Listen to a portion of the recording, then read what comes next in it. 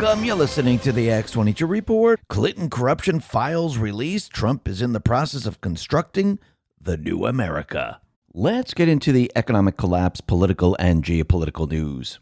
Now, the deep state, the corrupt politicians, big tech fake news, the puppet masters, you can see they are now panicking because Trump and his team, they've been investigating the crimes that these treasonous criminals have committed. And you can see that Kash Patel, Pam Bondi, they're continually investigating, they're putting out evidence, and they're showing the public these are the people that are treasonous to this country. We began with Comey, we began with Bolton, Letitia James, subpoenaed Brennan, Clapper. Soon Schiff will be brought into the mix. Many others will be brought in. And actually, there's like something over 30 people that were subpoenaed. And now we have information that Pam Bondi and Kash Patel have released, and it is the Clinton corruption files. And they were accepting foreign donations. And I do believe that we all knew about this. I do believe that we've been waiting for this. And slowly but surely, what Trump's team is doing, they're actually bringing this out into the public realm, dripping the information out so the people of this country understand who the criminals are. Remember, it's not just a one-off criminal. These are all the people that are involved in the criminal syndicate. All these people are going to be brought to justice. And in the beginning stages, you just can't start arresting people and trying these people when you don't have other things in place. Remember, Trump is a builder. When he builds a building, he doesn't say, hey, you know what we should do? Let's build a building today. You know what? Let's get some lumber, some concrete. You know what? Let's just start putting it up. No, what they start off with is a plan. What is the building going to look like? How are we going to put it together? How are we going to run the electric? They have an architect. They have engineers. They all get together and they make a plan. Now, a lot of people say, hey, nothing's happening. I thought he was going to build a building. I don't see the building being built. Of course, they're planning for it. They're creating the plan. That's what they're doing. It might take 8 months. It might take 10 months. It might take a year until the plan is finalized. Then the plan has to get approved. And then what happens? They got to build the foundation. They start digging. They start putting in the concrete, the steel beams. They make sure that the foundation is secure. What do you think they're doing right now? They're basically, with all the plan that they've came up with, they're now implementing their plan. And again, to build the foundation so we can bring these people to justice, what do you have to do? Well, you need to make sure that you have the judges that are going to follow the rule of law. You need to make sure that the agencies are cleaned out. You need proper investigations. You need to make sure you get rid of all the sleepers. You need to make sure that everything is there to eventually bring them to justice. So when people say we should just arrest people, we should just go after these people, we can't do it unless we have the foundation built. Plus, Trump is in the process of also constructing the new America. You have to remember, the deep state players, the criminal syndicate, they have destroyed the entire country. They've gutted it out. Trump has to bring it back to where it was. Remember, what kept this country going, what kept it operational was what? Think about it. Money. Where did the money come from? The central bank. Who paid?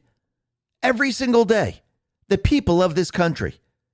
So Trump said, okay, if I'm going to create this new America with new technology, with bringing back the manufacturers, lowering energy prices, I need a way where the people don't pay taxes, where the value of the currency doesn't decline, where the money stays in this country to build the infrastructure.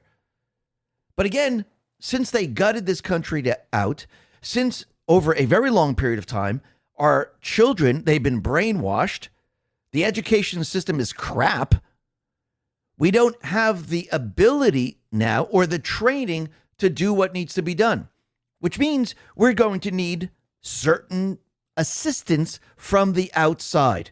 Trump knows this. Remember, he's not a worker. He's an entrepreneur. He's a builder. There's a very, very big difference. You see, a worker, only looks at the job that they have to do. This is all I got to do. I got to do this job every single day. This is what I'm doing. An entrepreneur, a builder, an innovator looks ahead. Okay, if I want to get over there where I have this incredible country where we no longer are borrowing currency, where we have manufacturing, we're the leader in technology, what do I got to do right now? Maybe I need to bring in some Chinese students who are getting proper training in their country. They're very good at math. They're very good at science. They're very good at certain things.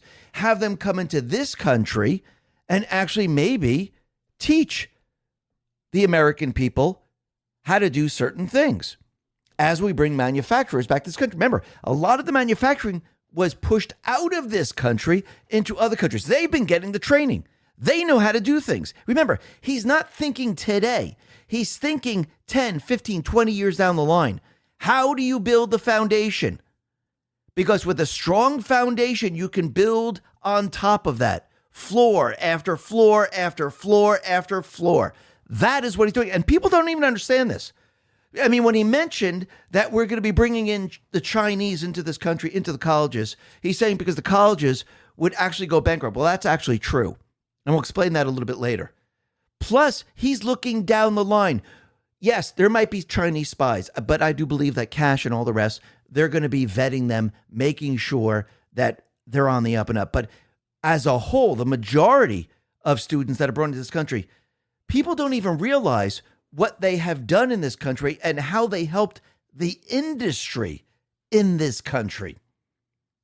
And that's what Trump is thinking about right now, because he's not thinking about, oh, I got to work and just do these couple of things and hopefully the country will be able to survive. Remember, this is not a 4-year election. This is not, business as usual. Basically, he's taking everything they've done, everything that you know, and he's now reversing it. He is now going to change the entire structure, something that you've never, ever seen before. And this is when he says, I understand MAGA. I understand where we have to go. And it's not just about this country. It's about the world. We're connected now to the world. And this is why he's making peace around the world. This is why he's making economic deals around the world, because it benefits this country. It benefits the people of this country. So when you really look at this and you hear people saying, oh, look at this, he's done nothing. No, look behind the scenes. Just like when you're building a building. When people say, look, he's not even building a building. Nothing's even happening. He has the plans done. The plan's done. He's building the foundation. Think about it. Those people that want to build the building, this is what their building would be like compared to Trump. Trump has a strong foundation, really, really deep girders, reinforced cement. It can hold up to anything. The other people, you know what they're doing? They're sticking the steel into mud.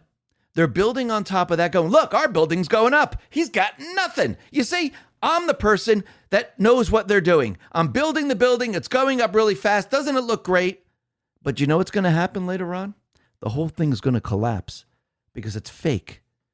There's no foundation to support it. So all these people that want the arrests, all these people are saying, oh, you see, he's going back and bringing in the Chinese. Oh, all these people that are doing, guess what's going to happen?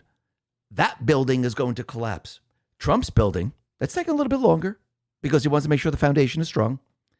That building is going to withstand anything the deep state, the central bankers do to try to destroy this country in the future. He's not thinking about this moment. He's thinking about the future. How do we go from what the deep state has given us? How do we get to where we want to go? What do we have to do? That's what he's doing right now. And we'll explain this a little bit later. And remember, the first part of this is getting rid of all the criminals, the human traffickers, child traffickers, the rapists, the terrorists, you name it, that the deep state has brought in. Because remember, they were gutting our country for a very long time from the inside out. He's got to repair all of this. And it doesn't happen over 10 months. It doesn't even happen over 4 years. I do believe he's going to move very, very quickly, but I do believe he's setting it up to make sure that this continues way past him.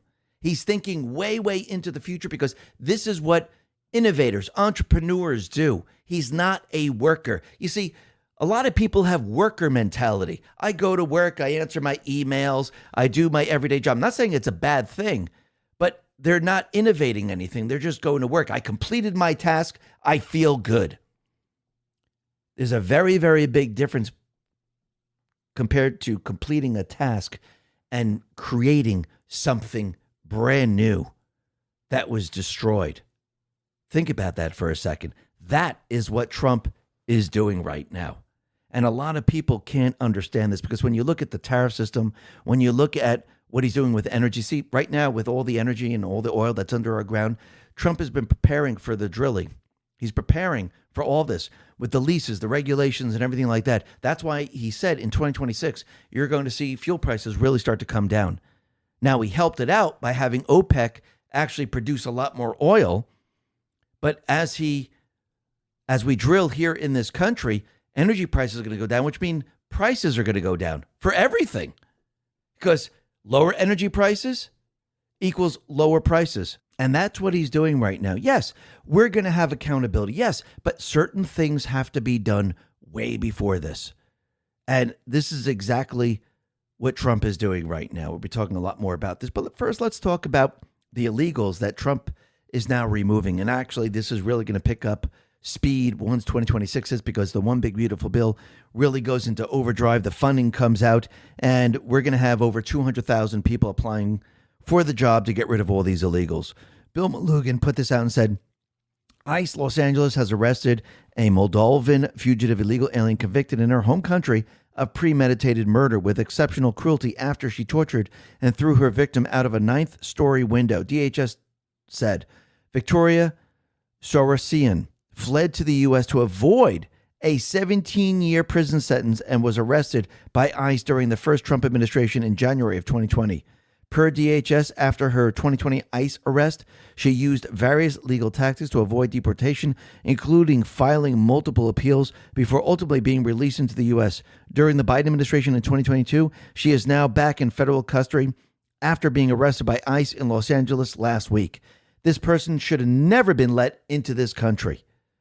And this is why we have to vet every single person. And you can see this is why the deep state players are fighting so hard, because they don't want Trump to create this new America. They want the America that they have created.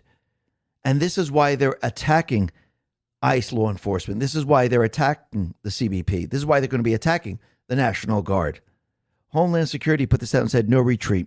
Our ICE law enforcement is now facing an 8,000 increase in death threats against them. POTUS, Trump, and Secretary Noam have their backs. These anarchists will fail. The fight to secure America's culture, people, and values is only just beginning. Absolutely. And you could see how the deep state wanted to censor everyone because, again, think about it. Just think about the illegals for a second and how the social media platforms of Tricia McLaughlin, DHS, and many others, how they're able to debunk everything the fake news is saying. Remember, the deep state players never wanted this. They wanted the fake news to be in control of the narrative. But now with social media and many others who are able to post on social media, they're able to debunk the fake news very, very quickly. If the deep state players had control over the social media companies, which they did in the past, and they were able to censor people, this information wouldn't be getting out there. The people would be believing the fake news. Think about that for a second. And think about it. J.P. Morgan actually debanked Trump Media, True Social. But J.P. Morgan didn't debank Jeffrey Epstein, even though there was evidence of sex trafficking. I think that tells you everything you need to know right there. And the other thing that tells you everything you need to know is how the governments work to try to get influencers to do what they want them to do. I mean, look out in Canada with Lauren Southern. This is what she put out on X. Intelligence agents showed up at my door late last year. I told them to leave. They proceeded to call me from anonymous numbers, repeatedly contacted my gym, told me they wouldn't go away unless I built a relationship with them as an asset. Your audience will never know. Returned to speak with me multiple times, claiming they were giving me last chances before they threw me to the wolves. They told me that the courts wouldn't care if I was actually guilty or not. That essentially someone had to take the fall and I could ensure it wasn't me. It was repeatedly implied to me that you're smart, you know it's not what's true that matters, it's the perception. I was made to believe there was a potential arrest coming. Made to believe I could never travel to the U.S. again without being arrested by the FBI. Made to believe I might not be around to see my child grow up. None of these things were true, and I can enter the U.S. without issue. I was never arrested. I did nothing wrong. I was psychologically manipulated for months in an attempt to turn me into a government asset. We have one-party consent in Canada, and I believe it is in the public interest for people to understand how this works, as I know I'm not the only one. I have nothing against the agent. He was just given instructions and a job. But I have no doubt if his job were to destroy my life and try to jail me based on perception, not truth, he would do it. I'm just doing my job as well by publishing this. These are just a few excerpts cuts from hours of conversation to give people an idea of our conversation. And when you really understand this, you can see this was actually happening not just in Canada. It's happening out in Europe. It was happening here in the United States. They were trying to control what people said and censoring those who weren't saying the right thing. And now they're having a major problem because they are no longer in control. And you have to remember what they have done. They have gutted the United States as best they possibly can. And then Trump now is in the process of rebuilding all of this, just like a builder would.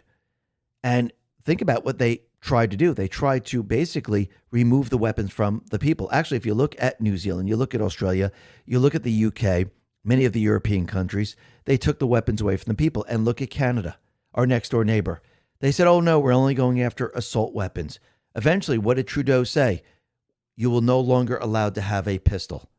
Remember, they don't have the same rights as the people here in the United States.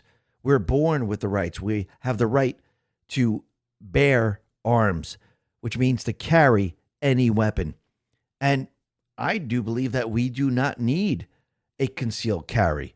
We do not need a license to carry a weapon. It's almost like, remember, that's the Second Amendment. The First Amendment, it says free speech. Can you imagine if you needed a license to speak freely? Can you imagine if they said, well, this license that we're giving you allows you to speak freely in these different locations, but not these? Isn't that what they do with the Second Amendment? All of this is unconstitutional. They're infringing on our right. Every time they implement something, they're infringing on our right. And if they did this to the First Amendment, which I do believe they were going to do in the end, this would be infringing on the First Amendment because, again, they already started censoring people. And Trump is letting everyone know he's all for the Second Amendment. And what's very interesting, he reposted on Truth, or retruthed a post on Truth from Guns. And it says the Second Amendment explained shows women in their burqas, face covered, all in chains, walking. And then shows a woman with an AR, free, ready to fight. That should tell you everything you need to know. Now, the other thing that's very interesting is that basically with the central bank system and the way the deep state players constructed this entire criminal syndicate, they keep people poor. And they make sure that a lot of people can't pick themselves up. This is the way the central bank system is designed. And Trump, he actually put this out on Truth, pointing to Donna Hawk, which is X-Team. And it says Elon has been dropping major truths like this one. And it says this is horrible. Elon talks about the homeless industrial complex, where NGOs in California receive billions of dollars to keep people homeless, nearly 1 million per homeless person per year. It's not clear how to turn this off. It's a self-licking ice cream cone. They get this money, and the money is disproportionate to the number of homeless drug zombies. So they actually try to increase. They're getting somewhere close to $1 million per homeless person. They don't arrest the drug dealers, otherwise the drug zombies will leave. When you incentivize homelessness, you get more homelessness. This is why when Gavin Newsom said he's going to be fighting homelessness 21 years ago, basically all he wanted was the funding to launder the money. Homelessness was never, ever going to go away. And what's very interesting, like we said from the very beginning, Trump is taking everything the deep state players have done where they gutted the United States, gutted our education system, gutted our medical system, gutted our government. They basically destroyed everything in this country. Trump has to rebuild all of it. And he's looking ahead. And he was being interviewed by Fox News. And he said something very, very interesting. Disclosed TV put this out and said, Trump says 600,000 Chinese students coming to the U.S. is pro-MAGA stance because you would have half the colleges in the United States go out of business. I know what MAGA wants better than anybody else. Johnny MAGA says, here we go again. The 600,000 number that Laura Ingraham references is 2 years' worth of visas for 300,000 currently attending colleges. You can dislike the policy of having them here, but Trump is not advocating bringing more foreigners here. So why is Trump highlighting the economic role of international students in subsidizing U.S. universities? Chinese students make up the largest group of international enrollments, around 290,000, around the 300,000 mark, in 2023 and 2024 academic year. Typically pay full tuition, over $40,000 to $70,000 per year, without access to scholarships and federal aid or in-state discounts that domestic students receive. This generates billions in revenue. Think about that for a second. So cutting international enrollments by half could wipe out 20 to 50% of tuition income at affected schools per higher education analysis. For context, international students contribute 28% of total U.S. higher ed revenue. With fewer U.S. high school graduates due to declining birth weights, colleges need international students to maintain headcounts and justify federal funding or accreditation. About 40% of U.S. colleges are tuition dependent, relying on out-of-state international fees. So think about this for a second. Think about our educational system. Think about all the people that are going to school right now. Think about what they're studying there. Most of these people should not even be in college. And most of the people enrolled in colleges, they're wasting their time with ridiculous majors. What majors are the Chinese taking? 70% of full-time electrical engineering and computer science PhD students are international, with Chinese students forming a large share. Their work in university labs lead to high-impact publication, patents, and collaboration that advance global science. Chinese researchers have co-authored thousands of U.S. papers on topics like quantum computing and renewable energy, fostering partnerships that keep American institutions at the forefront. Without them, research output would drop, eroding the U.S. edge. So think about this for a second. Is Trump looking in the future? Yes. If we remove this right now, do we have the students in America to replace them? No. American students couldn't realistically take the place of international ones, like the 290,000 Chinese enrollees, to keep U.S. colleges financially open in the short term. The enrollment cliff from declining birth rates means there's simply not enough domestic talent to fill the gap. And even if numbers align, the economic model of higher education relies on international students' full price payments to subsidize Americans. Why domestic students can't easily replace the Chinese? U.S. college enrollment is already strained by a shrinking pool of traditional age students, 18 to 24, driven by birth rates that plummeted after 2008 Great Recession.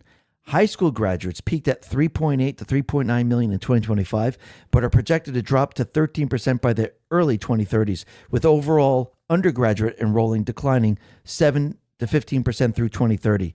This demographic cliff hits hardest starting in 2026, when fewer kids from low birth years enter college. In short, swapping in more Americans wouldn't keep colleges open because we lose the high margin revenue stream that makes education cheaper for citizens. It could even raise costs for domestic as subsidies dry up. Long-term fixes like boosting U.S. birth rates or online expansion are in play, but they're years away. International students are the immediate lifeline Trump is referencing right now. And a lot of these students actually stay in America. They start corporations. They start technology companies. And as of right now, what does Trump have to do? He has to rebuild America. He's looking in the future. And he understands what we need right now to build this up. Think about it. Why did he mention that we need IVF right now? So if the birth rate is much lower, he's telling everyone we need to have babies. We need IVF. See, he's looking into the future. As of right now, as a temporary fix, we need to keep the foreign students here in this country. We need for them to start businesses. When the manufacturers come back to this country, they know how to manufacture. The people of this country must be trained. Remember, we're trying to do this in a very, very short period of time. And this is like any entrepreneur, any innovator. They're thinking of the future. What do we need now to get where we need to go? So when people are complaining, arguing, you're not seeing the bigger picture of what he's doing.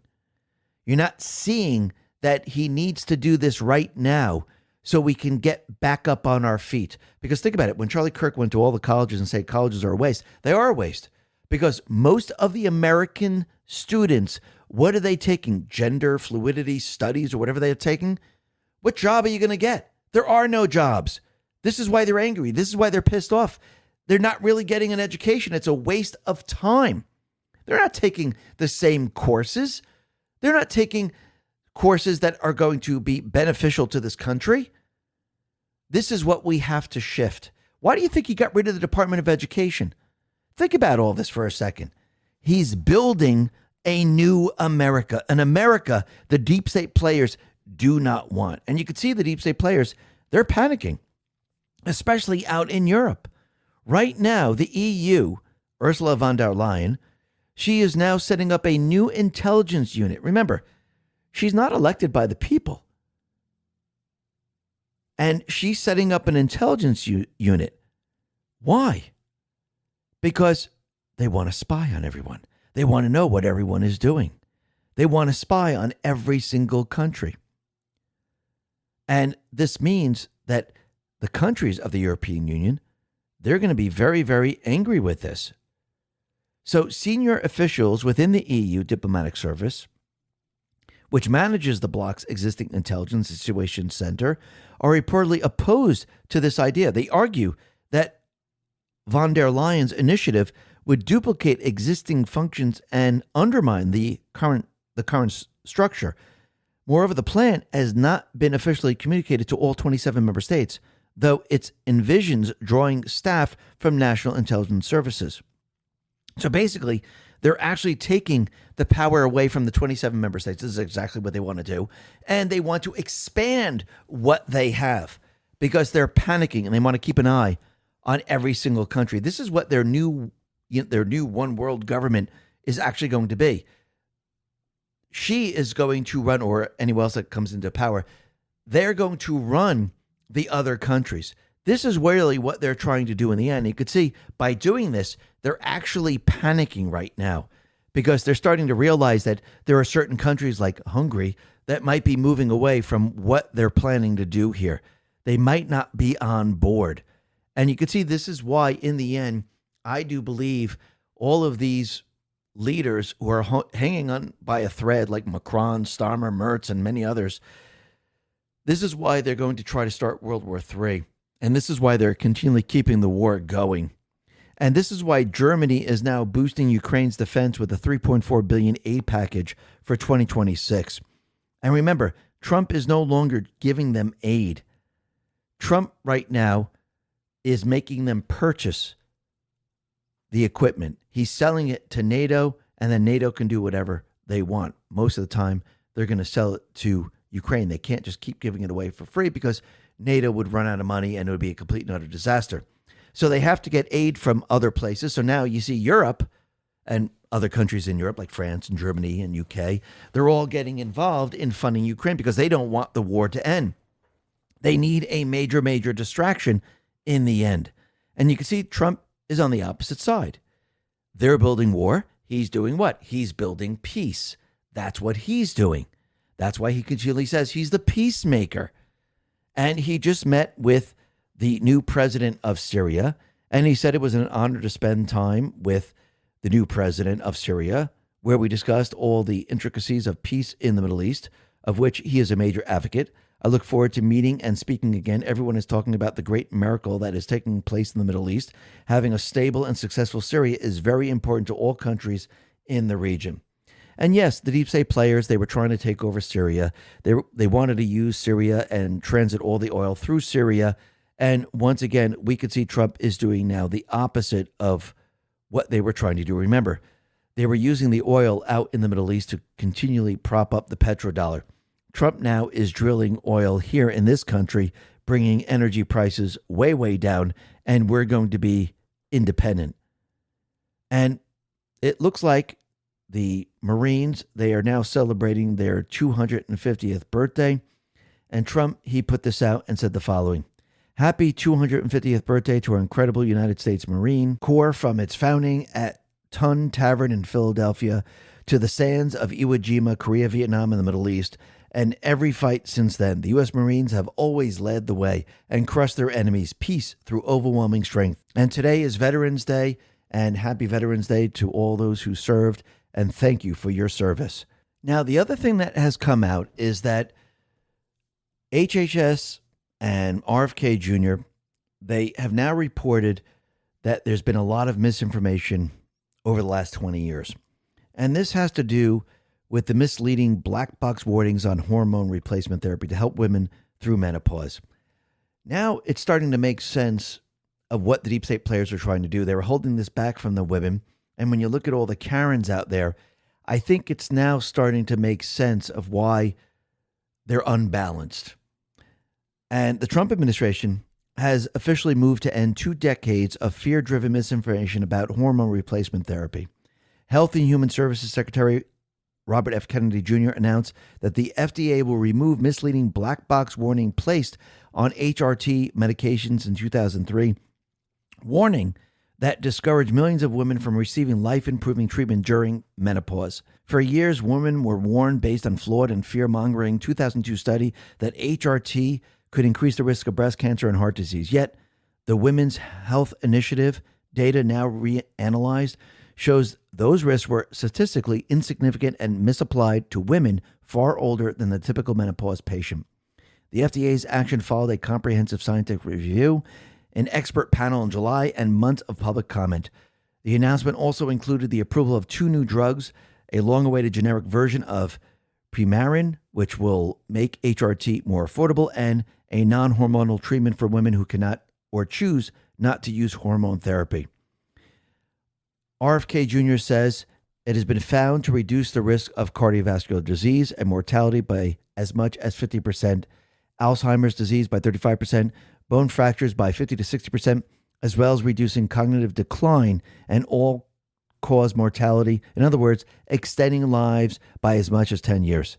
It helps women sleep better, think more clearly, have fuller lives, longer and healthier lives. In short, it restores balance, not just hormonally, but emotionally and physically. The label was designed to frighten women and to silence doctors. It warned of diseases and dangers that data simply did not support. Since that decision, more than 50 million American women have been scared away from treatments that could have eased their suffering and extended their lives. So once again, I think we're starting to see why the deep state players decided not to allow women to get this treatment, why they scared them away.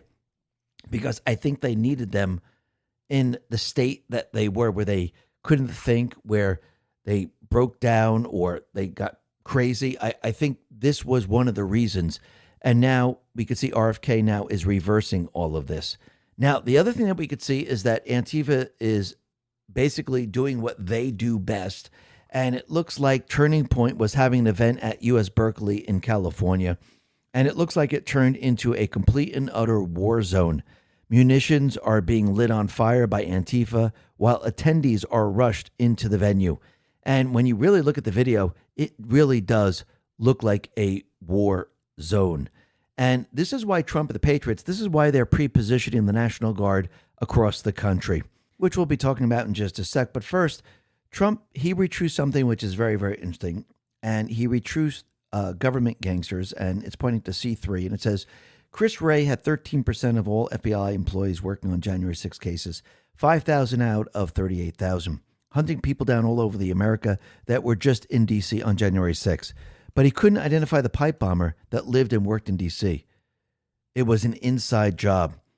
And Trump, he retruthed this, which is very, very interesting. So there was a report that came out saying it was a Capitol Police officer who was the pipe bomber. And I do believe that since Trump actually put this out there, I think we're going to find out very, very soon who it was. Now, just like we said before, Trump is pre-positioning the National Guard, ICBP, all across the country.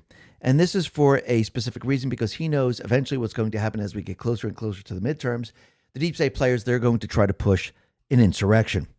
And you can see that the deep state players, they're trying to continually put out fake information that Trump now is removing the National Guard, like from Chicago.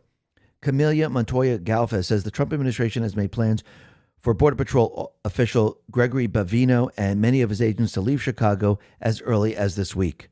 And of course, this is according to U.S. officials, 3 U.S. officials that are anonymous. Tricia McLaughlin says, we aren't leaving Chicago. Since start of Operation Midway Blitz in Chicago, homicides are down 16%, shootings are down 35%, robberies are down 41%, carjackings are down 48%, transit crime is down 20%. And you could see that the deep state players, they keep putting out this fake information, and it's just that. It's fake information. Trump, he put this out on Truth. He said the following: the Miracle Mile Shopping Center in Chicago, once considered our nation's best, now has a more than 28% vacancy factor and is ready to call it quits unless something is done about the murder and crime, which is prevalent throughout the city. Call in the troops fast before it is too late. And he's absolutely right. It's time to call in the troops. It's time to bring in the National Guard, more and more soldiers into this area to shut down the crime. So yes, the deep state, the fake news, they want Trump to leave. Trump is saying, no, we must do the opposite because it worked everywhere else. We're going to do it there. Let's see how this all plays out. This is going to be very, very interesting. Now, we know that Trump has pardoned the alternate electors and those people that were investigating the rigged election in 2020. And remember, they censored a lot of people during that period of time. And now we could see that Trump now is, I think, ready to expose the election rigging. Now, I don't mean this is going to happen tomorrow, but I do believe it's going to happen in phases, and people are going to learn that, yes, the elections were rigged. And what's very interesting is Attorney General Ken Paxton, he put this out, said, I'm suing a radical organization for unlawfully registering illegals to vote in Texas. Any organization attempting to register illegals, who are all criminals, must be completely crushed and shut down immediately. Absolutely. And think about it. All those judges that have been ruling against Trump every step of the way, it seems there are calls now that are getting louder and louder to impeach these judges.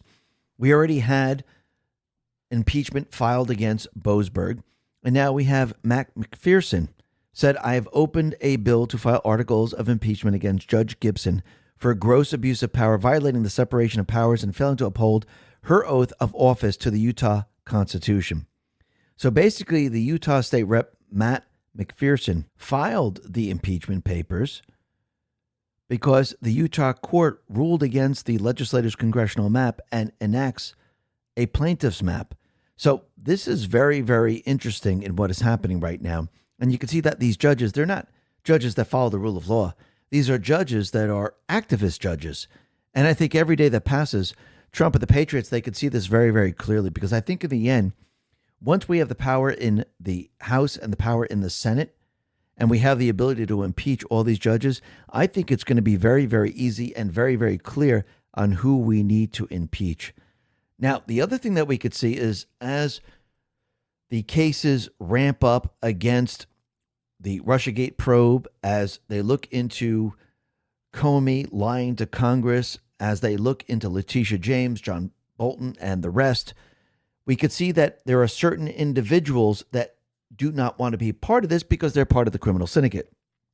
And since subpoenas are flying in the Russiagate investigation in South Florida, it looks like 2 junior prosecutors in the Southern District of Florida who were asked to participate in the Russiagate probe have resigned.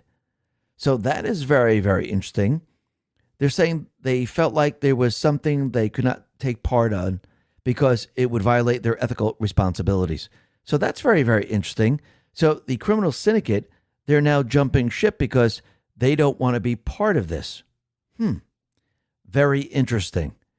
So the other thing that's very interesting is that Kash Patel is investigating the British intelligence connection to Russiagate.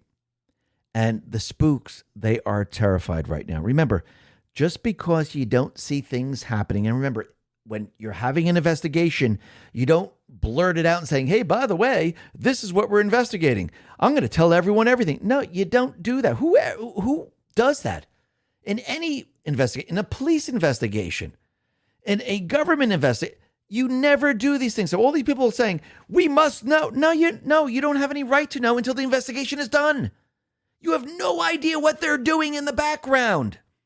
This is not like the old FBI, the old DOJ. Remember, Trump put these people into position for a specific reason, to investigate. And when you investigate, it's private, just like a grand jury. The grand jury doesn't come out and say, hey, by the way, this is what we're doing. I'm going to let everyone know. They keep it private just in case they don't indict the person, so they don't tarnish the person's reputation. The same thing with these type of investigations.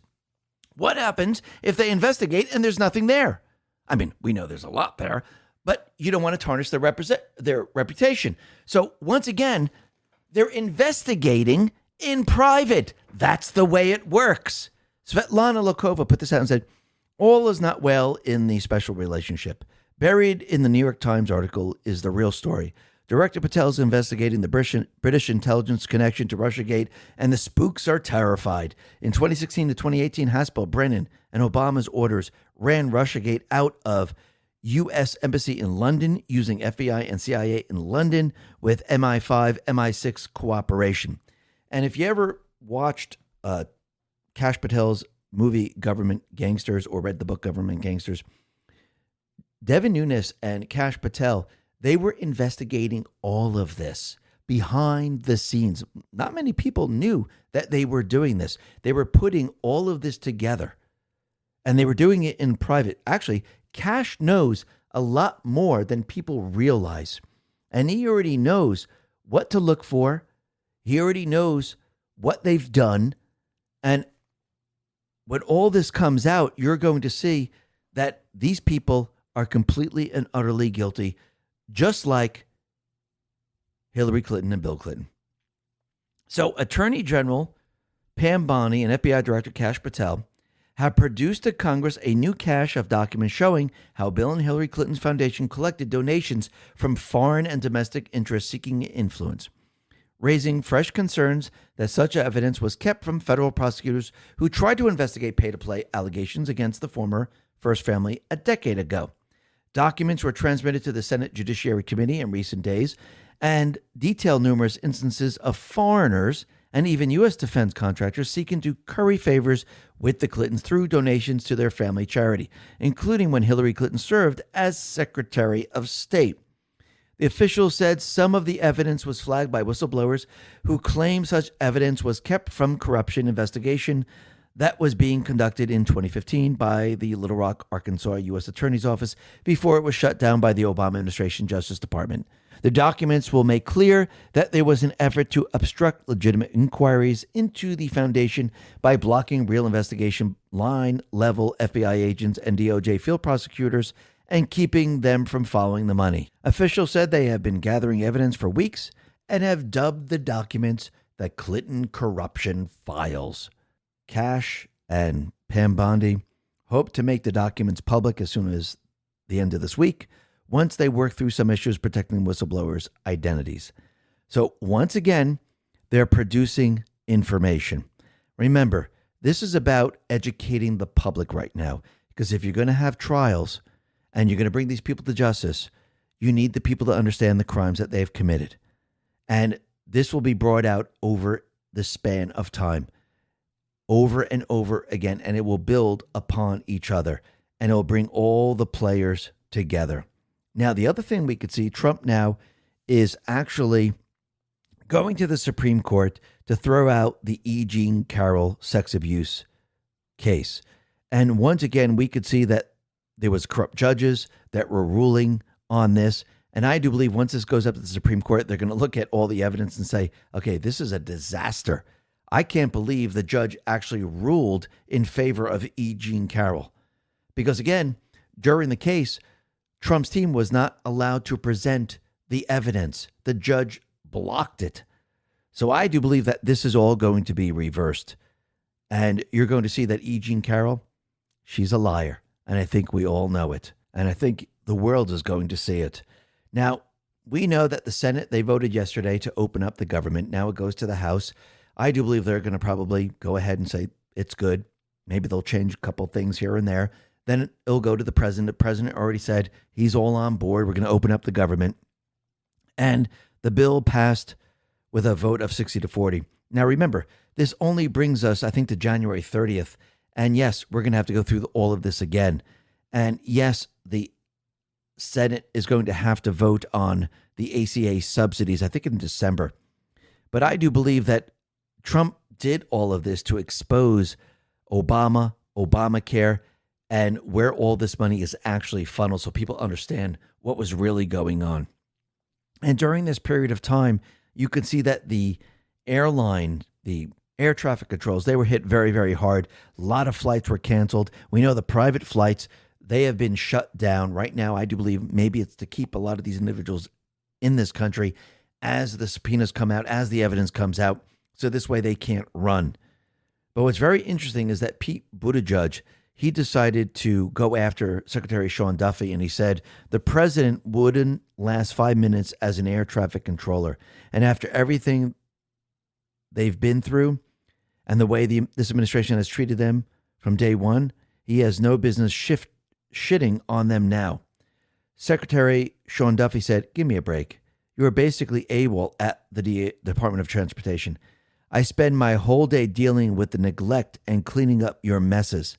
Sit this one out. Absolutely. And Pete Buttigieg, he destroyed the airline industry. And basically, they were trying to repair the antiquated air traffic control system when we really needed a new updated one.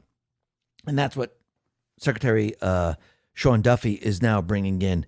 And since we learned about SNAP during the shutdown, where there's a lot of people who've been on there 10, 20, 30 years, and there's a lot of illegals on SNAP, I do believe that it's time to have all the people that are on SNAP to reapply in person with ID. Then perform a background check, and we can find out who should really be on this and who shouldn't be on this. I think this is what should be done now. Because why would someone be on it for 20, 30 years? And I think we would find out, just like with the elections, we would find out there's a lot of illegals that are on SNAP.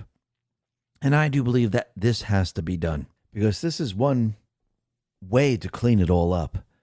Just like you with the elections. I mean, you can't vote unless you have an ID. You can't get SNAP, and you got to be a citizen to get SNAP. So I think everyone should reapply, just like you reapply for your license. They should reapply for this, and they should come in person. They should have an ID. Are you a citizen? Let's see how this all plays out. This should be very, very interesting.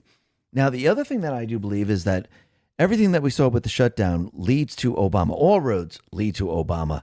And we know that Obama, he was funneling money into certain accounts. The insurance companies, they were becoming very, very wealthy via the subsidies. And you could see the whole thing was one gigantic scam. Wall Street Apes put this out on X and says, American doctor of 40 years explains how Barack Obama allowed insurance companies to steal unlimited amounts of money from taxpayers with the Affordable Care Act. Why do our health insurance costs go up every year? The reason is it was designed that way. There's something called in the Affordable Care Act called the medical loss ratio. The medical loss ratio means that insurance companies must spend between 80 to 85% of all premium dollars on medical services. That means they're limited to 15 to 20% for administrative, overhead, and profit. So that means that they play a little game. The higher the top line is, the bigger that number is. So now all we did was say, let's charge more each year. If you look at each year, the insurance company's revenues go up every year. The second thing they did to get around that was they started vertically integrating. What's vertical integration? That's when you start buying companies that are not insurance companies, but in similar businesses. So they started buying pharmacy benefit managers, which are middlemen for the drug companies. They started buying pharmacies. They started buying physicians. They started buying services and physician groups. So why is this important? Well, think about this. I'm the insurance company. I want to make it look on paper like I'm making my medical loss ratio, because if I don't, I'm going to have to pay a rebate. So what I do is I have my physician over here who's owned and overpay him, but he's owned. So when I overpay him, all I'm doing is I'm showing I have an expense here, but it goes back in my other pocket. Same thing for drugs. I can take a $50 drug. I can pay $200 for it. Now I just gotten around the medical loss ratio because somehow the government can't figure out how to trace the dollar beyond the insurance. So that's how they get around it. And this is why our insurance premiums go up every year. And they're going to keep going up until we change the system. And I do believe this is why Trump and the Patriots had to expose the entire Obamacare system, because without exposing it, people wouldn't want to change it. Now, Trump, remember, he wanted to change it during his first term. He got rid of the penalty. But again, people thought this was absolutely incredible and Obamacare was great. Now people are learning that, wait a minute, this is what the premiums really are, and the government has been actually funding the other part of the premiums, and the insurance companies have been getting wealthier and wealthier and wealthier. Well, it looks like Trump is going to use this to get rid of Obamacare. Dr. Roger Marshall put this out and said, Republicans will have a health care bill by December that puts the American patient first, and we will not be sending $150 billion subsidies to insurance companies anymore. Trump said this, and Nick sort of put this out. Trump said he's working to circumvent insurance companies in which are attempting to massively increase premiums and give health care money to people instead. Democrats will now be forced to defend insurance companies. Checkmate. He said we want health care system where we pay the money to the people, not the insurance company.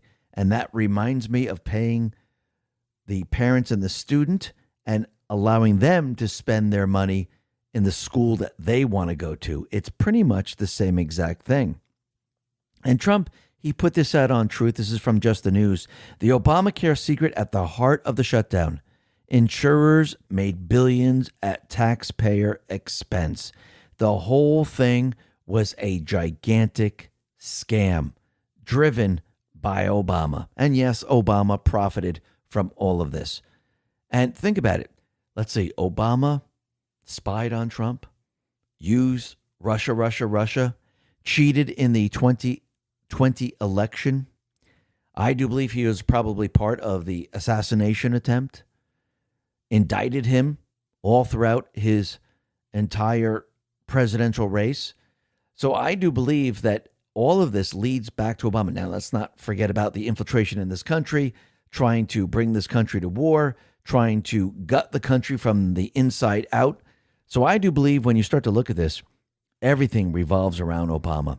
And Trump, he put this out on Truth and reposted JB 500.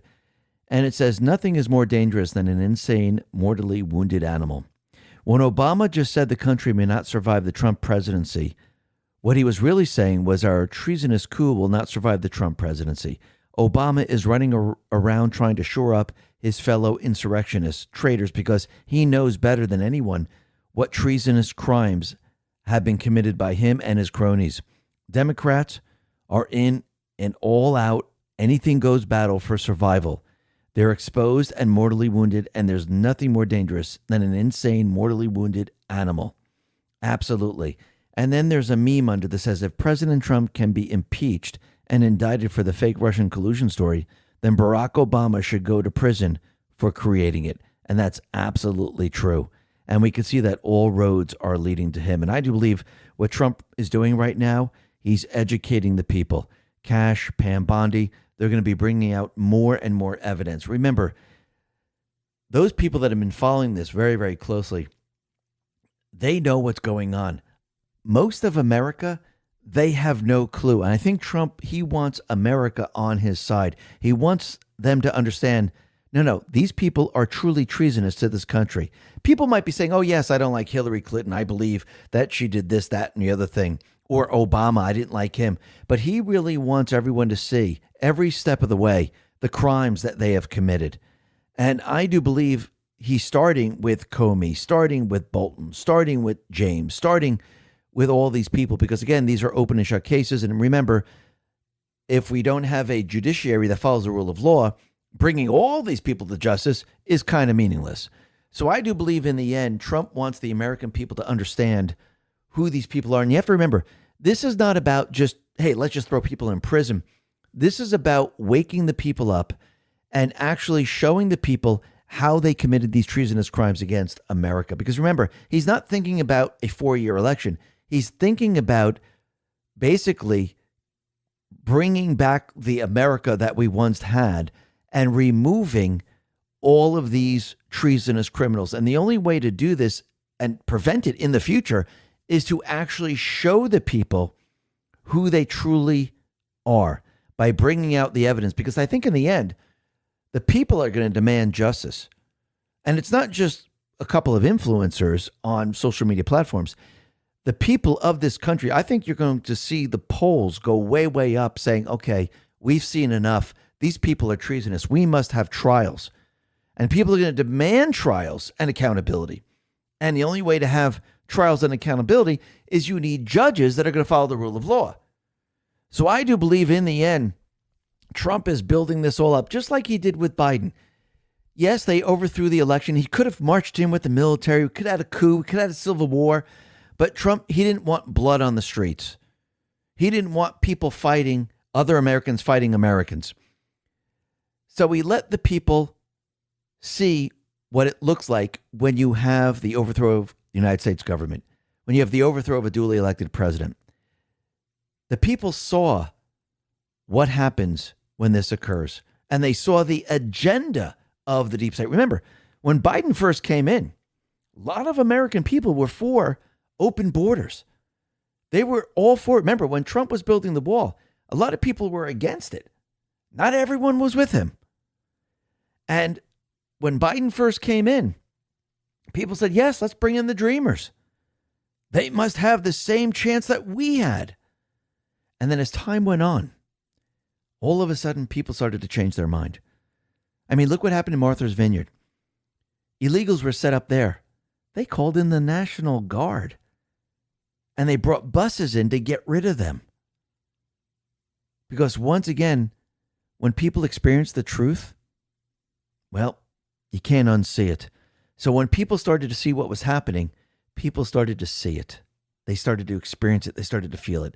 The same thing is going to happen right now with all these treasonous criminals. The people are going to see the true crimes that they committed. And every time they bring out the crimes they've committed, they're going to bring out other crimes. And it's just going to get worse and worse and worse for them. There'll be no going back from this. And that's the whole point of it.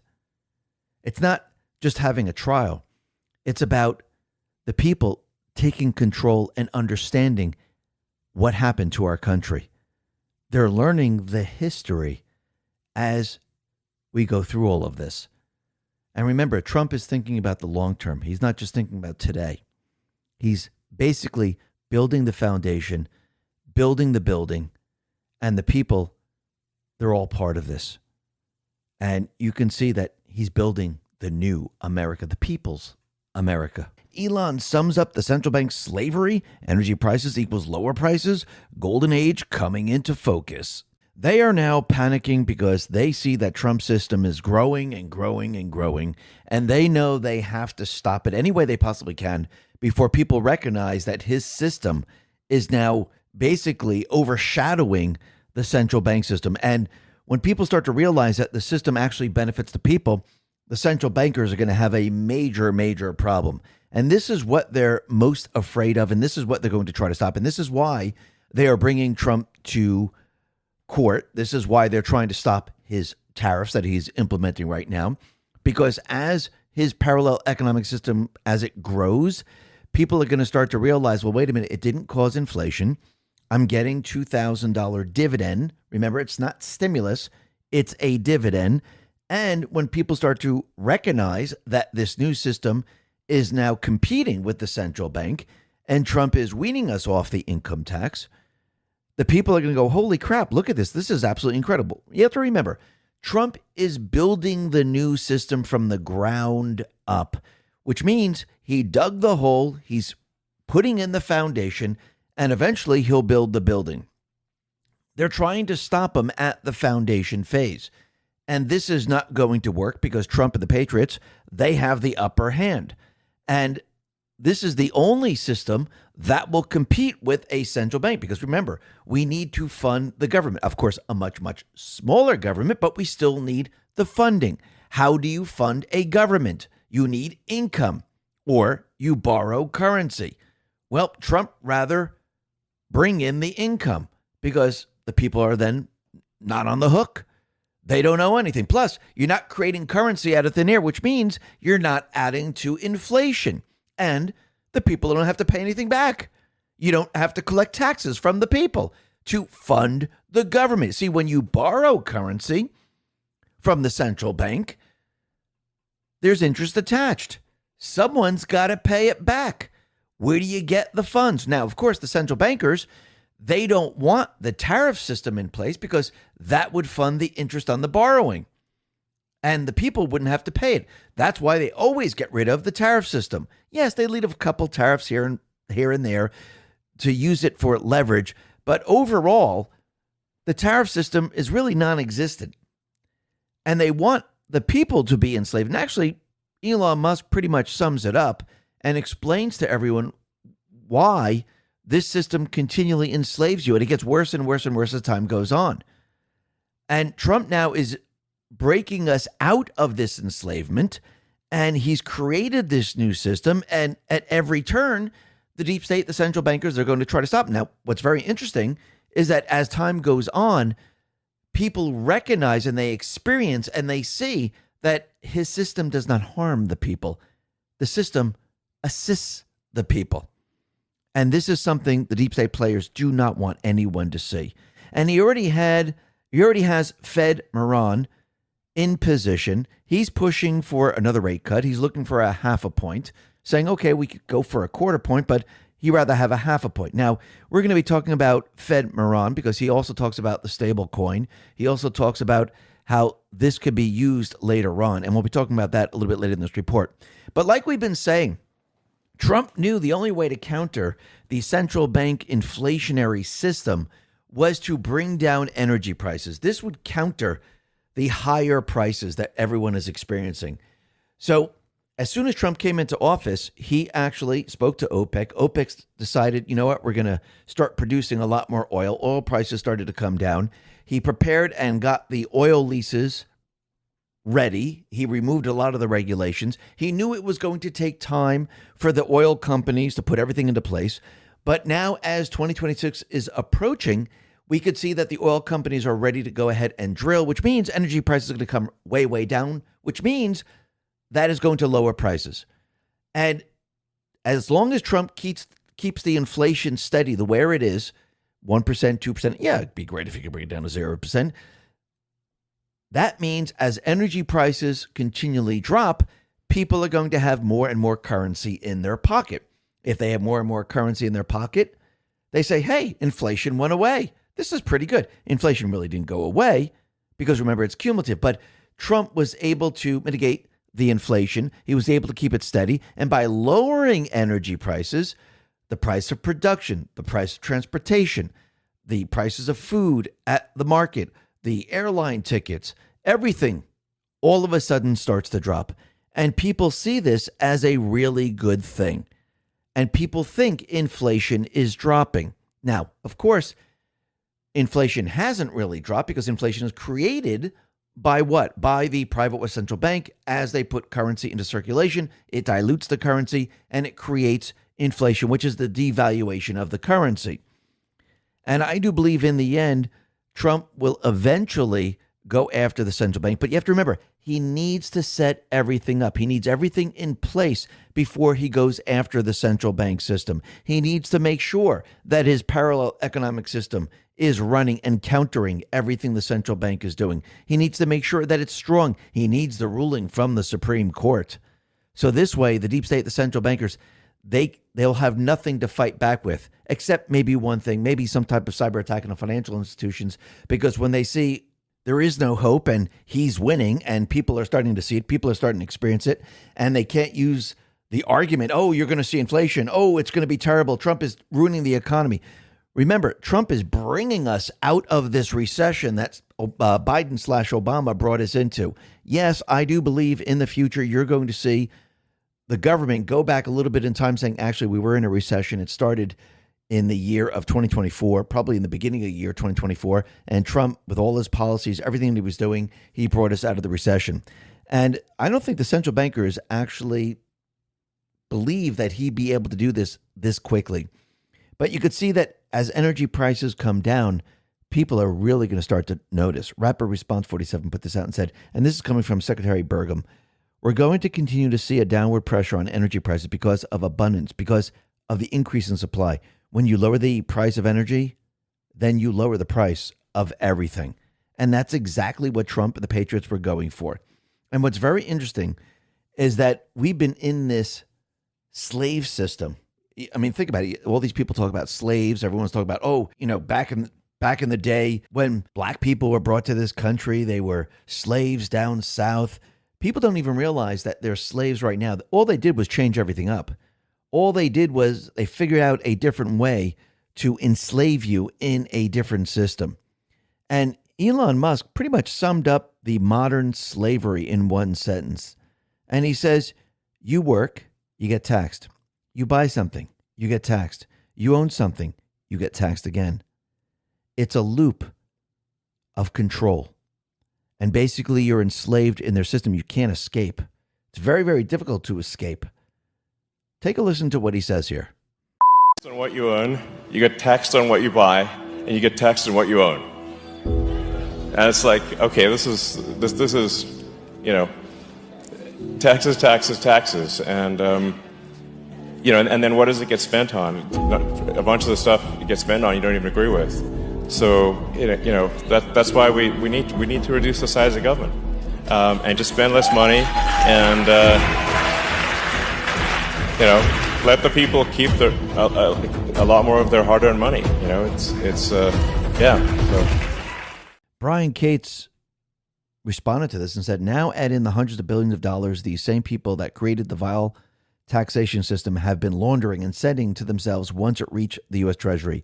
Trump and Elon already showed you one of the major ways they were accomplishing the money laundering. They showed it to you and then they shut it down. NGOs the world over getting unverified, often untraceable, no questions asked disbursement from the U.S. Treasury to the tune of hundreds of billions a year.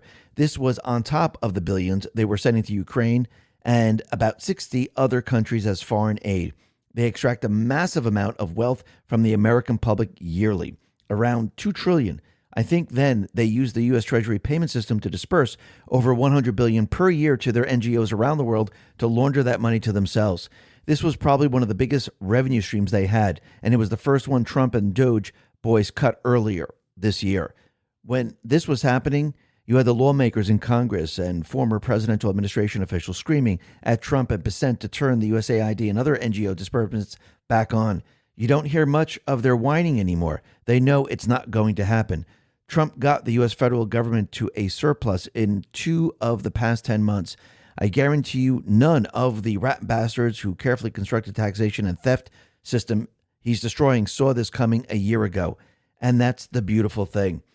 And think about it, all that money, when you see all the debt and everything like that, most of that debt, I do believe, does not belong to the American people. This was done through criminal activities.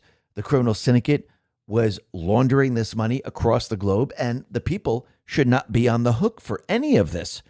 And I do believe Trump, the Patriots, they're going to prove this. So when Trump says, yes, we're going to pay down the debt and eventually pay off the debt, I do believe he's talking about the debt that is actually belongs to the people to run the government. I'm not talking about all the laundering that went to Soros and went to other foreign countries, went to other political activists and congressmen and congresswomen. I'm just talking about the money that actually went to keep the government operational and the actual programs that assisted the American people.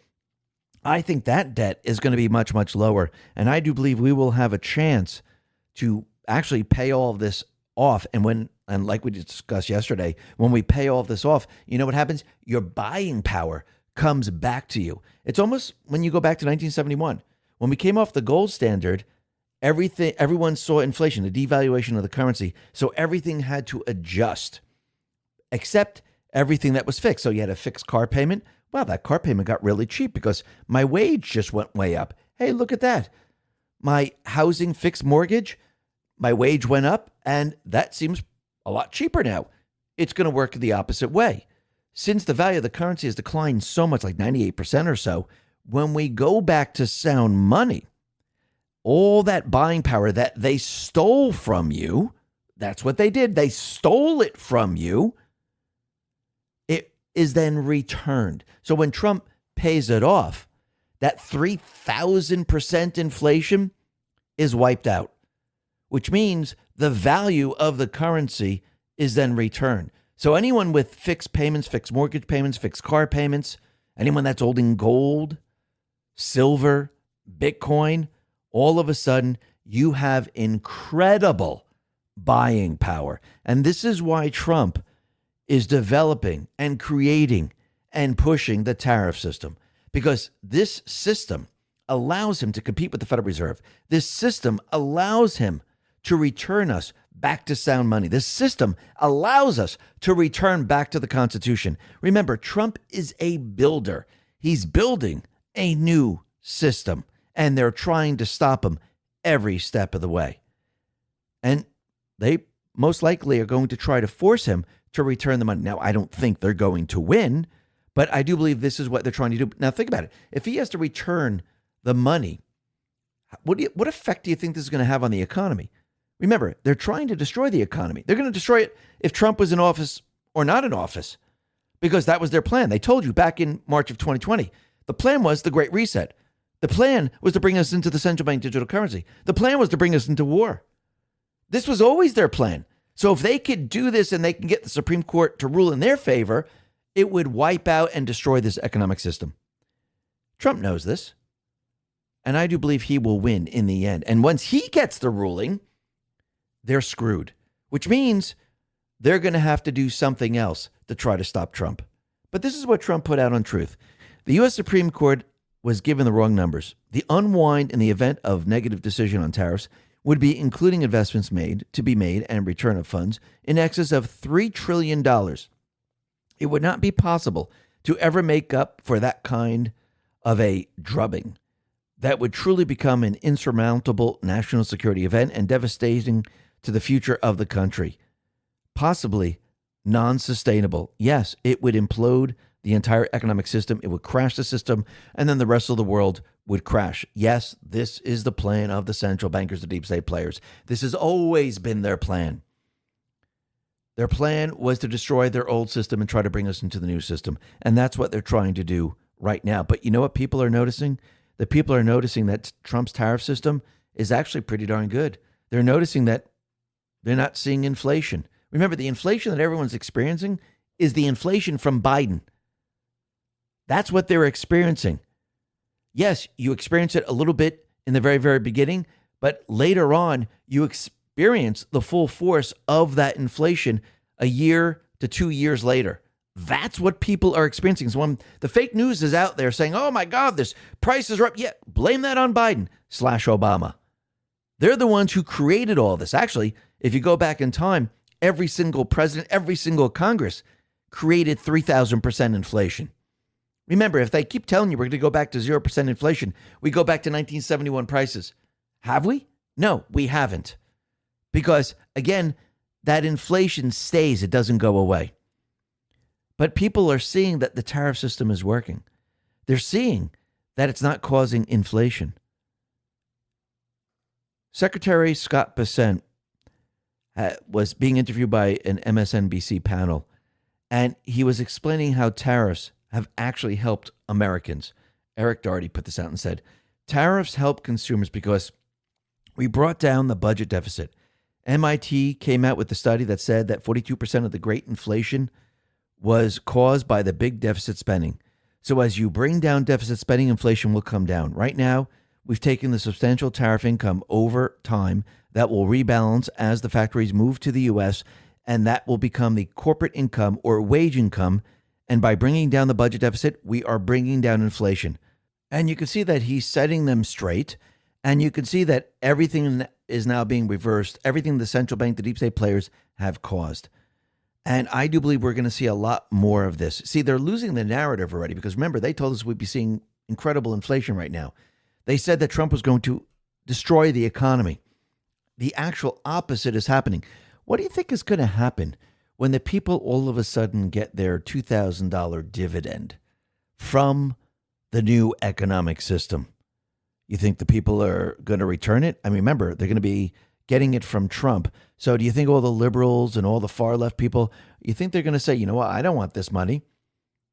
You think they're going to say, we don't want it, take it back? No, they're going to accept it. Watch. But think about it. He didn't say stimulus. He said dividend. News Treason Channel 17 explains. The key word is dividend. We're going to issue a dividend to our middle income people and lower income people of about $2,000, and we're going to use the remaining tariffs to lower our debt. Trillions of dollars have been taken in terms of investment from the tariffs. Notice he didn't say stimulus. He said dividend. Dividend. A dividend is a payment made by a corporation to its shareholders, usually in the form of cash or additional shares of stock. It represents a portion of the company's profits or retained earnings that is distributed as a reward to investors for owning the company's stock. Do you recall that Trump has discussed creating a sovereign wealth fund in the United States? If payments like Trump's $2,000 tariff dividend became permanent, it could be the seed of U.S. sovereign wealth fund. Tariff feeds a nation's investment pool. Profits from the pool fund annual citizen dividends. Basically, tariffs goes to funds, goes to investment, goes to dividends, goes to the citizen. A self-sustaining American fund. The golden age. Absolutely. And that's what we're experiencing right now. The beginning stages of the golden age, and it's coming into focus right now. And you have to remember, Trump now is treating the country as a business. This tariff system brings in income. It funds the expenses. So again, we do not have to fund the bloated system that the deep state players have created. The people, just like our founding fathers wanted, we get to keep our hard-earned money. And think about it. We mentioned this in the very, very beginning. Stephen Moran, he was talking about interest rates. He would like the rates to come way, way down. And he also described the growing stable coin market, which I do believe they're going to be using to maybe even pay off the debt and to maybe hook into the gold standard. Joe Lange explains. Trump is purposely pushing stablecoins as a permanent safeguard against central banks and a corrupt banking system. Federal Reserve Governor Stephen Moran argued that stablecoins' potential multi-trillion-dollar growth over the next 5 years will help push down interest rates. The Donald Trump-appointed Moran told the BCVC summit in New York on Friday that the dollar-pegged crypto tokens could be putting downward pressure on the neutral rate, or R-star, that doesn't stimulate or impede the economy. If the neutral rate drops, then the central bank would also react by dropping its rates. The total current market cap of all stablecoins sits at $310 million, according to CoinGecko data. And Moran suggested that Fed research found that the market could grow up to $3 trillion in value in the next 5 years. Stablecoins were always part of the plan, and so was the Genius Act. Can you imagine the stablecoin market growing from $300 million to $3 trillion in just 5 years? Most of the stablecoin market is outside the U.S. as people around the world try to protect their wealth from their country's low-value fiat currency. Just wait till we ditch the fiat dollar and move to gold-backed dollar stablecoin. The stablecoin market might go much higher than $3 trillion.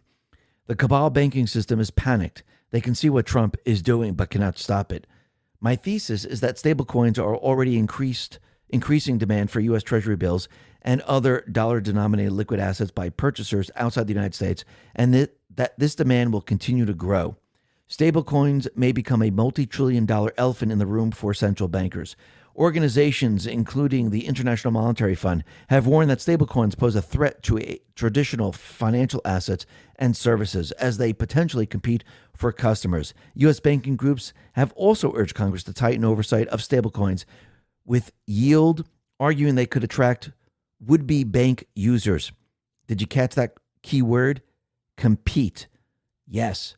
Trump is using stablecoins, using the tariff system, using the gold card, using energy sales, technology sales, cryptocurrency to compete with the central bank. The banking cabal has always controlled the money and financing along with credit scores. Those days are coming to an end. The International Monetary Fund and the banking lobby are trying to instill fear in the people that competition in the banking system is a bad thing. Competition isn't bad for consumers. It's bad for the corrupt banks that had a monopoly for many generations. When these DeFi stablecoins companies are allowed to pay yield to customers, the banks will not only be forced to compete for bank depositors, they'll have to compete for loan applications that will now favor the consumer rather than the banks. Unlike the crooked fractional banking system, these stablecoin companies are required to hold a one-for-one stablecoin to dollar ratio. During his speech, Moran praised the Genius Act for setting out clear guidelines and consumer protections, as he indicated that the regulatory framework will play a key role in spurring broader adoption of stablecoins. While I tend to view new regulations skeptically, I'm greatly encouraged by the Genius Act. This regulatory apparatus for stablecoins establishes a level of legitimacy and accountability congruent with holding traditional dollar assets, he said. For the purposes of monetary policy, the most important aspect of the Genius Act is that it requires U.S. domiciled issuers to maintain reserve backed on at least one-to-one basis in safe and liquid U.S. dollar-denominated assets. A one-to-one basis to the dollar. We're moving towards a sovereign money system where only the Treasury has the authority to create new money, and commercial banks would act solely as intermediaries without the power to create money through lending. So think about it. The Treasury would be the only part of the government that can create the currency, which means the Federal Reserve will no longer exist, which means the Federal Reserve is going to be restructured into the Treasury. And this is exactly what our founding fathers wanted. They wanted us to create our own currency. They wanted us to be in charge of the financial system, not a private corporation.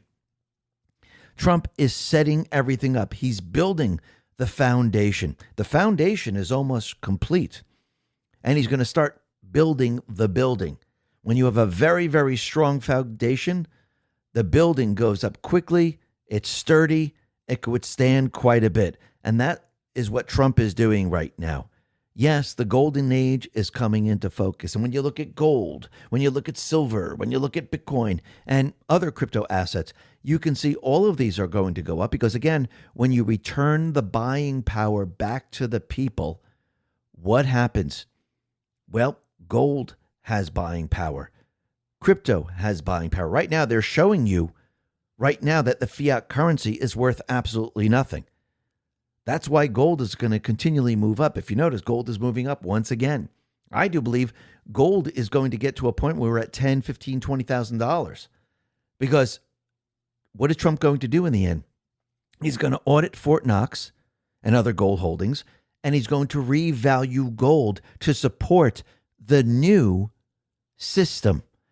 And the new system, we will not be using the Federal Reserve note. Remember, this is a note that you do not own. You borrow this note, and it's an instrument of debt, and you owe interest on that debt. That is going away. And I do believe we'll be going back to real money. And I do believe that we're going to be following the Constitution. And this, once we do this, this is going to completely and utterly destroy the central bank system, because when people see that their buying power is returned, and it was because we got rid of the central bank, people are never, ever going to want to go back to the central bank system. And this is not just going to happen here in the United States. It's going to happen worldwide, which means the corrupt, they'll have no way of getting their funds. D's are responsible for shutdown. Deep state kept in the U.S. Election rigging ready to be exposed. It seems that as they were pushing the shutdown, everything was exposed about them and about all of their programs. The people now are seeing the truth. The people are seeing who's responsible for all of this. And the people have learned that the government is funding every program the D's created. And a lot of these programs were created without the Republicans. A lot of these programs were created without anyone actually reading the bills. So everyone now is starting to see all of it. And I do believe Trump and the Patriots, this is what they wanted everyone to see. They wanted everyone to see the truth. And you can see what the far left is doing right now. They're now removing those individuals that have been in Congress for many, many years. First, it was Pelosi. I do believe she was pushed out. Now they're making calls to get rid of Schumer. And I do believe Trump now is leading them down this path. And as they continually replace their people with far left people, basically what people are going to start to recognize and what people are going to see is that the Democrats, they are moving into an area where no one wants to be associated with them. And I do believe in the end, they will cease to exist because think about it. Without their cheating, without the rigged elections, they have no power whatsoever. And you could see what makes up the rigged system. It's the illegals that they bring in. It's the mail-in ballots that they use. It was the Social Security numbers, and it was the machines. And what they had to do is they had to extend the election day to an election week or an election 2 weeks, because otherwise they wouldn't know how many mail-ins to create to make up the difference on those people that voted on election day. And you could see at this point in time, every step of the way, Trump and his team, what are they doing? They're shutting down their rigged system. We have Harmeet Dillon and many others. They are looking into the voter rolls, looking into their system and basically cleaning it all up. Plus, there's a ruling that's going to be made by the Supreme Court where they're going to decide what is election day. Is it election day plus a couple of days? Is it election day plus 2 weeks? Or does all mail-ins, all votes have to be done and counted on one day? Now, if I do believe the Supreme Court most likely will make the ruling that all the votes have to be counted on election day, according to the Constitution, which means this is going to be a major, major problem for the deep state players, because again, they need to see how many more votes they need, and they need to wait until the count is done on election day. Then they can trickle them in over time. We've seen this in Arizona. We've seen it in many other states. We've seen it during the presidential election. We've seen it everywhere. So this is going to be a major, major problem for him. And think about it. Trump pardoned the alternate electors. He also pardoned those people that were investigating election interference, which means that he's getting prepared and ready. And I don't mean himself, his team. They're getting ready to expose the entire election rigging system. And I do believe that is getting closer and closer every single day. And you can see that during the shutdown, something very interesting happened. We keep talking or keep hearing about how the air traffic controllers, how they're not coming to work, how they're not getting paid. But something else happened where private planes in multiple cities, they were not allowed to take off. Now, what's very interesting, the timing of all this is very interesting because it actually goes with those people that are getting subpoenas, those people that have been indicted, and those people that are going to be indicted. Is Trump and the Patriots, are they trying to keep all these treasonous criminals in this country? Are they trying to make sure they don't escape using a private jet? It's starting to seem that way. We'll be discussing a lot more about this a little bit later. But first, let's start off with the illegals once again, because we can see the fake news. They're continually putting out the stories. And actually, I think it's a pretty good thing that they keep putting out these fake stories, because every time they're debunked, it's showing that the fake news is just that. It's fake news. And it shows that these people are actually criminals. These people are here illegally in this country. They're part of gangs. They've committed other crimes. And I think the people now are hearing this every single day, and the people are starting to realize the fake news is actually covering for all these people. And you can see ICE right now, they're conducting raids on the Hawaiian island of Kauai. So Nick sort of put this out and said, dozens of Tren de Agua gang members were just apprehended, and more raids are expected. You cannot hide from ICE, even on island thousands of miles from the U.S. mainland. They're all going back. And that is absolutely true. And what's very interesting, all these people that are trying to obstruct justice, well, they're getting a warning right now. And if they continue to do this, they're going to be arrested. And what's very interesting is that a Portland woman, she was started to panic because she was trying to box in ICE vehicles. And the team saw what she was doing and they pulled her over. And she tried to use the excuse that she's just a mom. Well, if you're just a mom, then go home to your kids and take care of your kids. And instead of boxing in ICE, Colin Rugg put this out and said, Portland woman starts panicking, hyperventilating, and begging for mercy after getting pulled over for impeding ICE operations. I'm just a mom. I'm just a mom. I'm shaking, she pleaded. The woman was captured on camera by Katie Davenport running a red light before trying to box in ICE vehicles. According to the Post Millennial, the woman is a spotter who is stationed in the neighborhood to alert illegal immigrants about ICE operations. The woman's information was reportedly handed over to HSI and the U.S. Attorney's Office. And once again, you could see that these people, they never experienced anything like this. They never experienced getting stopped. They never experienced the ability where they would actually get arrested. They were always protected, but they're not protected anymore. And you could see that all these debunked stories that the fake news is putting out, and a lot of the D's and other people, you could see that these individuals that ICE is going after, CBP, that they're going after, they are actual criminals. Homeland Security put this out and said, ICE arrested so-called non-criminal illegal alien who is actually a wanted killer and a gang member. While the media will report Antonio Israel Lazo Quintia's only crime in the United States is driving without a license, this illegal alien is wanted in El Salvador for aggravated homicide, extortion, possession of drugs, and a litany of other felonies. He is confirmed member of the 18th Street Gang. Lazo may lack a violent rap sheet in the U.S., but his criminal illegal alien is clearly a public safety threat. The media's false claims that ICE is not arresting the worst of the worst could not be further from the truth. And this is why we need to vet every single person. This is why they need to be brought to the port of entry. They need to be vetted. We need to see their IDs. We need a background check. Because again, why would we let someone like this into this country? We would not. We would look and say, holy crap, look at this guy. We're not letting this guy in. Send him back to El Salvador. And once again, the fake news is just that, fake news.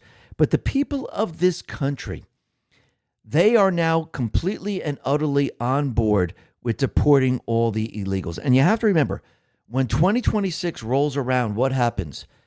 Well, the one big beautiful bill goes into overdrive. The funding can then be used to pay for all those people that want to help out in deporting the illegals. And as of right now, and Secretary Kristi Noem put this out, ICE has received more than 200,000 applications from patriotic Americans who want to defend the homeland by removing the worst of the worst criminal illegal aliens from the U.S. Americans are answering their country's call to serve and help remove murderers, pedophiles, rapists, you name it. So think about it. The American people now, they're all on board with this, and they want to assist in removing the illegals. And do you think there's going to be a lot more of these people? I remember when the number was 10,000. Now we're up to 200,000. When people start to get paid, what do you think is going to happen? This number is going to skyrocket, and we're going to be assisting law enforcement. This is the deep state's players' worst nightmare, having the American people assist law enforcement deport their illegals. This is going to be absolutely amazing when this all happens. And you can see that it's approaching very, very quickly. Now, the other thing that's very interesting, and we mentioned this before, Cash's FBI, they are going after all the criminals. They're going after pedophile networks. They're going after the missing children, and they're saving them. I do believe this is all happening way before the Epstein stuff is going to drop. I'm talking about the grand jury information. I do believe they want to make sure that most of the networks are shut down, most of the kids are safe, and most of the people that are associated with all this, because remember, it's not just the creepy pedophiles that you see, it's other people that are working with the networks that are behind the scenes that you really don't see. But when you look at Memphis, you could see that Trump's admins, the Memphis Safe Task Force, they've located 101 missing children in 40 days. And this is coming from the U.S. Marshal Office. This is absolutely incredible. And I do believe Trump and the Patriots, what they're doing right now, they are prepping the country for what is coming. And yes, the information that will be coming out against the deep state players, the treasonous criminals again in this country, it's going to be devastating. And yes, you know that once this information pours out, you know those individuals, they're going to get the signal to shut down the pedo networks. They're going to get the signal to, I guess, get rid of the children.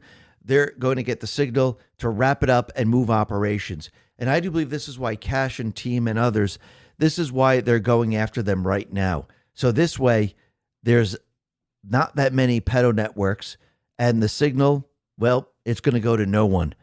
And they will be trapped in all of this. Everything will already be exposed. Remember, when they save these children, when they shut down the pedo networks, this is evidence. This is evidence that they're collecting. And what do you think they're going to do? They're going to tie this all back to who? Where do you think the money's coming from? You think they're just arresting people saying, it must be a one-off thing. I guess it is. No, this all leads back to the deep state players. They're going to follow the money. This is what's going to come out later. They're going to report on this saying, okay, we finished the investigation. We've tracked down the money, how it flowed into this pedo network. We saved the children. And this money goes to this NGO, and originated from USAID. And it went through the Soros network. And I think people are going to start to see this. And people are going to start to see that, wow, look at this. This is absolutely unbelievable. And I do believe this is what they're prepping for. And when the time is right, all this information is going to be coming out. And you can see that Trump and Patriots, they're going after the deep state players.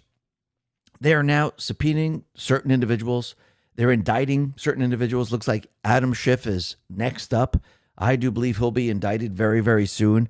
And you can see that all these people, they're panicking, they're scrambling. And this is just the beginning. These are just the open and shut cases. This is the documents that they filled out. This is the documents that they signed. This is their own criminal activity, personal to them. And I do believe Trump is testing the judiciary to see what lawfare tactics they try to use, if any, which I do believe they will. And they're also seeing which judges are blackmailed, which judges are going to follow the rule of law. And I do believe this is going to be a very good test, because this is just the beginning. This is not the only crime that Comey is going to be held accountable for. This is not the only crime that Letitia James is going to be held accountable for. This is not the only crime that Brennan, Clapper, Schiff, and many, many others are going to be held accountable for. There's going to be many more different crimes that are going to be associated with all these people. And yes, you could bring in Fauci and many other people. Yes, this all leads up to Hillary Clinton. This all leads to Obama, Soros, and many, many others. Now, we know that the deep state players, they've been trying to control speech. They've been trying to control the social media platforms. They've been trying to control pretty much everything because, again, they don't want the truth out there. And they've lost the control because what happened? True Social started up. Elon bought X. And Rumble competes with YouTube. So this has become very, very difficult for the deep state players, which I do believe in the end, when all their hate speech laws that they're trying to push out in the EU, Canada, many other places, when all that fails, I do believe they'll have no choice but to actually try to shut down communications. Because again, we're still in information war. We're always in an information war, but I do believe they want to bring it physical. And if you're going to bring it physical, can you have the truth out there? No. So I do believe they will attempt this. It doesn't mean they're going to succeed. And right now they're trying to control it out in Europe because they have certain laws. They have the ability to shut down the truth in different countries in the EU. And of course, let's include Australia, New Zealand, Canada, and many other countries. Here in the United States, they don't have the same ability. But look what Rumble has just done. They secured $100 million in advertising commitment from Tether. Rumble Inc., the Freedom First technology platform, agreed on a $100 million advertising commitment with Tether, representing $50 million per year over a 2-year period, beginning in the first quarter of 2026. And you have to remember that Rumble needs to stay alive, and the only way it could stay alive is with advertisers. Because again, yes, they also have Rumble Premium, where people can pay and get rid of the advertising and bring in money that way. It's the same strategy that YouTube uses, because without advertisers, without money coming into Rumble, they really can't stay afloat. And we need them to stay afloat. Same thing with True Social. Same thing with X, because this is how they make their money. So I do believe this is a very good thing, and it's good that they have an influx of cash coming into Rumble to keep it operational. Now, the other thing that we could see is that everything is changing around the world. The people of all different countries now, they're voting in their candidate. Instead of being installed, the people now are able to vote in their candidate. And in some places, they're overriding the rigged election system. And we can see that Argentina, El Salvador, Bolivia now, everything is changing. And this is going to change in many countries across the globe.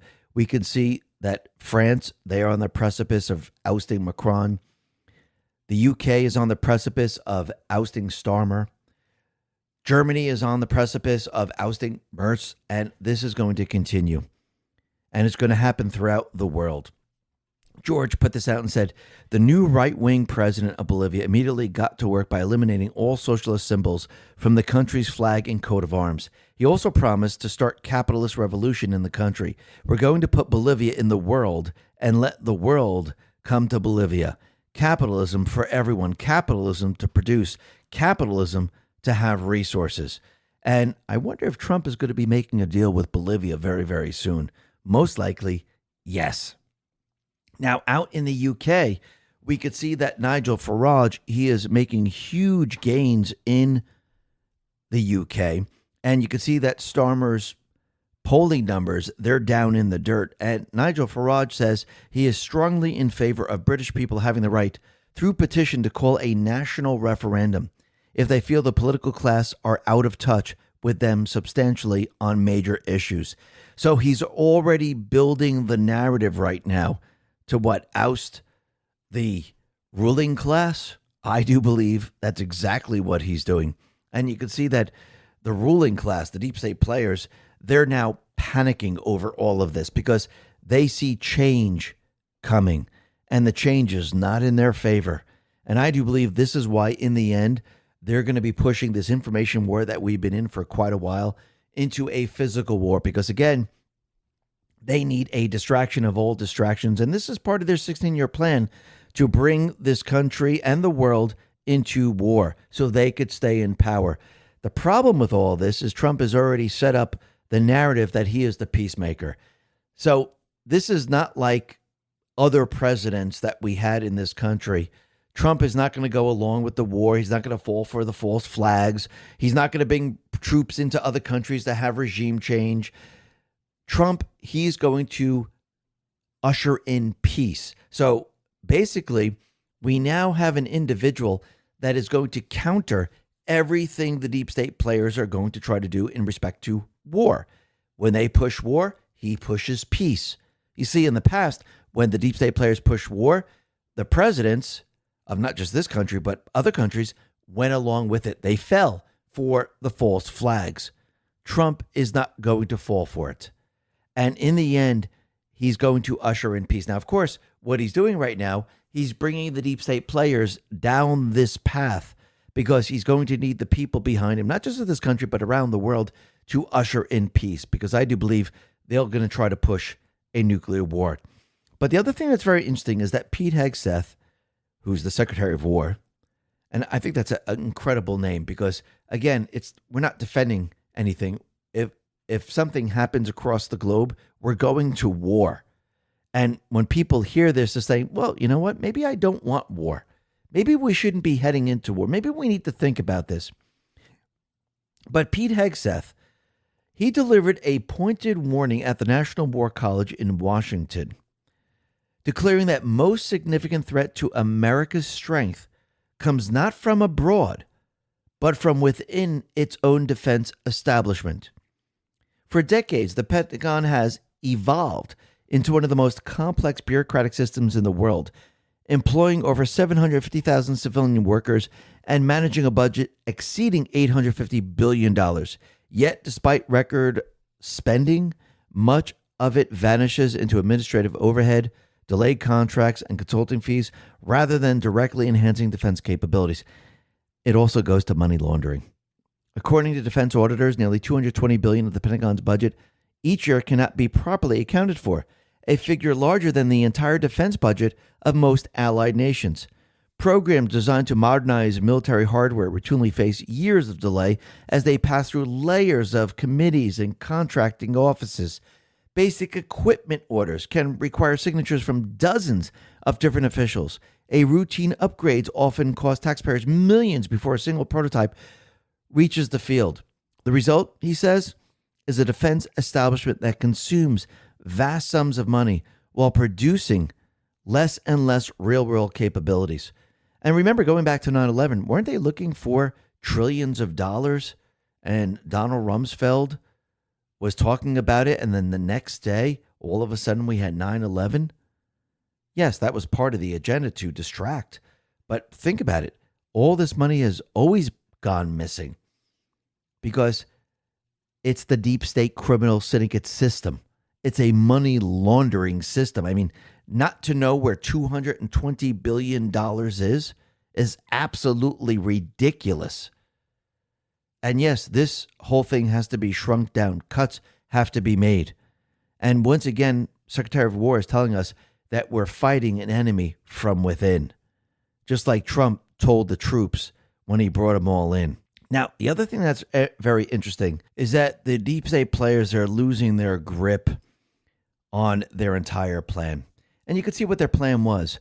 It was to basically confuse the young boys and girls, bring in the entire trans movement, blend the countries with Muslims, losing all identity, not just with the nationality of the people in the country, but also your identity as being a male, female.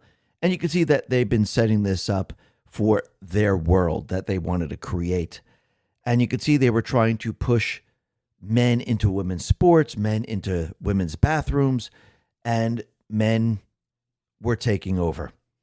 And this was done on purpose because most of these individuals were pedophiles. I would say the strong majority of them are pedophiles. And what's very interesting, there's been a lot of pushback, and it seems that we, the people, are now winning.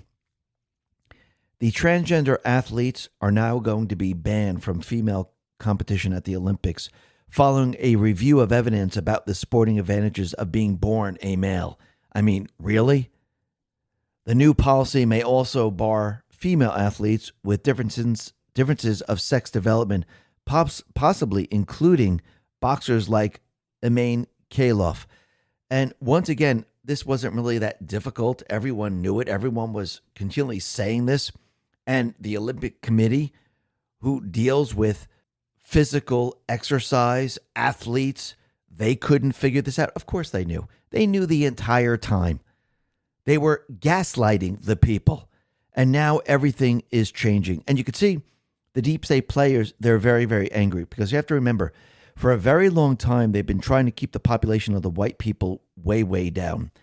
They didn't want the white population. They were trying to bring in the illegals from other countries, trying to outnumber the number of white people in this country and even the black people in this country. And this is why they've been pushing abortion and everything like that. Actually, if you go back a little bit in time, there is a speech that Biden gave that where he said that eventually what's going to happen, the white people are going to be the minority because this is how they were tricking the young women and the young men saying, listen, don't have a family. There's no need for a family. Be single, be independent. And actually, if you look, Charlie Kirk was saying the actual opposite. And you can see that they're panicking right now because The Economist put this out. With Trump and Vance in power, many pro-nationalists believe this is the moment to jumpstart baby making. But some critics see pro-natalism as part of an insidious project to create a wider America. And Trump knows exactly what the deep state players were trying to do. And this is why he's pushing IVF. This is why he's saying we need to have babies in this country. Because once again, they were reducing the population. And he knows that we need to reverse everything. Now, they were reducing the population via food, via vaccines, especially the COVID vaccine. And now we're trying to reverse all of this. And you could see that the deep state players, they do not like this. Because, again, they were trying to outnumber the people that made this country great. Now, I'm not saying that those people that are coming into this country that are not white, they don't make the country great. They do, as long as they meld into our country. That's why they called it a melting pot. The melting pot was you basically melted into the country and actually conformed to the Constitution. The Constitution drove this country. So you melted into this country and you became a part of this country. You didn't come into this country saying, I want to change this country. I want to have a different law in this country. I want to get rid of the Constitution in this country. That's not what the founders wanted. And you could see that the deep state players, they're very, very panicked over this, and they do not like it. And you could see the infiltration as clear as day. All you got to do is look at New York. Ma'am, Danny was brought in because he was promising everyone free everything. I'm going to give you free everything. Well, nothing is free in this country, anywhere in the world, actually. Somebody's got to pay for it. The money's got to come from someplace. And they always point to the very, very wealthy. Oh, we'll just tax the wealthy. Well, do you really think the wealthy just sit around going, hey, you know what? Go ahead, tax me. I'll pay for everybody. No, the wealthy say, listen, if I can't do business here and you're going to tax me up the wazoo, see you later. I don't want to stay in New York. What would be the purpose? It makes no sense. So they'll leave. And you know who becomes the wealthy? All those people that are saying tax the wealthy. They become the wealthy then because they're the ones who are making money. There's no one above them anymore. And you could see that Catherine Hochul is not going along with Ma'am Danny. She's the governor of New York. Eric Doherty put this out and said the following. Supporters of Ma'am Danny are repeatedly developing buyer's remorse after learning Governor Hochul will not greenlight his free bus plan or tax the rich. I cannot set forth a plan right now that takes money out of the system that relies on the fares of the buses and the subways. That's absolutely brutal. Vote for a commie and you get played. You F around, you find out. So right now, the people of New York, they're going to be blaming Kathy Hochul. So that's going to be very interesting. So let's see. We have Elise Stefanik, who is now running for governor in New York. This could be the chance to actually take control over New York. This is going to be very, very interesting how this all plays out. But the other thing that's very interesting, and Data Republican put this out, she said that international actors are involved in the State Department-led color revolution. She says this is not speculation. It's straight from a recorded call. Ex-USAID employees described how, before January 20th, they moved internal groups off government systems and into encrypted signal chats, then quickly linked with foreign partners and NGOs after the inauguration. This attempt at creating a color revolution isn't new news. This part was already reported in Notice earlier this year. But what's not reported is the international aspect. One participant explicitly frames it as global anti-authoritarian movement, connecting U.S. officials with colleagues from around the world who have dealt with this directly. They reference coordination with Johns Hopkins International Democracy and Conflict Mitigation Spaces and efforts to mobilize across borders against what they perceive as a domestic authoritarianism. At what point does this become treason? Well, I think it's treason right now if you really think about it. Let me continue. She says, note at the end of the video, the we in reference to organizing the February 5th protests, that was organized by Soros-backed groups 50501 and Indivisible. This is the first solid link I've found connecting the No Kings movement, State Department, and Soros together. Ro Tucci herself goes on to talk about bringing in international actors to assist with the color revolution. Their role is going to be mobilizing around corruption. What does that mean? They justify the international aspect by claiming that the authoritarians are already globally networked. So this is very, very interesting. So they're planning something, and it's connected to foreign governments, and they use the NGOs to fund it all. And this is the grand master conspiracy everyone's been sensing, but couldn't find. It's a supranational network of democracy technocrats flush with countless billions and hundreds of thousands of full-time employees. Their real target is the American people. And that is absolutely true. And we could see that they're planning a color revolution. Now, think about this. This is why Trump is now pre-positioning the National Guard in all the different cities. Because what do you think they're going to do? What do you think a color revolution is?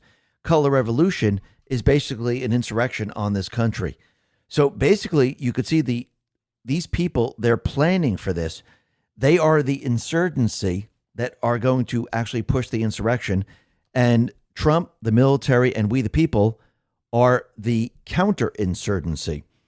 And I do believe this is why the deep state players are trying to divide the MAGA movement. And what's very interesting is that Trump, he actually went after Marjorie Taylor Greene. Eric Doherty put this out and said, President Trump excoriates Representative Marjorie Taylor Greene in the Oval Office, saying she's catering to the left.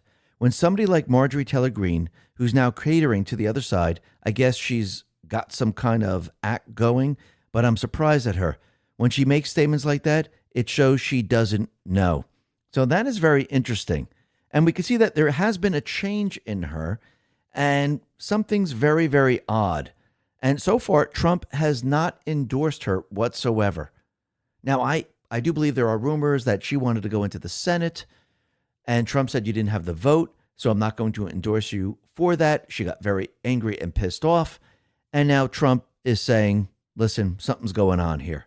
So that is very, very interesting. But let's see how this all plays out in the end. And like I said from the very, very beginning, we need to watch certain people very, very closely, because in the end, we have to see where they truly stand. And the only way to know where they stand is to watch their actions, not what they say, but what they do and where they go and who they speak to and what they're actually doing on the side. Because again, by their actions, you can tell who they truly are. And we'll have to see how this all plays out. This is going to be very, very interesting. Now, the other thing that we could see is that there are certain judges, federal judges, that are deciding to basically retire or leave the bench. Yoni Applebaum put this out and said, Mark Wolf, appointed to the federal bench by Ronald Reagan, writes that he's resigning as a judge to have the freedom to speak out against the president's assault on the rule of law. So basically, he's an activist judge, and he does not want to be a federal judge anymore. This way he can speak out against Trump. So basically, it would be nice if all the activist judges in the judiciary just resign right now, and they go speak, however you want, and Trump can just go ahead and put in the judges that will follow the rule of law. But let's see how this all plays out. I think in the end, what's going to happen is that once we get control of the House and the Senate, we're going to have to impeach all these judges, because if we're going to bring people to justice, we're going to need a judiciary that follows the rule of law. And you can see that Trump, he's already started the pardons. And he went ahead and he pardoned the alternative electors.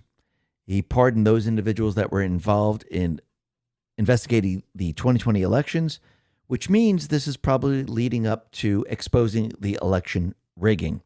Patriots Are in Control put this out and said, MSNBC's Jonathan Lemire on Biden's preemptive pardons, a remarkable historic movement. MSNBC's Jonathan Lemire on Trump's 2020 election pardons. Yet another example where he used the powers of government to reward his friends, those who do his bidding.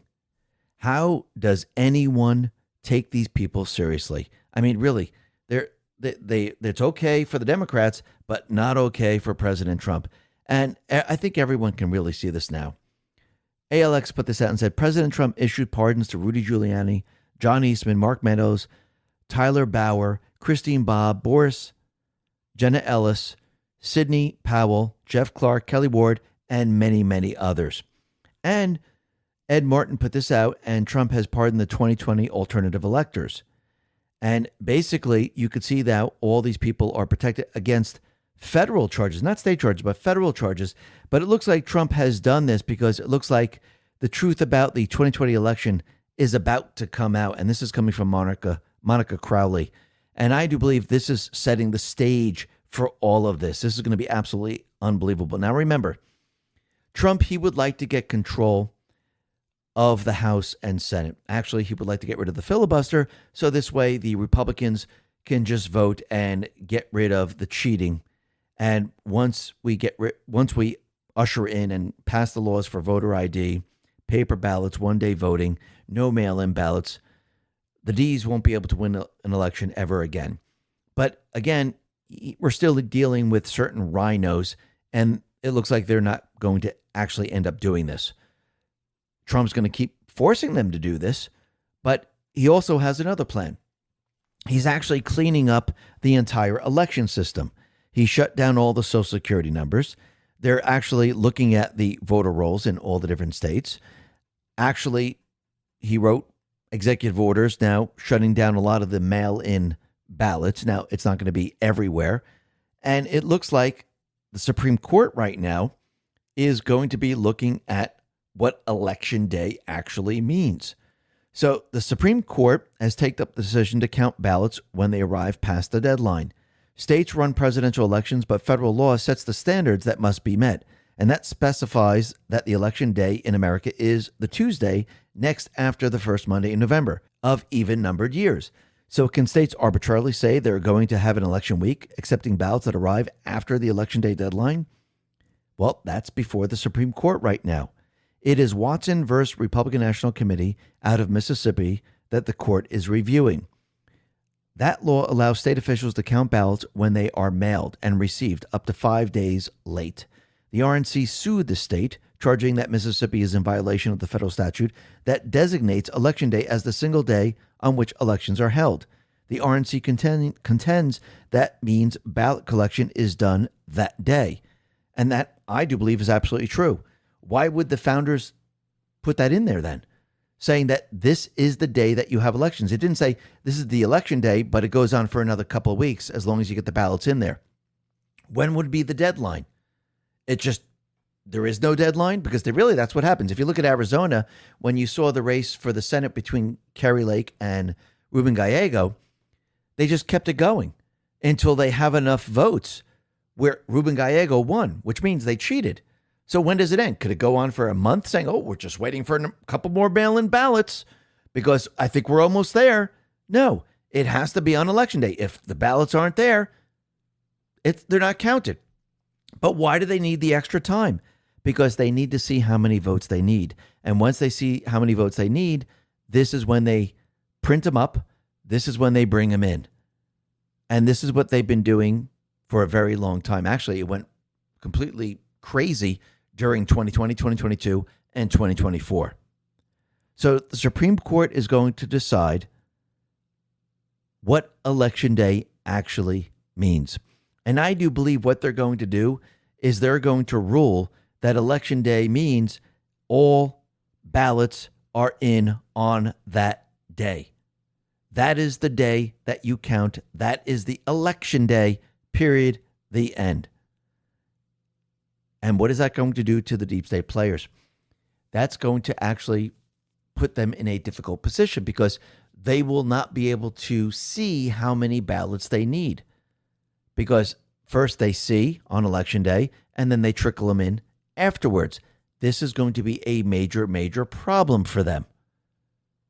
And if you really look at this and you step back, you can see Trump is making it very, very difficult for the deep state players because he knows it's either we get rid of the filibuster and we actually pass all these laws, or we make it so difficult for the deep state players to cheat in the elections that they have a very difficult time cheating. which means we can win the elections. So I do believe we have an incredible chance. I think a chance that we haven't had in a very long time. And I do believe that in all the different blue areas, you're going to start to see them turn red, which is going to be very, very interesting. Now, as of right now, we're still in a shutdown. Now, again, the Senate now is voting to see if they're going to end the shutdown. It looks like the Democrats decided to say enough is enough. 10 of them or 8 of them have defected. And of course, the Democrats are very pissed off about this. And the filibuster was broke. And now they said, okay, we will go ahead. We will vote. I think the procedural vote has already passed. They're doing the final vote. Then it will go to the House of Representatives. And then finally, Trump will sign it. But it looks like during this period of time, during the shutdown, the D's, they were making themselves very, very rich. Anna Paulina put this out and said, Pharma owns Congress. The Senate Democrats weren't fighting for you. They were fighting for their cartel. And when you look at these numbers, they're absolutely unbelievable. Bernie Sanders, 23 million. Raphael Warnock, 14 million from Big Pharma. Elizabeth Warren, 10 million. This is from healthcare providers, Big Pharma, you name it. This is how much money they're getting. Whose side are they really on? Not the people. And now it looks like they're trying to get rid of Chuck Schumer. Ro Khanna put this out and said, Senator Schumer is no longer effective and should be replaced. If you can't lead the fight to stop healthcare premiums from skyrocketing for Americans, what will you fight for? So let's see. They got rid of Nancy Pelosi. They forced her out. They're going to be getting rid of Chuck Schumer. They're forcing him out. And now the far left is going to fill the void. Seems like a very interesting plan. I wonder who set this up. Because really, think about it. You basically tell all these people that they're not going to be running for election. You have them forced out. You have the D Party then bring in the far left, the Marxists, the socialists. You show the people what the D Party really is today. Is anyone going to be voting for the D Party? You're going to see everyone start to move away from them. Now, think about it. By doing that, by mitigating the election rigging, by having the Supreme Court rule that, no, we just have election day, what do you think the elections are going to look like as we approach the midterms? Well, I think they're going to be in favor of the Republicans. This is going to be a complete and utter disaster for the Ds. Soon, the Ds will cease to exist. And it looks like Trump, with all these subpoenas coming out against the deep state players, with certain individuals being indicted, it looks like Trump and team might have been using the shutdown to keep the deep state players from fleeing. Trump, he put this out on Truth. He said, all air traffic controllers must get back to work now. Anyone who doesn't will be substantially docked. For those air traffic controllers who were great patriots and didn't take any time off for the Democrat shutdown hoax, I will be recommending a bonus of $10,000 per person for distinguished service to our country. For those that did nothing but complain and took time off, even though everyone knew they would be paid in full shortly into the future, I am not happy with you.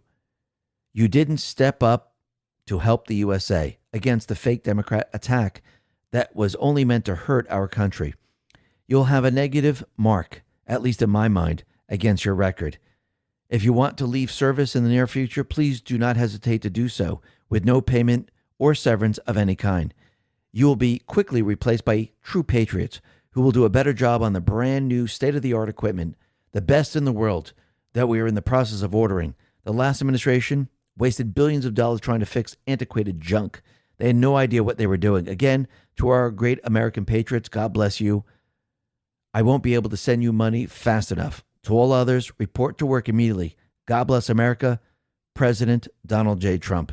Now, what's very interesting is that Good Karma put this out and said, if NOTAM, NOTAM, on private jet till 12/31 is true, when federal government is expected to be funded until January 30, 2026, something else may be going on.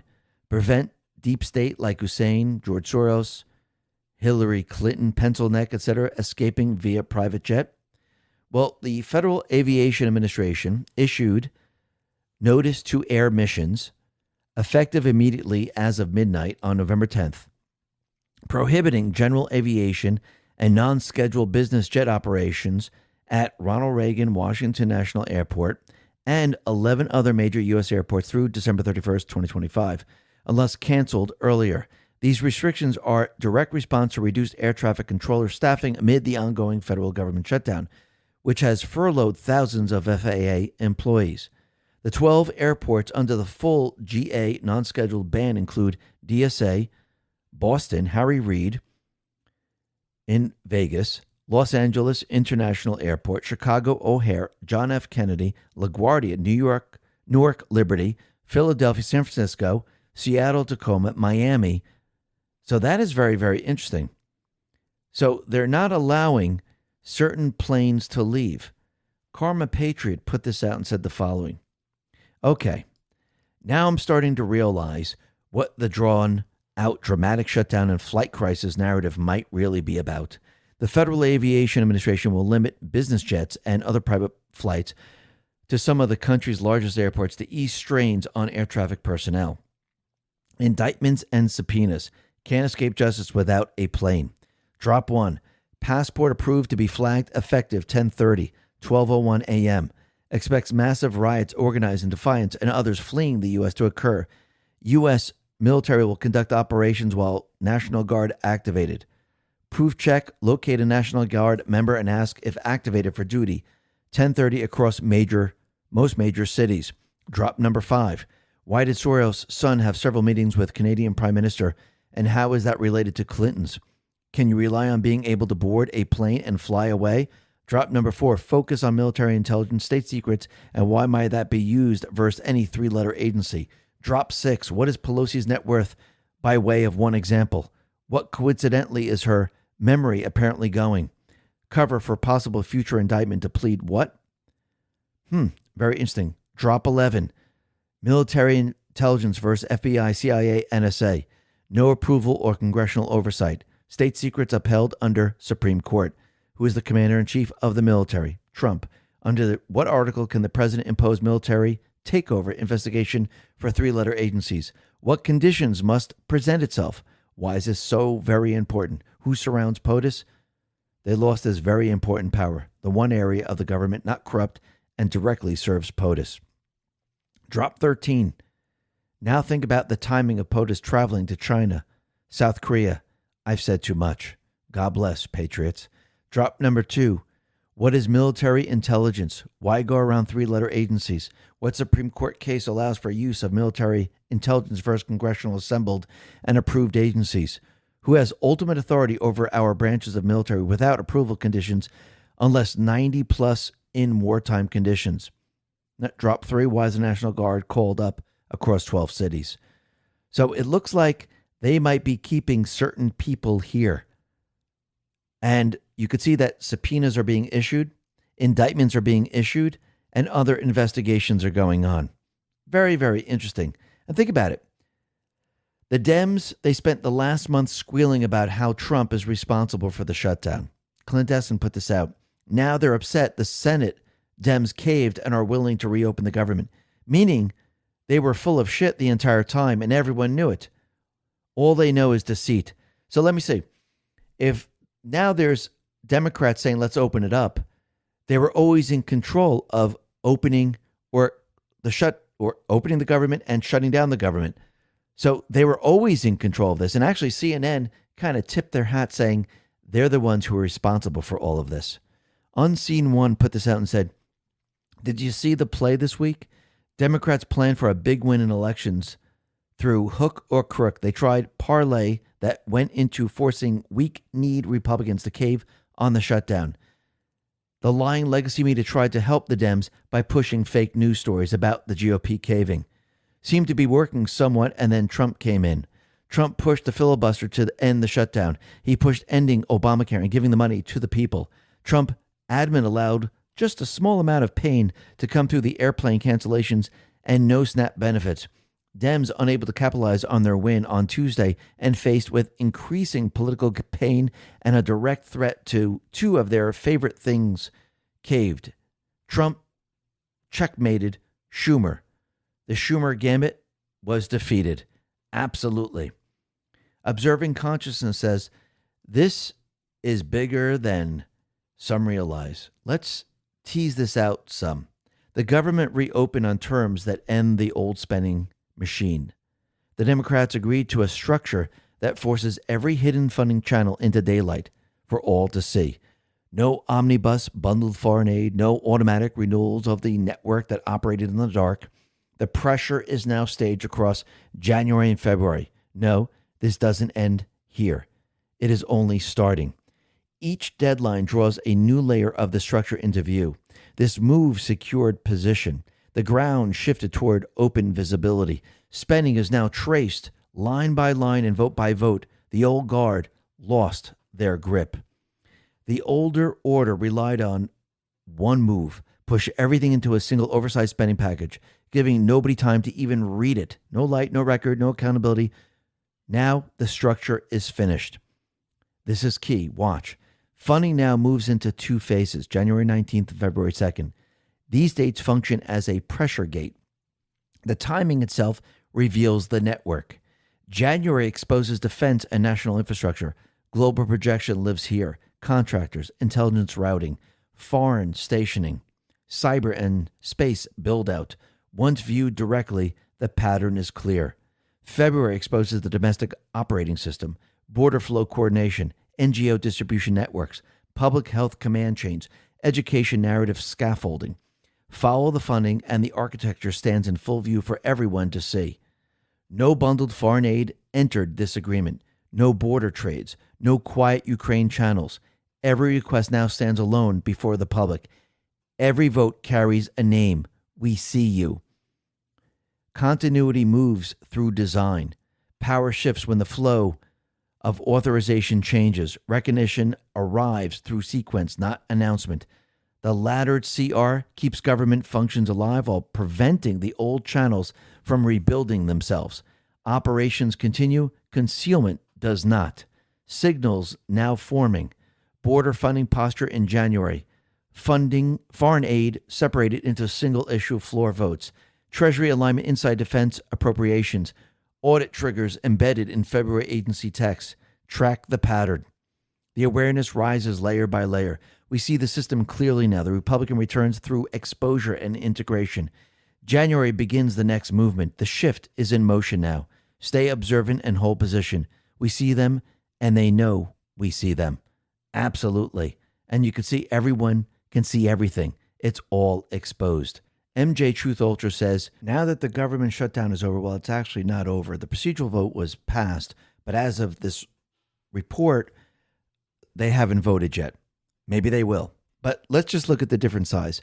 The Democrats gave up guaranteed Obamacare subsidy extension, 40 days of leverage, public image, 60% of voters blame Dems. Republicans gave up, reversed approximately 150,000 federal layoffs, only until January 30th, locked in full SNAP VA funding for 1 year, excludes illegal aliens. Thune promised Dems a Senate Affordable Care Act vote. Moot, it dies in House anyway. Why this is a clear Trump GOP win? Got their exact bill, clean CR. 0 for ACA, flat funding. 2, made Democrats fold after 40 days of pain on their own voters.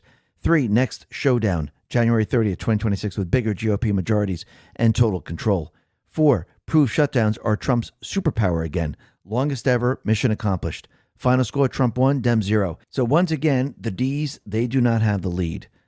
And you can see that everything now is exposed. Obamacare is exposed. Now, Trump, we read this yesterday. He put out a truth, and this is from a satire publication. But why did Trump put this out? Let me just read it again. Doge holds a yearly payment of $2.5 million to Barack Obama for royalties linked to Obamacare.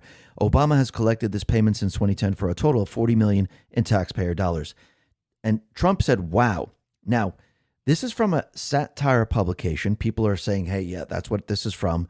So this isn't true. But Trump doesn't say these things unless he has some type of proof. Joe Lange explains, people refuse to ask the right questions. Why would Trump repost this satire site post of Obama getting paid royalties from Obamacare. Does Trump not know that it's a satire site? Of course he does. Trump knows a lot more about things than any of us. He already declassified everything. He knows everything about Obama. So why did Trump repost this satire site post on Obama getting royalties of Obamacare if he already knew it was satire? Because it's true. Obama was getting money from Obamacare. How do we know? Anybody remember this Q drop? 466, January 5th, 2018. Why is Hussein traveling the globe? All dollar signs. And it looks like it's millions. Account number, and this is just the ending account number, 39670, account number 2391. Where did the money come from? How do you destroy the most powerful country in the world? Direct attack? Covert op by Class 592241Q to infiltrate at highest level to destroy from within? Think game? Who are the players? What are the rewards? America for sale? Patriots in full control. We will make more public. So that's very interesting. After Hillary lost and Obama's puppet master, Prince Alawid, was arrested in Saudi Arabia, Obama traveled the world. He was visiting several banks and withdrawing a whole lot of money. Pay attention to one of those bank accounts listed in that drop. Account number, a lot of X's, 2391. Q says that Obama was traveling the world collecting money from bank accounts. Where did the money come from? Guess who that account was connected to? Someone that was indicted for tax evasion. Someone connected to the medical industry and with Muslim background. Just a coincidence? And Anand connected the dots by noticing that the bank account was connected to this owner of medical facilities in New Jersey who got indicted for tax evasion. Q posted the connection. Post 814 February 23rd, 2018. El Amir Medhat indictment, PDF, Department of Justice. Had access to checking account in the name of one of his sons. And that was a Bank of America account ending in 2391 in New Jersey. Pretty sure we found our Hezbollah connection. Q responded to the Anon who connected the dots of the bank account, which Obama had access to. You have more than you know. This is why we are here. Great job, Patriots. Watch the speech. We're talking to you. Proofs only meant for you. Now, if people don't think Obama was getting money through Obamacare corruption, they haven't been paying attention. The entire Obama administration was a gigantic taxpayer money laundering operation from the very beginning. Do you think it's just a coincidence that this doctor and owner of some medical facility in New Jersey was caught cashing millions in insurance checks through a check cashing facility to avoid paying taxes on income? And is it just a coincidence that Obama had access to one of those personal accounts? What are the odds that the common denominator in this story is Obamacare and the Muslim Brotherhood, along with money laundering? And that is absolutely true. And you can see that all roads lead to Obama. Trump is now laying the path so the people could see it very clearly. See, he wants everyone to see who the treasonous criminals are. And he has to lay it all out because most of the people, they haven't been following along. A lot of people won't even believe this. But as he produces this information, and remember, think about how he's producing it. He's allowing the D's to produce it.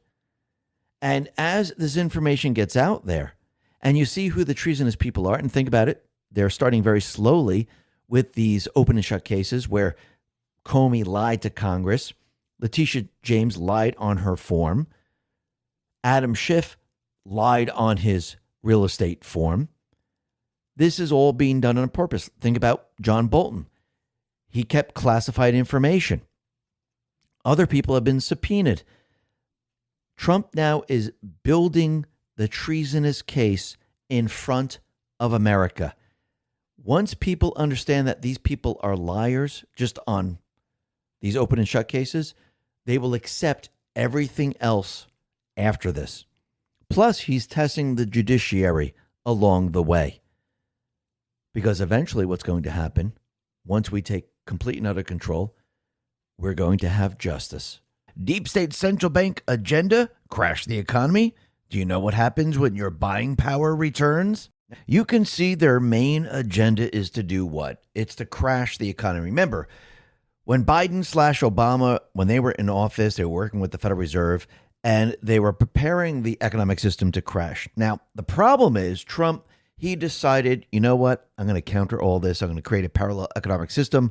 I'm going to use the tariff system like our forefathers, and I'm going to start bringing in currency into this country. It will compete with the central bank, and basically it will counter what they're trying to do, where they're trying to shut down the entire economic system. And now we have those same people that are trying to destroy the economy. Because again, remember, they told us we were ready to go to the Great Reset. And actually, if you look at the European Union and you look at many of the countries within the EU and Australia, New Zealand, they're all following the path of a central bank digital currency. But you have to remember, here in this country, what's keeping the economy alive is the tariff system that Trump has set up. And this is what those deep state players, the central bankers, are trying to get rid of. This is why they brought him to court, because they want the power back, which they actually gave to the presidents. So they're trying to remove his power because in the end, what do they want to do? They want to crash the economic system. What's preventing the economic system from crashing? It's the tariff system that he's building. It's not just the tariff system, but it's the energy system, it's the technology system, it's the gold card system. And this is something they do not want Trump to have because, again, he is countering everything that they're trying to do. And he actually has the Federal Reserve boxed in because I do believe in the end, as the EU and the other nations go in the direction of the central bank digital currency, they're already preparing to do this, and we'll explain that in just a sec. Trump is going the opposite direction.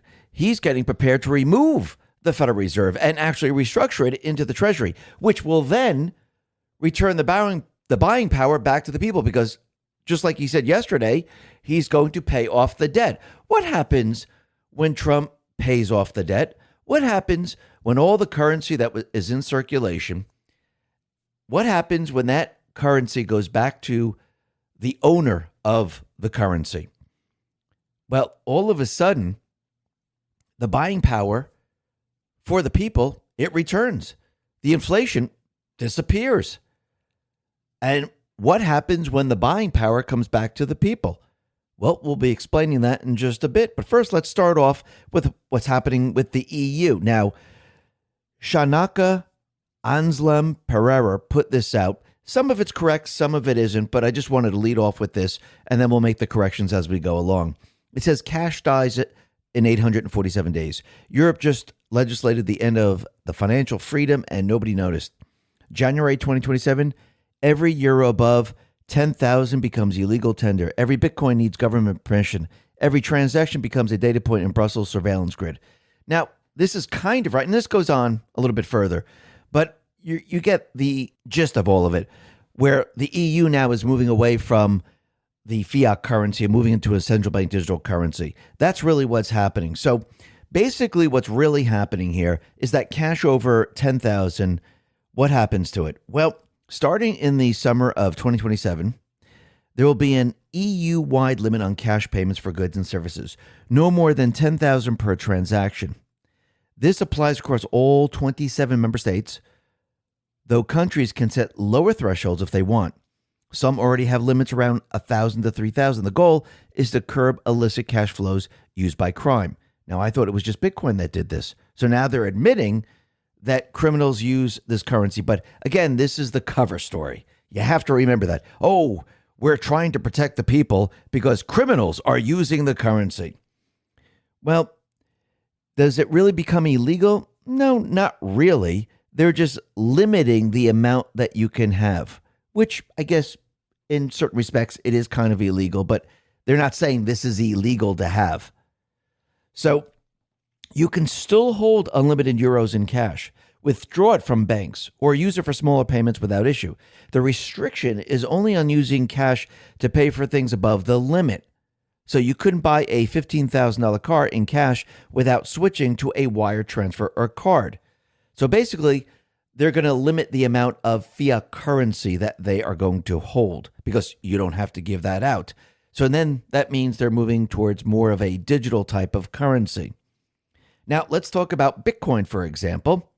The rules that ban anonymous crypto asset accounts or wallets held through service providers like Binance or any other type of exchange, well, you're going to actually have to tell everyone who you are. So crypto firms must perform customer due diligence, verifying identities for any accounts they manage, similar to how banks already handle fiat currency. So accounts, I should say. Privacy-focused coins and unhosted wallets face extra scrutiny if used for high-risk activities, and anonymous services will be prohibited. So basically, what they're saying is they don't want anyone to be anonymous. So if you held cash and you didn't have a bank account, you just accept everything in cash, I guess that would be illegal too. Interesting. So they want everyone to be known. Now, of course, why would they want this? Because this goes into the central bank digital currency. And it looks like what they're trying to do is they're trying to shift everything into the central bank digital currency. So you can still hold Bitcoin in a personal wallet. You can still mine it, or you can still have peer-to-peer trade without approval, as long as it's not through a regulated service that demands know your customer checks. This ties into the broader market in crypto assets regulation in Europe called MiCA, effective 2024 to 2026, which licenses crypto platforms but doesn't micromanage personal holdings. So that's what they're saying, but we know what's going to happen as we move forward. Now, once again, you could see what they're setting up for. They're setting up for the central bank digital currency. They're limiting the number of cash. They want to know who owns Bitcoin. They want a record of all of this. So basically, they will be trying to shift everyone into the central bank digital currency. And you know, the EU has already started down this path. Now, here in this country, the opposite is happening. So Europe, probably Australia, New Zealand, and other countries are all going to be following this path, just like they followed the COVID, the vaccine passport during COVID. Here in this country, we're doing the opposite. We're actually embracing cryptocurrency. We're actually moving away from the central bank system, and Trump wants to pay off the debt and return the buying power back to the people, because that's what that really means. And he mentioned the other day about a 50-year mortgage opportunity. Now, of course, everyone goes crazy saying, oh, you're going to pay a lot more interest. This will be a disaster. Instead of, paying whatever the interest is, you're going to pay double because you're extending it. But what's very interesting about all this is what happens when the buying power comes back? And what happens if people take out a 50-year mortgage and they decide to put some of it into Bitcoin? Adam Livingston explains. Here's the full picture of the 50-year mortgage opportunity, including the extra interest you get wrecked on the 50-year mortgage. Monthly payments, 6% interest, $500,000 home. So what are your payments monthly? 30-year will be $2,997. 50-year will be $2,632. So this is your monthly payment. And the difference between the two is $365. So what is your total interest paid? 30-year is $579,000. 50-year is $1 million or so. Extra interest from choosing 50-year, $500,000. So stretching the loan 50 years means you pay an extra $500,000 in interest to the bank. But here's the twist. If you take the $365.73 monthly savings and throw it into Bitcoin compounding at 20% for 30 years, you get $8,400,000. So the trade-off is basically pay the bank $500,000 more, but stack $8.4 million in Bitcoin. Even a 20% CAGR on Bitcoin gets you 1 million status in about 18 years with that small monthly contribution.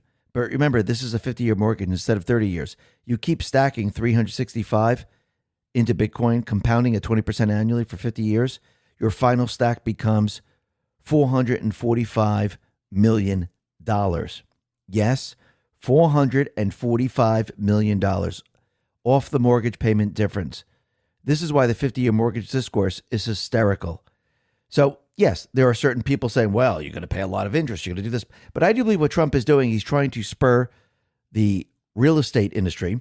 He's trying to get the young people into homes. And if you just look at it the way it is today and you say we're going to keep the central bank system, yes, you're going to be paying a lot more in interest. But if you think about what Trump is doing right now, and he's looking to pay off the debt, that reverses the inflation, and that actually allows you to get your buying power back. So let's say Trump pays off the debt. And remember, the dollar right now has lost what, like 98% of its value since 71? And let's say this is completely reversed. And let's say you're making $50,000 a year. So this would then have the buying power of $2.5 million in today's terms. This isn't just a number on paycheck. It would transform everyday life into something that is absolutely unbelievable. For example, a weekly supermarket run for a family of four, which might cost $200 to $300 today, would feel like pocket change, equivalent to just $4 to $6 in your enhanced dollar terms. Same thing with the mortgage rate. Because if you're taking out a 50-year mortgage for a $400,000 home, let's say it's 7% interest, that locks you into a monthly payment of about $2,407. So basically, that would eat up a lot of your $50,000 income. Now, as Trump is returning the buying power back to the people, what happens? Well, it looks like if you're making $50,000 and he returns the buying power back to the people, all of a sudden that $400,000 home suddenly feels like an $8,000 college in 1971 terms. And what is your monthly payment? It'll be about $48, $50. That's what you would experience. That's what it means by getting your buying power back. You see, when the central bank first came into existence, people that went ahead and they purchased their homes before 1971 and whatever the income they were making, let's say there was a house that was worth $25,000 and the mortgage is, say, $350 a month, the person was making probably around $5,000 a year. What happened during this period of time, when we came off the gold standard, the mortgage, because it was fixed rate, it stayed at $350 a month. But what happened was, because of inflation, your wages inflated. See, they couldn't inflate the payment because it's fixed. So your wages inflated. So instead of $5,000, you were making $15,000 a year instead of $5,000 a year, and your mortgage payment was still $350. So everyone felt really good. Now, on the flip side, since Trump is going to be returning the buying power back to the people, the rate that you're paying is also fixed. But when the debt is paid off, all that currency that's in circulation, which devalued your wages, comes back to you. And then all of a sudden you're like, wow, look at this. My buying power is absolutely incredible. And this mortgage payment is nothing.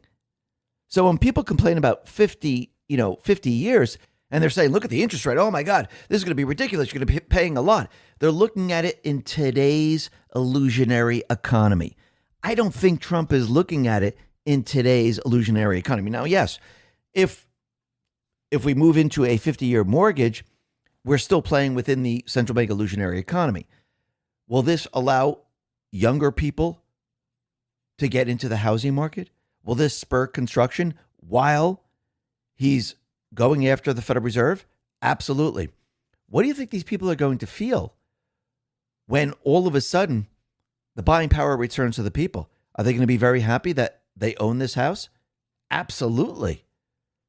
People are going to feel absolutely incredible.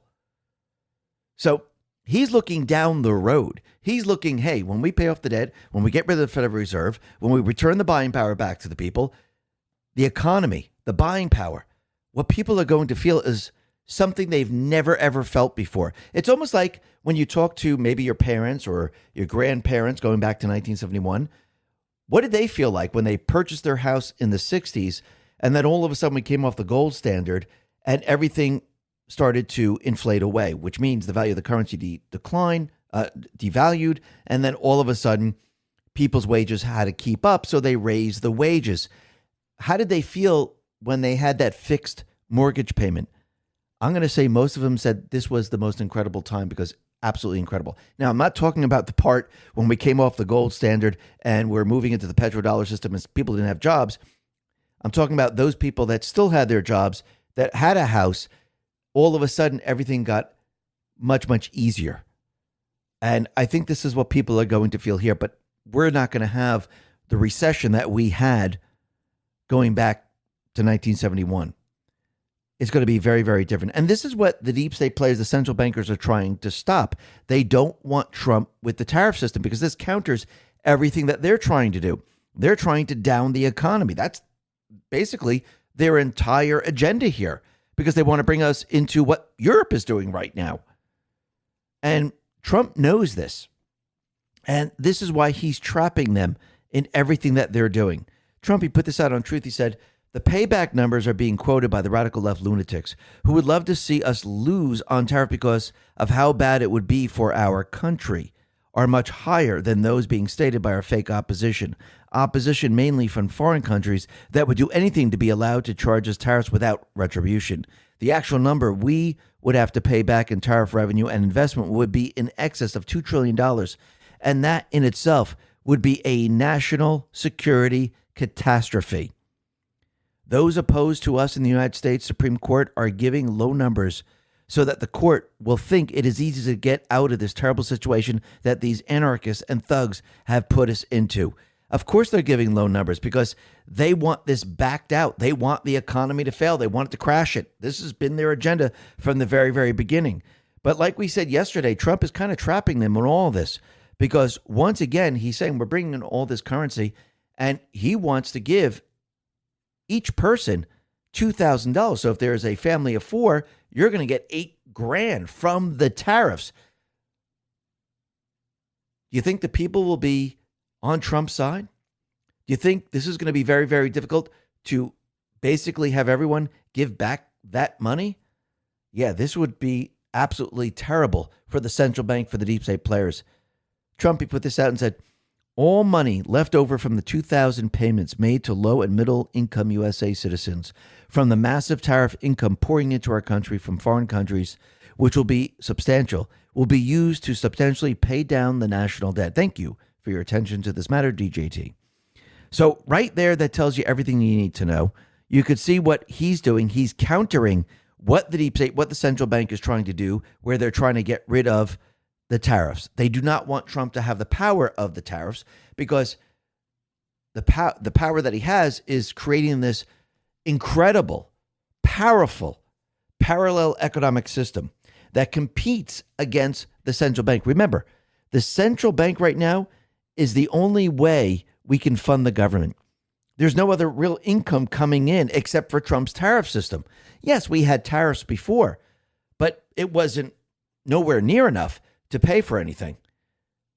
Now, Trump has built this parallel economic system, and it's competing with the central bank, and we have the ability to pay down the debt. We have the ability to actually give the money back to the people. And actually, I think what he's really doing here is all the money that's been sent overseas for many, many years, he's trying to give it back to the people. Now, is this the right amount? Of course not. But this is the start.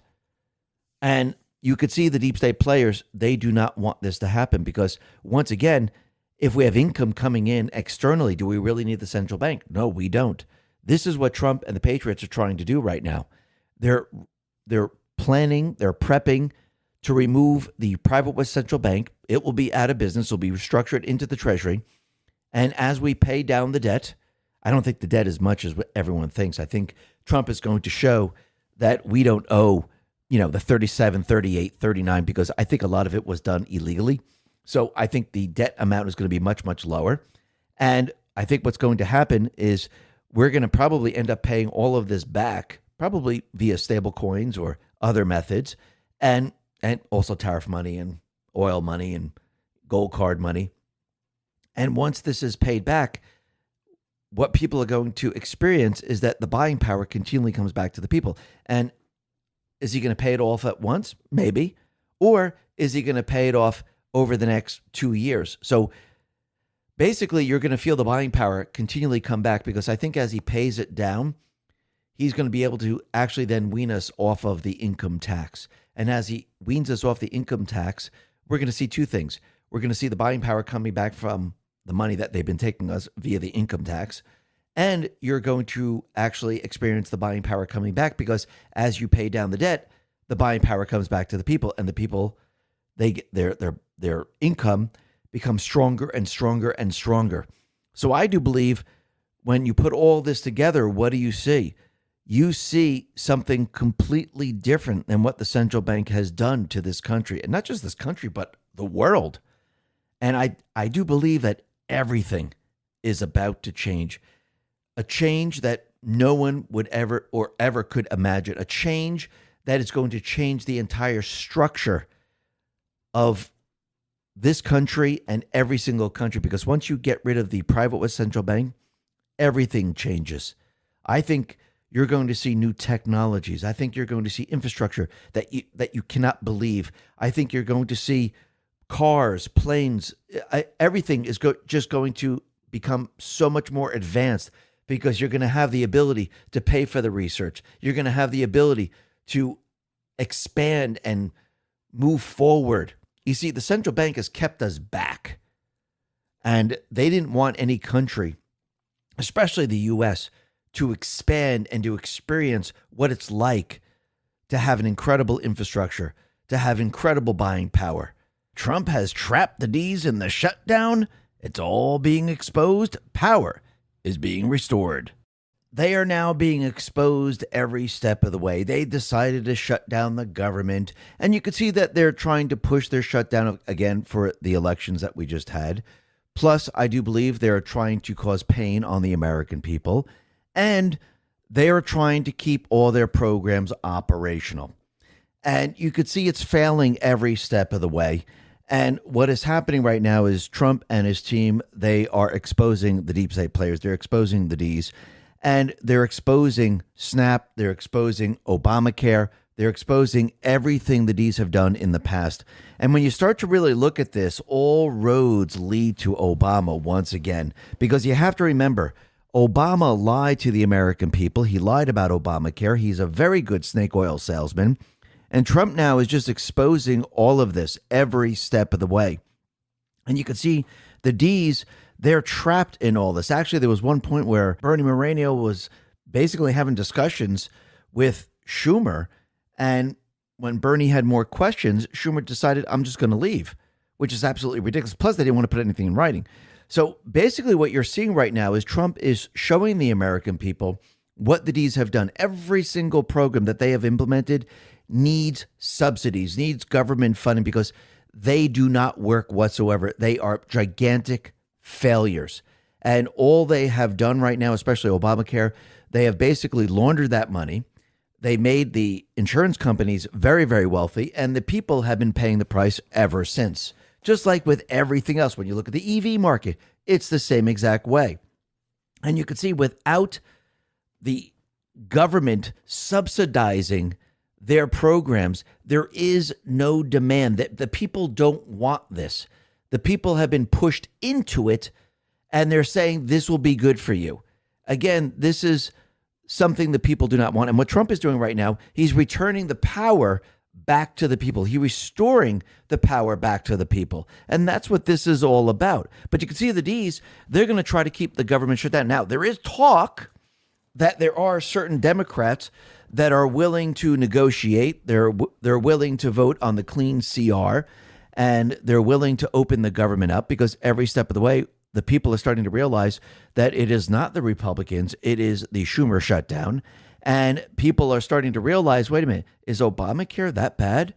Let me hear more about this Obamacare, because everyone's starting to see that this has been a scam from the very, very beginning. They were able to hide the scam with the subsidies. Now, without the subsidies, people could see the scam very, very clearly. And Trump, he's letting the people of this country know that in order for us to regain the power, we need to get rid of the filibuster, because this is exactly what the D's are going to do if they ever get into power once again. And I do believe Trump wants the filibuster gone before the midterms, because we could basically seal the deal for the midterms if we get rid of the filibuster, which would mean the Republicans would have the power to vote. We'd be able to vote in voter ID, paper ballots, one-day voting, remove the mail-in ballots, and that would give us the power to take control of the House and Senate, so Trump can actually move forward with every other plan that he has. And he doesn't have to worry about the D's whatsoever. Actually, this would destroy the D's because, again, they wouldn't be able to cheat in another election and they wouldn't be able to pass any type of law. They would cease to exist. That's basically what that means. And he continually says it. We need to nuke the filibuster because as soon as the D's, if they try to cheat in the midterm elections and they gain power, this is the first thing they're going to do. They're going to remove the filibuster, and the Republican Party, the people of this country, they're screwed. So I do believe Trump is letting everyone know and exposing the D's for who and what they are. And you can see there are certain rhinos, and again, this is allowing Trump to see the board very, very clear. There are certain rhinos that are continually pushing against this because, once again, they're part of the system. And how do you know they're part of the system? All you have to do is look at their actions. Because, again, they know it's true that the Democrats, because it's all over the place, you can see that what they're planning to do. They tried to do it before. There's only two people that tried to stop them, and that was Sinema and Manchin. And for those rhinos to say, no, we don't want to do this, you could tell that they're for the other side. And you could see they're not for America, because if they were truly for America, they would let the president do what needs to be done, because they wouldn't be where they are today without President Trump. Because you could see that the Republicans, the rhinos, I should really say, not the MAGA Republicans, but the rhinos, they don't have the power they think they have. And you could see in the end, all these individuals, they're still part of the system. And Trump is letting everyone know it's time to remove all of this and take complete and utter control. And that's what we need. The people need to have complete and utter control. We need to put our representatives in place. And we need to take control of creating the laws, because once we do this, the D's, they're done for. And Trump pretty much says it the way it is. They would be done for if we go ahead and remove the filibuster, because, again, they would never be able to do anything from that point on. And Trump would be able to put all his policies into place to take back control of America. And that's why we elected Trump. That's why we gave him the mandate to do all of this, to return the power back to the people. Actually, when you go back in time, this is exactly what Trump said he was going to do. So he's telling you this is what needs to be done. And everyone should be calling up their senators saying, you know something, remove the filibuster, get rid of it. If you really want to battle the D's, it's time to remove it. And remember, the filibuster is not in the Constitution. It's something the Senate made up. It's time to remove it and use this power right now. But let's see how this all plays out. We'll be talking a lot more about this a little bit later. But first, let's talk about what's happening with the illegals right now, because you can see the fake news. They continually make up more and more stories every single day. And every day we have Tricia McLaughlin, we have DHS. They are continually debunking everything that they're doing. So here's another story. And this is coming from long time, first time. ICE grabs father by the neck, sent him into a violent seizure while his arms lock up around his toddler. He's having seizure and they're trying to rip the baby out of his hands. Agents then handcuff him before putting in ambulance with his child. Mother is detained by agents as the original target of arrest during the traffic stop, according to witnesses. They kept saying, we're going to put your kid in state custody if you don't comply. So in the end, she decided, for the safety of my kid, I'm just going to go. I was crying on and off every time I got an angle where I saw the kid. I started crying more because the baby was so confused, she said. This incident occurred in Massachusetts. Well, is this story really real? No, it really isn't. As usual, here's the real story, Tricia McLaughlin says. This was a targeted ICE arrest of a violent criminal alien who, in August, repeatedly stabbed her coworker with a scissor and then threw a trash can at her victim. Number two, emergency medical personnel on the scene found no legitimate medical episode. ICE called 911 and the illegal alien refused any medical care. Julian Montoya, a criminal illegal alien from Ecuador, was released into the country by Biden administration in 2023. In August 2025, local police arrested the criminal illegal alien for assault and battery with a dangerous weapon after she stabbed her coworker twice with a pair of scissors and then threw a trash barrel at her.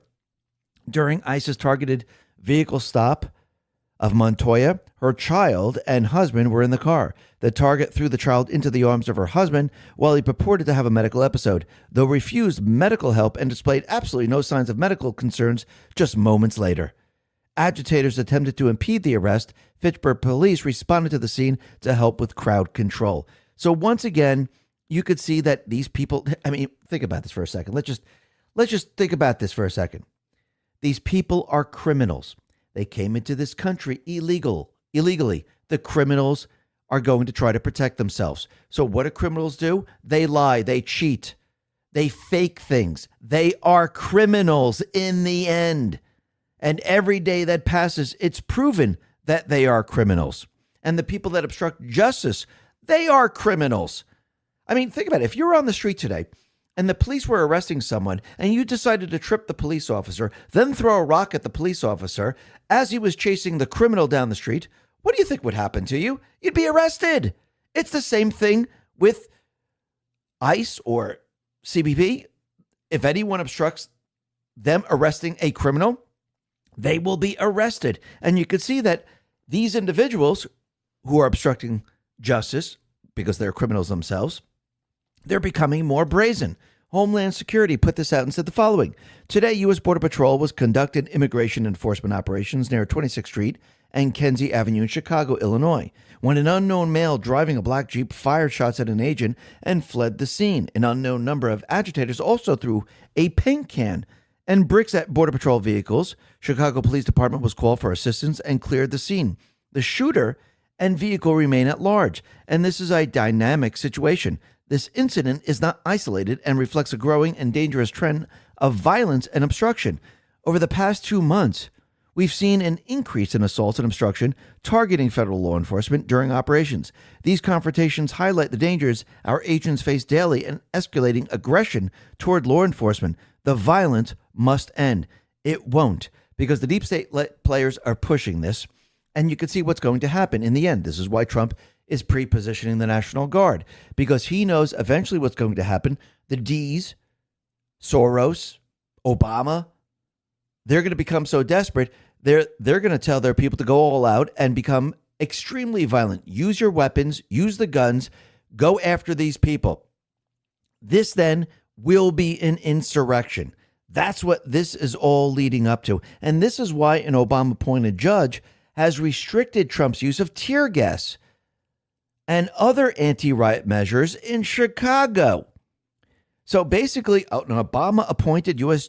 District Judge, Sarah Ellis, said during a hearing the government witnesses' claim of violence at protests in Chicago were not credible. Now, of course, who do you think they brought in there? Who do you think is testifying there? Again, they're doing this because they don't want the National Guard, ICE, CBP. They don't want them to have the upper hand. They don't want them using weapons on the insurrectionists, the insurgency. So they're going to try to do this because they want the insurgency to have the power in the end. But what do you think is going to happen? As soon as Trump says it's an insurrection, all bets are off. So no matter what they do right now, they cannot stop this. They can't stop the National Guard, the military, because once they use violence the way they're going to use violence, no matter what these judges do, it will not stop the end result. Now, they could try to delay it right now and try to delay ICE and CBP from arresting and the criminals and using tear gas to try to drive people away, because again, the judges are assisting Antifa, assisting the obstructionists, assisting all these people. So this way they don't deport the illegals. Remember, the illegals are the constituents of the deep state. Without them, they have nothing. They're screwed. They can't even use their cheating system. It wouldn't make any sense. But DHS did something very, very interesting. In Portland, they decided that there's going to be a mask ban, and it's in effect around federal facilities, which means Antifa cannot wear masks if they're protesting the federal facilities, which is very, very interesting. So they're warning the Portland anti-ICE protesters that a new ban on mask wearing has gone into effect around the federal facilities. Many protesters have taken up the habit of hiding their identities. And they've been doing this for quite a while, not just here, but many other areas. But they put everyone on notice saying 6 SFR Part 139 defines when it's illegal to conceal your identity in public. Wearing a mask, hood, disguise, or device that conceals the identity of the wearer when attempting to avoid detection or identification while violating any federal law and state local law, ordinance, or regulation. So basically, they are now going to strip them of their masks. But of course, what do you think is going to happen? They'll probably move further away from the federal facilities, and they will attack farther away. And we will see how this all plays out, but this is going to be very, very interesting. But you can see they're making it more and more difficult for the D's, Soros, Obama to push this. On the other side, you can see the judges are trying to delay everything that the ICE agents, the CPP, National Guard can do to their Antifa rioters. So you could see both is happening right now. But again, when Trump says this is an insurrection, because you know they're going to get very, very violent, all bets are off. They lose. The end. That is it. And this is where Trump is leading them. He's leading them all down this path, because that's eventually where this is all going to go. Now, the other thing that's very interesting is that King Charles now has stripped Prince Andrew, of being a prince after the Epstein fallout, which is very, very interesting. So that is interesting. And now the House Oversight Committee has summoned Prince Andrew to appear before Congress over abuse claims against him. So let's see how this all plays out, because this is becoming very, very interesting, because we know that Prince Andrew was friends with Jeffrey Epstein. We know that he was on the island. He was at his place in New York. And we'll have to see how this all plays out with Andrew, because he's no longer royalty. He's just a citizen. That's very, very interesting. Now, the other thing that's very interesting is that we could see down in South Africa, they are treating the white farmers very, very poorly. And Trump is saying that we, here in America, we are not going to the G20 that's going to be held in South Africa. And he says is a total disgrace that the G20 will be held in South Africa. Afrikaners, people who are descendants from Dutch settlers and also French and German immigrants, are being killed and slaughtered, and their land and farms are being illegally confiscated. No U.S. government official will attend as long as these human rights abuses continue. I look forward to hosting the 2026 G20 in Miami, Florida.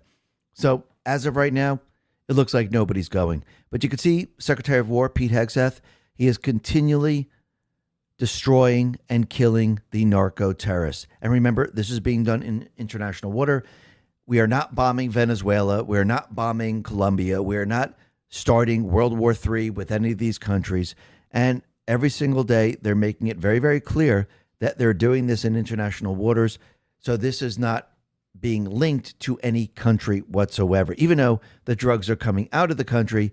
But this is a separate criminal organization outside of the government of these countries, even though we know there's a link. But this is what Secretary of War Pete Hegseth put out. As we said before, vessel strikes on narco-terrorists will continue until their poisoning of the American people stops. Today, at the direction of President Trump, the Department of War carried out a lethal kinetic strike on a vessel operating by a designated terrorist organization. The vessel was trafficking narcotics in the Caribbean and was struck in international waters. No U.S. forces were harmed in the strike, and 3 male narco-terrorists who were aboard the vessel were killed.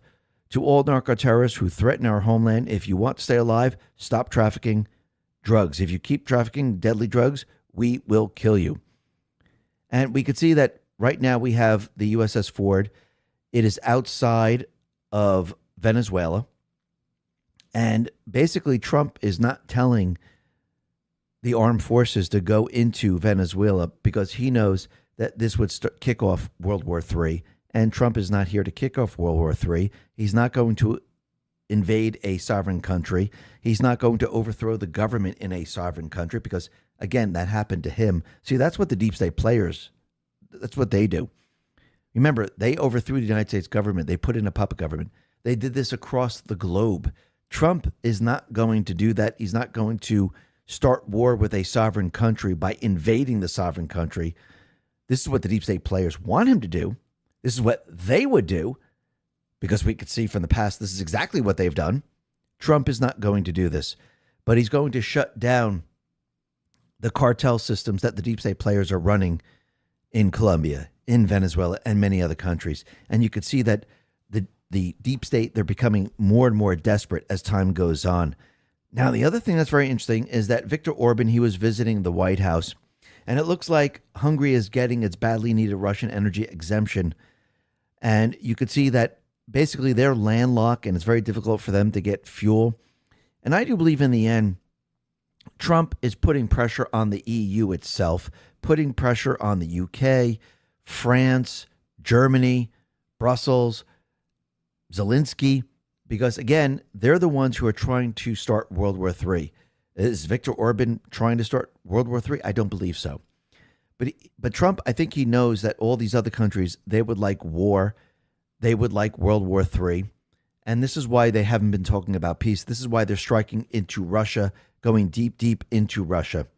And what's very interesting is that the European Commission is considering plugging Ukraine's colossal funding gap with a cash raise from common EU debt and bilateral member state grants. The reparation loan is the Commission's preferred option for supporting Ukraine despite Belgium's refusal to back the scheme at a summit of EU leaders in Brussels in October. Belgium Prime Minister Wever has pledged to block the reparation loan scheme unless other member states share legal and financial risk associated with the loan, and other EU countries harness Russian sovereign assets held in their own jurisdictions alongside Belgium. So this is very, very interesting. The EU, they're having a problem now because every single state or country, they're not on board. The Commission estimates that $25 billion worth of Russian sovereign assets are held in the EU outside of Belgium, Germany, France, and Luxembourg are among the other EU countries believed to hold some of their assets. So they're trying to keep this going. They're trying to fund Ukraine. But I think in the end, all of this is going to fail. And yes, they will probably end up trying a false flag. Yes, we'll probably end up in a Cuban Missile Crisis. But I do believe Trump and the Patriots, they're leading the deep state players down this path. Because again, once you show the world where all of this is headed, the world is going to say, no, we do not want nuclear war. No, we're not going to do this. And this is going to be Trump's power to usher in peace. And you can see that Trump, he is now setting all the pieces in place. He has the Abraham Accords. He's putting all of that into place and isolating Iran right now. And Trump, he put this out on Truth and he said the following: I just held a great call between Prime Minister Benjamin Netanyahu of Israel and President of Kazakhstan. Kazakhstan is the first country of my second term to join the Abraham Accords, the first of many. This is a major step forward in building bridges across the world. Today, more nations are lining up to embrace peace and prosperity through my Abraham Accords. We will soon announce a signing ceremony to make it official, and there are many more countries trying to join this club of strength. So much more to come in uniting countries for stability and growth. Real progress, real results. Blessed are the peacemakers. Endgame Macro responded to this and said the following: the new Silk Road runs through the Abraham Accords. Kazakhstan joining the Abraham Accords, paired with Uzbekistan recently signing big trade and energy deals with the U.S. signal a much deeper move. Washington is trying to connect the Middle East, Central Asia, and the West into one continuous economic corridor and cuts around both Russia and Iran. Kazakhstan's inclusion matters because it turns the Accords from a regional peace pact into a cross-continental framework. You link Israel's techs and logistics, the Gulf's capital and energy infrastructure, and Central Asia's minerals and geography, and suddenly you have a new trade spine running from the Mediterranean to the Caspian, independent of old Russia-Iran roots. It's supply chain engineering. Uzbekistan's deal drive the point home. Buying American aircraft, signing mineral exploration agreements, talking small modular reactors, and partnering on irrigation. Those aren't isolated transactions. They're commitments that tether Tashkent's economy to U.S. and Gulf systems. It gives them leverage with China and Russia, but also locks in long-term alignment with Western standards and financing. If Saudi Arabia eventually normalizes with Israel, the whole thing scales. You'd have a seamless commercial and logistic corridor connecting Europe, the Gulf, and Central Asia with American technology, Gulf capital, and Israeli coordination at the core. But even without that, the direction is clear that this is geoeconomic statecraft with trade deals, infrastructure, and investment shaping power as much as alliances or armies ever did. In my opinion, this is one of the most important quiet shifts happening right now. It's not about peace for its own sake. It's about building a network the U.S. and its allies can actually control, a new lane for energy, minerals, aviation, and data that avoids hostile choke points. The speeches will fade, but in real money goes into rails, ports, energy projects along this route. It could end up being one of the most consequential rewiring of global trade since the end of the Cold War. And what is Trump doing? He's reversing the globalist trade routes, and he's making it America first, if you really think about it. And you can see that this is going to compete with China and Russia. And it's going to bypass certain countries. Absolutely amazing. Trump, he put this out and said, I am thrilled to announce an incredible trade and economic deal between the United States and Uzbekistan. Over the next 3 years, Uzbekistan will be purchasing and investing almost $35 billion, and in the next 10 years, over $100 billion in key American sectors, including critical minerals, aviation, automotive parts, infrastructure, agricultural, energy and chemicals, information technology, and others. I want to thank Uzbekistan's highly respected president. We look forward to a long and productive relationship between our countries. So it is happening right now. And Trump, you could see that in the end, he wants denuclearization. But the deep state players, the neocons, the Ds, they want nuclear war. And I do believe Trump, he's leading the deep state players down a path of peace. Now, it might not look like peace, but I do believe in the end it will be peace, and it will start the discussions of denuclearization. Rapper Response 47 put this out, and this is Trump saying the following. I think that denuclearization would be a great thing. We could blow up the world 150 times. There's no need for this. I've spoken to Putin about it. I've spoken to Xi about it. And everybody would like to spend all the money on other things. So Trump, he's letting everyone know that he already spoke to these two leaders. They want economic deals. They do not want war. And there's no reason to have all these nuclear weapons. You see, the nuclear weapons were put into place for the deep state players. Because in the end, part of their 16-year plan, they wanted World War III. They wanted the population reduced. They wanted the infrastructure destroyed. They'd be able to build the infrastructure with their new Green New Scam hoax plan. And they would actually put the smaller population in all these small little cities. And basically, everything would be running off of solar panels and windmills. This is why they wanted it. Trump is using back channels and speaking to all these leaders, saying, no, forget about the war. Forget about all these nuclear weapons. Let's make economic deals, and we can grow the countries. We could prosper. And this is what Russia really wants. This is what China really wants.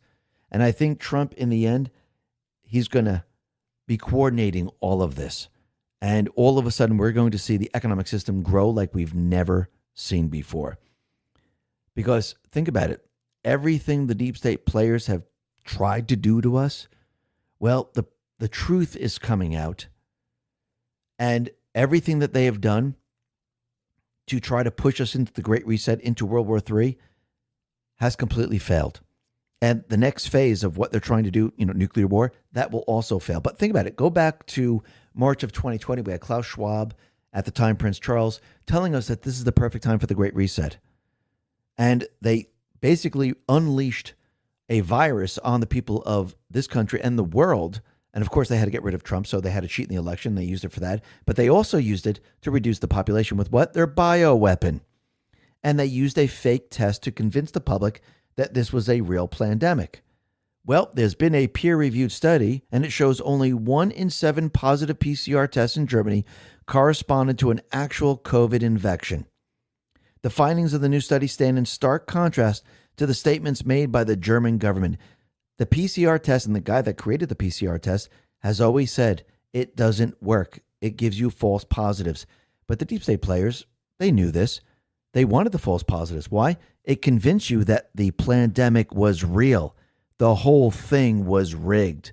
And the other thing that's very interesting is we can see that Kash Patel and Dan Bongino, they're continually shutting down certain Chinese spies, Russian spies, Muslims from getting their hands on biological weapons, getting their hands on technology, because I do believe they're trying to use this to actually try to push us into World War III. Dan Bongino put this out and said, an update for you on our efforts to protect the homeland. 3 research scholars from China, Zhu Bai, Fergfan Zhang, and Ziyang Zhang, have been charged with conspiracy to smuggle biological materials into the United States and for making false statements to U.S. Customs and Border Protection officers. These are the latest charges in a string of cases stemming from Chinese national students' criminal activities at university research centers. FBI counterintelligence will not tolerate any attempt to exploit American institutions to break the law and remain dedicated to protecting our communities and our educational institutions from threats like these. The FBI leads the National Counterintelligence Task Force, which has 55 federal and 143 state and local partners, with a counterintelligence task force in every FBI field office. The NCITF launches a nationwide initiative to crack down on biosmuggling. So basically, you can see they're shutting this all down. And every step of the way, the deep state's plan to try to bring us into a world war or, unleash another virus is completely and utterly failing. And I do believe that Trump is now boxing them in. And what will they have left? They will have a nuclear war and a cyber attack, which I do believe Trump is prepared and ready for all of this and is going to use this against them. But the other thing that's very interesting is that the Supreme Court, in a 6-3 decision, is now allowing Trump to enforce a new policy that has ended the use of the X marker on passports. So the Supreme Court is allowing Trump to mandate biological sex on passports. Once again, Trump has won another case in the Supreme Court. Absolutely amazing. Now, the other thing that's very interesting is that we know Nancy Pelosi, she finally decided to retire. And it looks like most likely she was pushed out because the far left is trying to come in. And if you really think about it, the more the people see the far left, the more the D's see the far left, the more the D's actually side with the Republicans. But Trump, he put out something very, very interesting, and Lisa May put this out, and this is what Trump put out. Nancy Pelosi, the old and broken political hack who impeached me twice and lost, is finally calling it quits. She illegally made a fortune in the stock market, ripped off the American public, and was a disaster for America. I'm glad to see the stench of Nancy Pelosi go. So that is very, very interesting. Lisa May says, did Nancy Pelosi do as told during her time as Speaker of the House? Remember, POTUS promoted her being House Speaker in 2018 and offered our votes when it looked like Dems weren't going to vote for her as Speaker. Drop 24. Any person making statements that they will not be seeking re-election was put into submission. For the betterment of the country, not all will be prosecuted, and all will do as told. You will see more of this occur, not normal yet disregarded, and even on the D side. So that is very, very interesting. But look what is happening right now. More and more information is coming out about January 6th. And I think it's just going to get worse and worse for the deep state players. I do believe information is being dripped out. Don't know if this information is true because, again, the FBI, DOJ has not confirmed this. But you could see that information is being brought out into the public realm, and it's making people think. Now, first of all, just the other day, we played 2 clips that showed what the BBC did to Trump's speech. They edited it to make it look like he told people to go and march into D.C. and fight. And that wasn't the real clip. Trump basically told everyone to peacefully go into D.C. And the CEO and Director General of the BBC just resigned after being exposed for deceptively editing Trump's January 6th speech. So basically, you could see that these people tried to create the insurrection, and they were trying to convince people that Trump was in charge of the insurrection, and he had his people commit the insurrection. But again, there was only one sitting president, and that was Trump. Biden was not certified. So the deep state players, the FBI, the Capitol Police, Antifa, some individuals from Ukraine, confidential human sources, they all created the insurrection, and it was actually against the sitting president, which was President Trump. They used the MAGA people to cover up their insurrection. That's what they did. And you could see that as of right now, they definitely had information that there was going to be an Antifa presence and they were going to start riots near the Capitol. Representative Barry Loudermilk says he fears that the FBI withheld vital intelligence, creating fateful security holes before the Capitol riot. Numerous confidential informants alerted the FBI prior to January 6th riot that there were strong possibility of armed conflict at the U.S. Capitol, but that intelligence was not dispersed aggressively enough to force a change in security on that day. Representative Barry Loudermilk, the chairman of the House Judiciary Subcommittee investigating January 6 law enforcement failures, said he was floored to see there were specific threats and the consistency in warnings that multiple confidential human sources provided the FBI, and that the intelligence was serious enough that it should have prompted more security and possibly even a cancellation of President Trump's speech that day on the ellipse.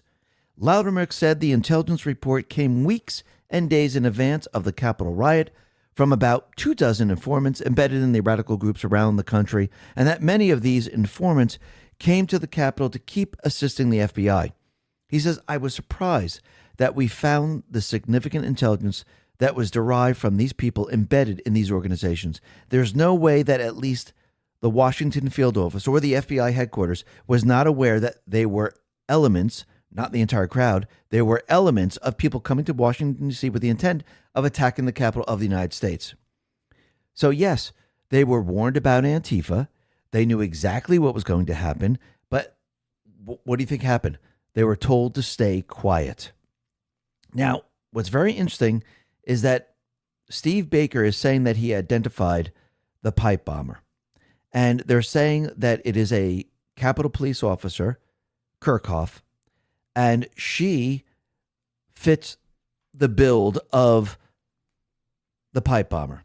Now, what's very interesting about this is that other people are involved in this, like Kyle Seraphin, who's saying, yes, this is the person.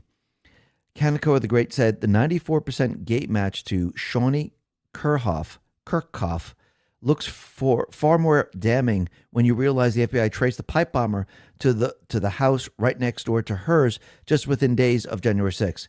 Investigators linked that address to both MetroCard used by the suspect and a vehicle that picked up the bomber on January 5th. Then the FBI reportedly pulled agents, including Kyle Seraphin, off the lead. That looks like a cover-up. So that's very, very interesting. So the other thing that we've come to find out is her family is from Ukraine and she works for the CIA. I think that tells you a lot. Plus, she was the first one out there that was taking shots at the protesters. She was shooting them in the head. That's interesting. Now, the other thing that's very interesting, and Karma Patriot put this out, Ed Martin says, everything that you're hearing right now, it is false. Neither Mr. Martin nor DOJ has made this determination. So he didn't say that it is not her. They haven't made the determination because I think they have different suspects, or maybe there's multiple suspects saying they all fit the same exact pattern. Now, once again, we're learning a lot here. Maybe it'll come out that it is her. Maybe it won't be. But this is very, very interesting how this is all playing out right now. And I do believe we have to remember when we saw this individual walking down the street, they actually waved to a Capitol Police squad car. So it looked like when you look at that, the Capitol Police knows who this person is. So this is very, very interesting. Gaina Fauci put this out and said, the Capitol Police on January 6th planted the pipe bombs, shot tear gassed peaceful protesters in efforts to agitate them, removed barriers and literally waved people to go towards the Capitol building, opened giant magnetic doors from the inside to allow people in the building, shot and killed an unarmed female veteran, the only person that was killed that day, lied about all of this, also lied about the death of Capitol Police Officer Brian Sicknick, who died of natural causes, became celebrities that received congressional and presidential awards for their efforts. Am I missing anything?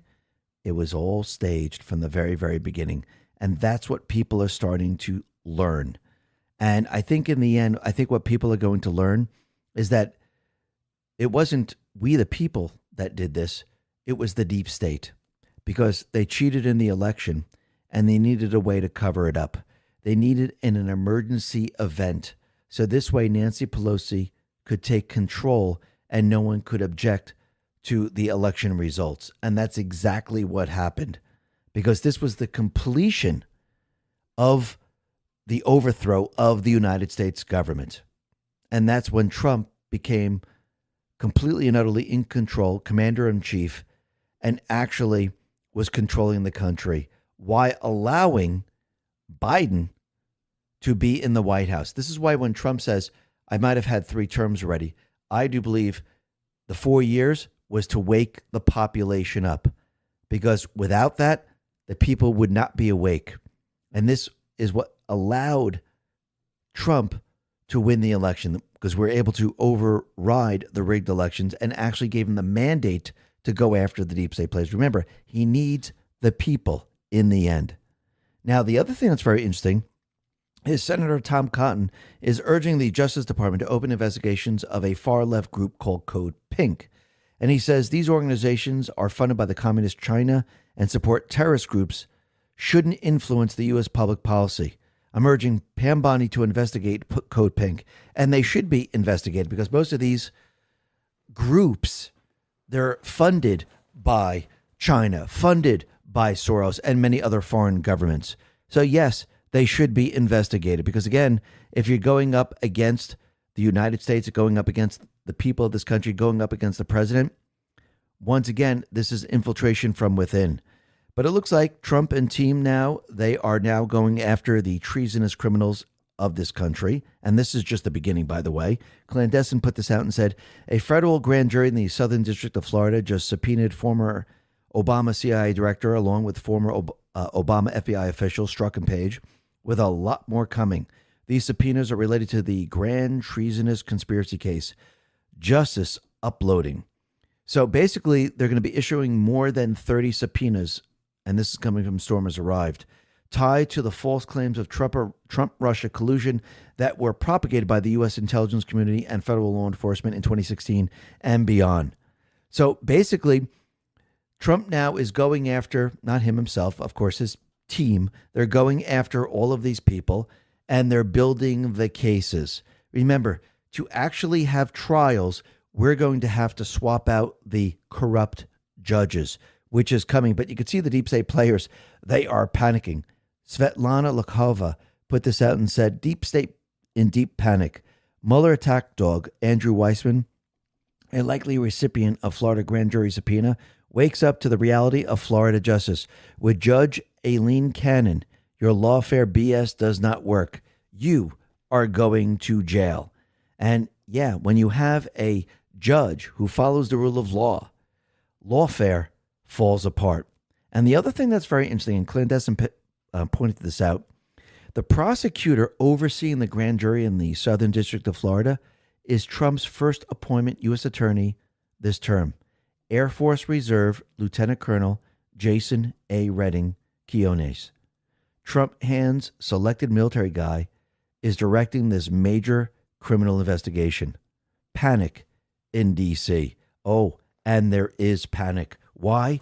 Because the elections that were just held in New Jersey, in New York, Virginia, and many other places, people are now pointing out, hey, look, this is very odd. It looks almost like the 2020 elections, the 2022 elections, the 2024 elections. It looks like the D's are cheating.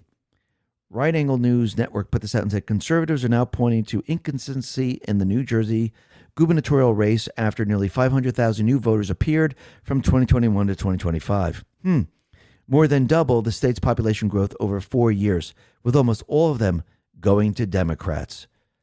So that is very, very interesting. And when you really look at this, you can see the Democrats, their votes jumped from 1.34 million in 2021 to 1.81 million in 2025. A 35% increase. How is this possible? Well, it's possible because they cheated. That's how. And you could see that Trump, he's been monitoring the election fraud for a very long time. And this is why he's continually out there telling everyone it's time to shut down their cheating system.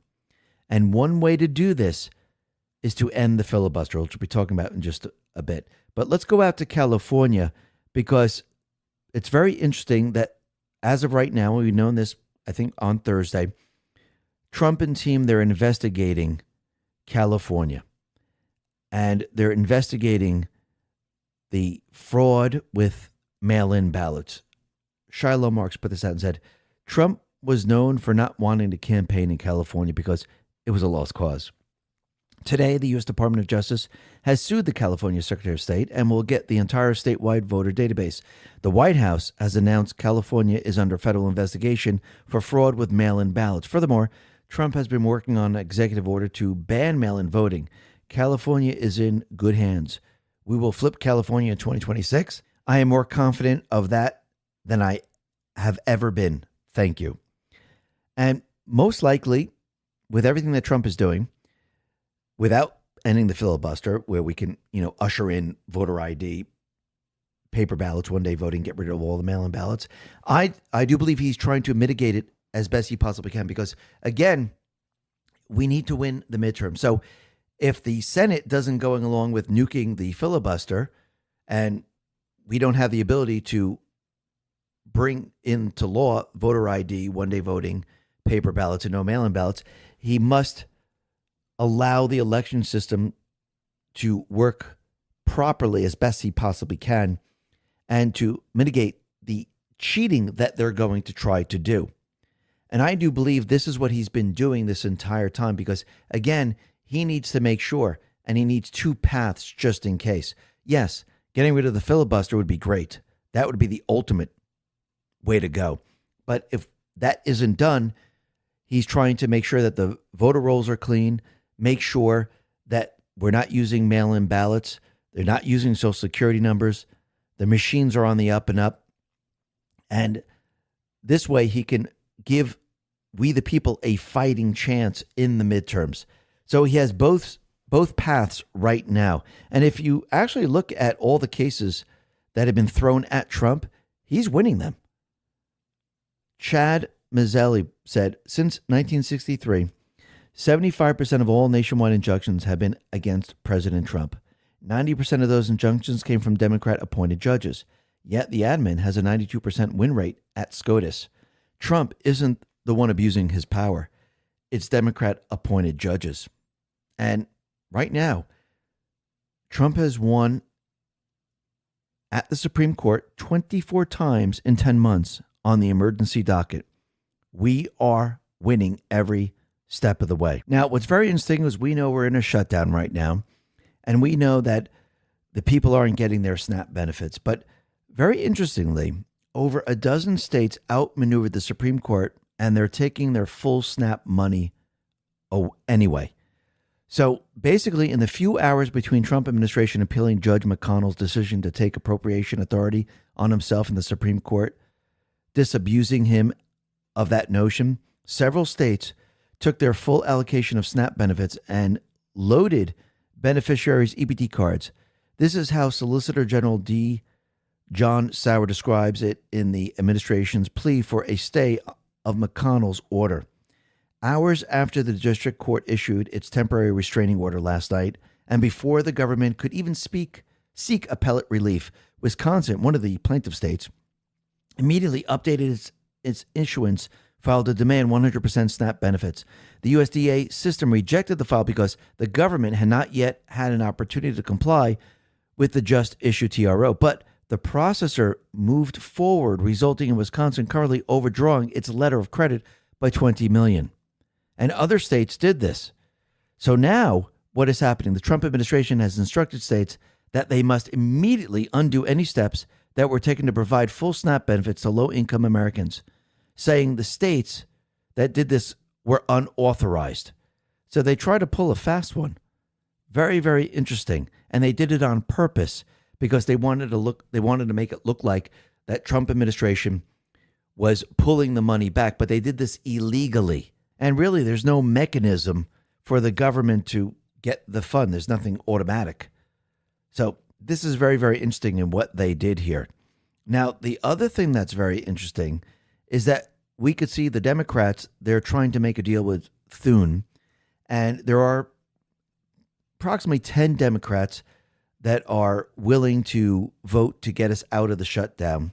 And the Democrats want to give $35 billion next year to insurance companies for subsidies with no fraud controls and to benefit the wealthy.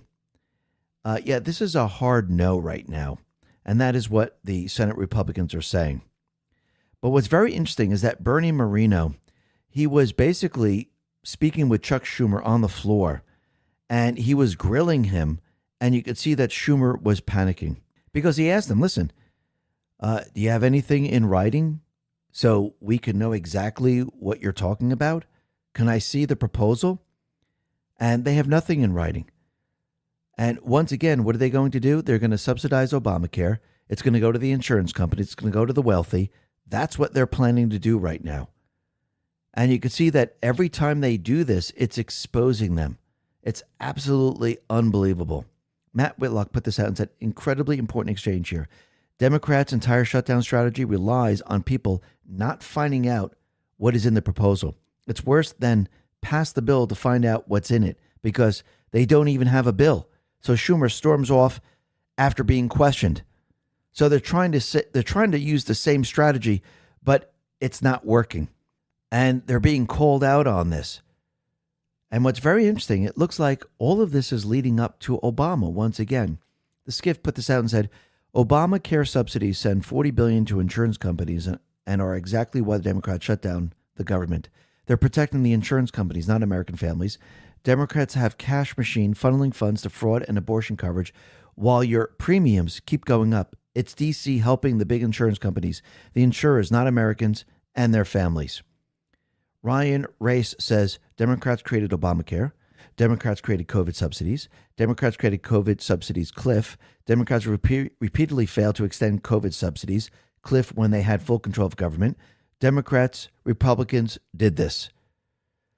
And Cynical Publius says the two greatest economic pressures on young people in America today are outrageous student loan payments, which were paid to finance outrageous tuition for useless degrees, and the tuition was outrageous because the federal government guarantees the loans, and the loans are non-dischargeable in bankruptcy. Number two, outrageous health insurance premiums because Obamacare forces all of us into health insurance plans that do not meet our needs, especially healthy young people. And now with the shutdown, they're being forced to pay the subsidies to the health insurance cartel as well. Both of these problems were created by the Democrats, and only Democrats during the Obama era. Yet these facts are simply not understood by the vast majority of young people. And instead, they think the fix is more of the Marxist same through tyrants like Mamdani. So Trump let everyone know the only one that's profiting from this is the major health insurance companies, and their stocks are skyrocketing. Go back a little bit in time. United Health Group. Back in 2010, their stock is $25.66. 2025, $327. If you look at Cigna, their stock was $32. Now it's $295. Anthem Insurance, $61. Now it's $318. Humana, $47 back in 2010. Now it's $279. Ever since they implemented Obamacare, they made the insurance companies very, very wealthy. And if you really think about this, and Mays put this out, virtually everything that Obama promised about Obamacare was a lie. Take a listen. Will actually reduce the deficit by $4 trillion over the long term. Reducing the waste and inefficiency in Medicare and Medicaid will pay for most of this plan. It will slow the growth of healthcare costs for our families, our businesses, and our government. There will be a provision in this plan that requires us to come forward with more spending cuts if the savings we promised don't materialize. Every single one was a lie. None of that happened. Trump, he put this out on Truth. He said, no more money, hundreds of billions of dollars to the Democrat-supported insurance companies for really bad Obamacare. The money must now go directly to the people, taking the fat cat insurance companies out of the corrupt system of healthcare. The people can buy their own, much better policy for much less money, saving for themselves an absolute fortune. And he's absolutely right. It's almost like when he said, hey, why don't we give the money to the parents and let the parents decide what school they should go to. Isn't this the same exact thing? Because why should it go to the insurance company? Let the subsidies all go to the people then. Let them decide where they should buy the insurance. And actually, this would create competition, wouldn't it? Huh, that's very interesting, because all the insurance companies wouldn't just be getting all the subsidies. Very, very interesting. But Trump, he put out something else that's very interesting. And this has to do with Obama, because all roads lead to Obama. Doge halts yearly payment of $2.5 million to Barack Obama for royalties linked to Obamacare. Obama has collected this payment since 2010 for a total of $40 million in taxpayer dollars. Trump knows exactly where all the money is going, and he knows Obama pulled a fast one on the people. Cynical Publius said this is a brilliant plan by Trump. So let me just read what Trump put out there.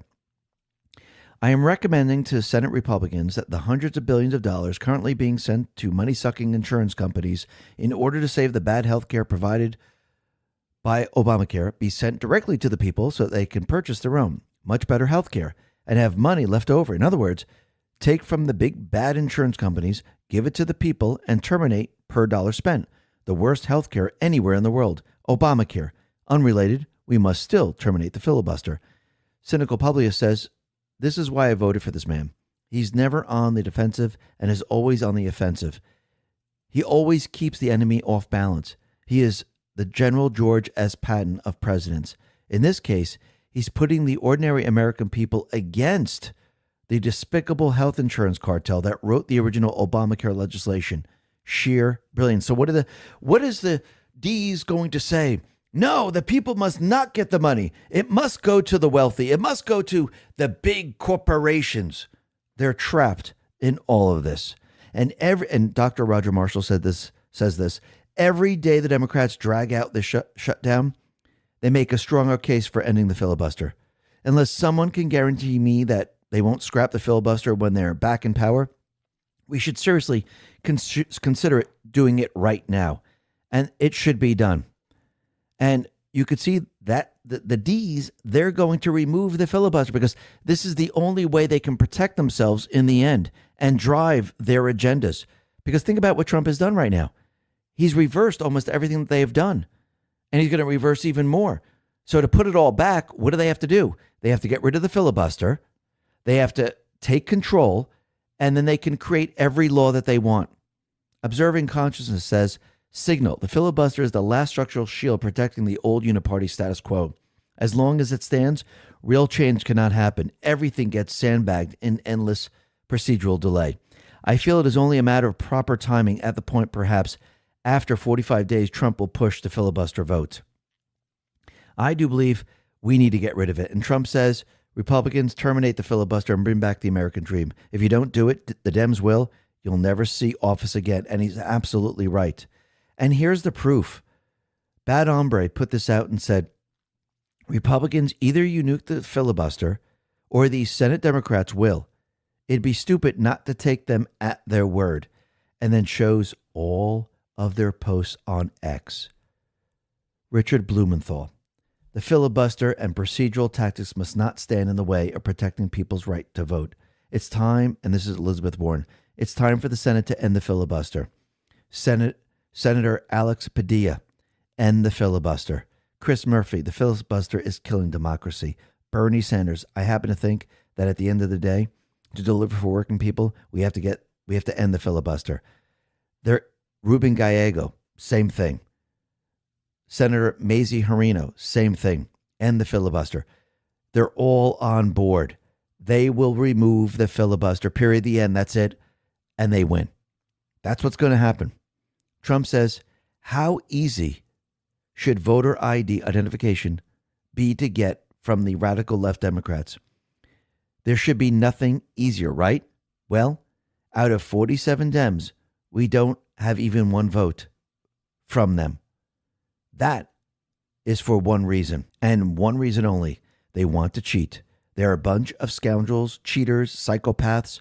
Terminate the filibuster, and take our country back. Approve voter ID. Make America great again. That would destroy the deep state players. They would cease to exist. Cynical Publius says the Democratic Party, as we know it today, would cease to exist if the following three measures were implemented. Nationwide voter ID with in-person same-day voting except for true absentee situations.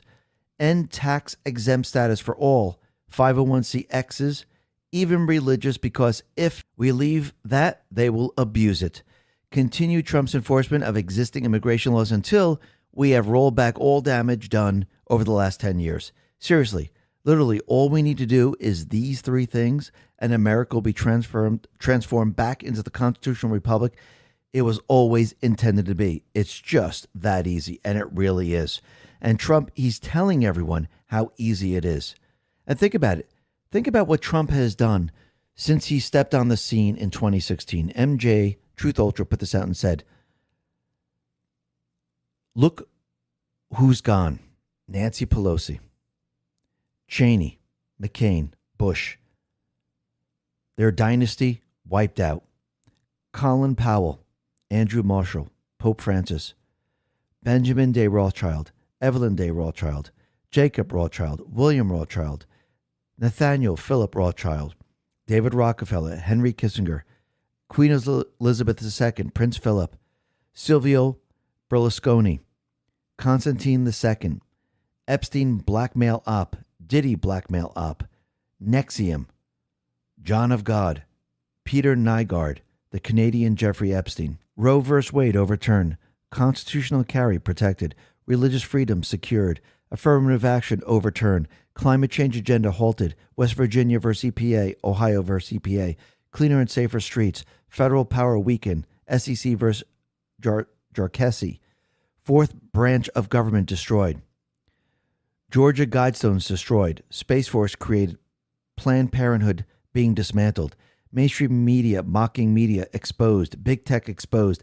election being rigged exposed, Eric George Soros roles exposed and taken out of multiple states, massive amounts of resignations, exposure of school indoctrination of our children, evil exposed like never before, the explosion of human trafficking arrests, big pharma exposed, three-letter agencies exposed, NWO exposed, chemicals in our food exposed, rhinos and deep state exposed, Disney exposed, biolabs exposed, warmongers exposed, vaccines exposed, chemtrails exposed, BLM exposed, George Soros exposed, FTX exposed, child trafficking exposed, Executive Order 13848 extended again, America's spirit reignited, people worldwide are waking up every day, Twitter, takeover, True Social, Rumble.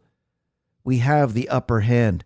Trump is letting everyone know all we need to do is to get rid of the filibuster and we take complete and utter control and the power comes back to the people. And what do I mean by the power coming back to the people?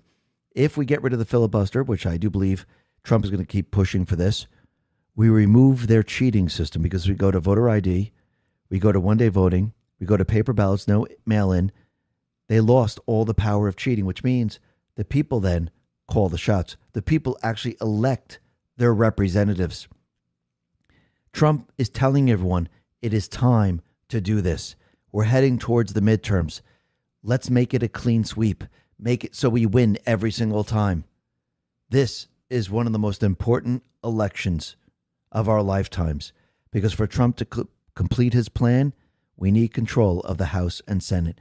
And Trump, he's saying we need to do this. And we need to do this now. And he's letting everyone know. And I do believe it will be done. And even if it isn't done, even if the rhinos keep pushing back, I do believe this is why Trump has his team cleaning up the rig system as best he possibly can. So this way, we the people have a fighting chance. Would it be easier if the filibuster was gone? Absolutely. But again, we're still battling the deep state players. We're still battling rhinos. The private West Central Bank, the World Economic Forum, you can see they are now panicking because once again, what are they trying to do? They're trying to stop Trump with the tariffs. They want the power taken away from him. And the reason why they want this is because they realize that Trump is using the tariffs like no other president.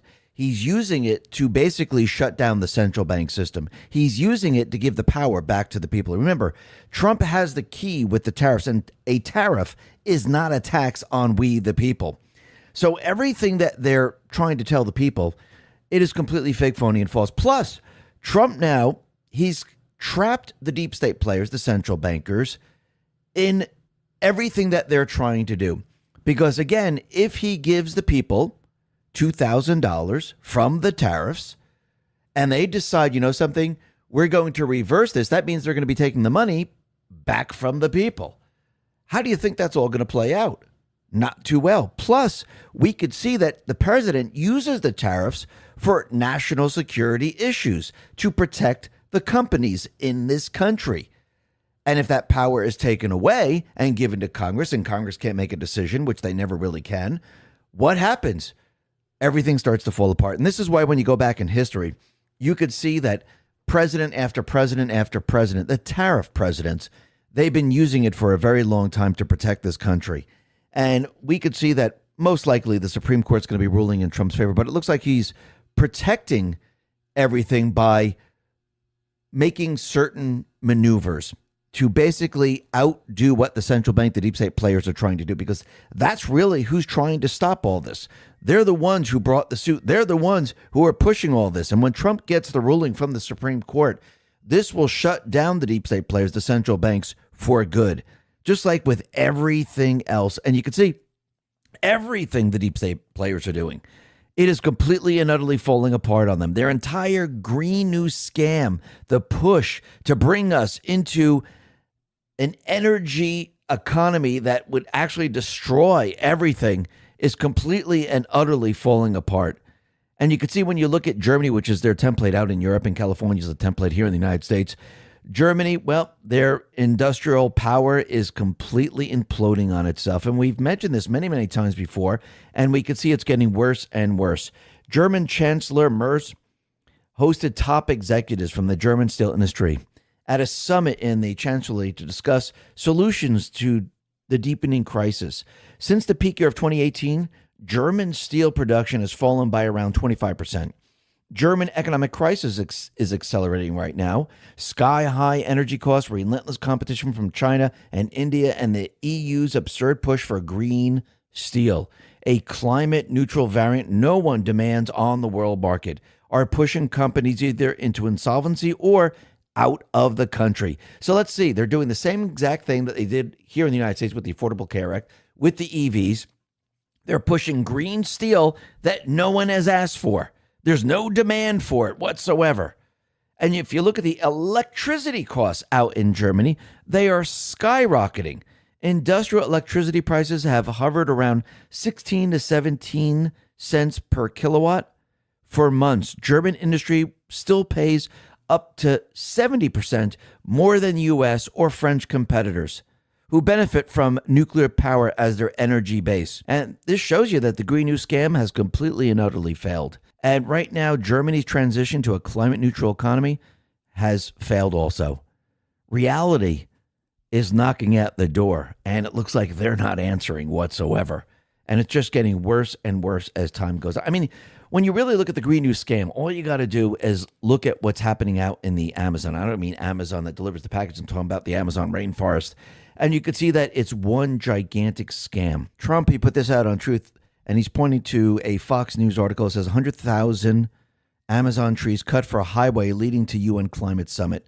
Trump says they ripped the hell out of the rainforest of Brazil to build a 4-lane highway for environmentalists to travel. It's become a big scandal.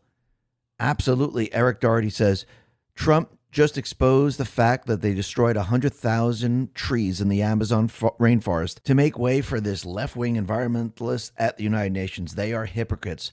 They ripped the hell out of the rainforest. So I thought they're trying to save the earth, but only when it has to do with them, they don't care. And I think everyone's starting to really see this. Does anyone know where Greta Thunberg is? Because she should really be getting on this right now. Oh, that's right. She doesn't care anymore because the earth is not imploding. So once again, they're hypocrites, and I think everyone's starting to see this. And think about what Biden has done. Not just Biden, but Biden / Obama / the Federal Reserve. Before Biden left office, they made sure that the fake numbers were pushed out there. They made sure that the economy looked like it was strong. They made sure that the illusion was alive. And what they really did was they set everything up where the economy was completely and utterly imploding on itself. And you could see everything that they are doing is artificial, like the egg prices. Yeah, if you kill all the chickens and you make up a story of, oh, the bird flu, yeah, you're going to have high egg prices. It was artificial. They created it because they thought when they handed the economy over to Trump, Trump wouldn't be able to control that. They also did this with meat. And basically, the meat packing companies, they are involved in all of this. And Trump, he put this out on Truth. He said, I have asked the DOJ to immediately begin an investigation into the meat packing companies who are driving up the prices of beef through illicit collusion, price fixing, and price manipulation. We will always protect our American ranchers, and they are being blamed for what is being done by majority foreign-owned meat packers who artificially inflate prices and jeopardize the security of our nation's food supply. This is the majority foreign-owned meat packers.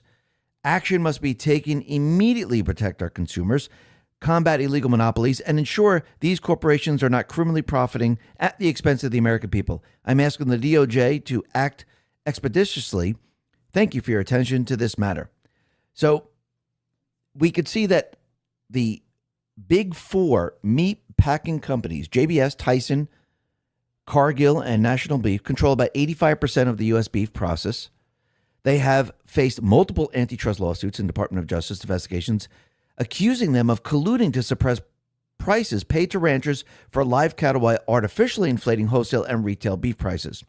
This creates wide meat margin profit for packers at the expense of producers and consumers. The practices are alleged to violate the Sherman Antitrust Act and the Packers and Stockyards Act, banning unfair practices in livestock markets. These allegations span over a decade, but intensified around when? 2015. And Trump, when he came into office, he was battling all of this. And then, of course, Biden came into the picture, and what happened? It got worse and worse as time went on. So if you go back in time, when Trump came into office, he had the DOJ looking into this. And basically, they filed many different lawsuits. In April of 2019, the first major lawsuit filed against Big Four for the Sherman Act violations. And basically that was in April. And then in August, the USDA probed pricing after Tyson plant fire raises manipulation concerns. In May of 2020, 11 state AGs urged DOJ probe. Trump publicly calls for an investigation into improper practices. And then after that, we could see Biden took over it. And it looks like Biden might have made a deal with these foreign meat packing companies, even though they're here based in the United States. So the Biden DOJ actively pursued cases, including the 2023 Agri-Stats lawsuit and overseeing $100 million plus in settlements. Critics, including ranchers, argue enforcement was insufficient as market concentration remained high and no criminal charges were filed against executives. So basically, they did absolutely nothing.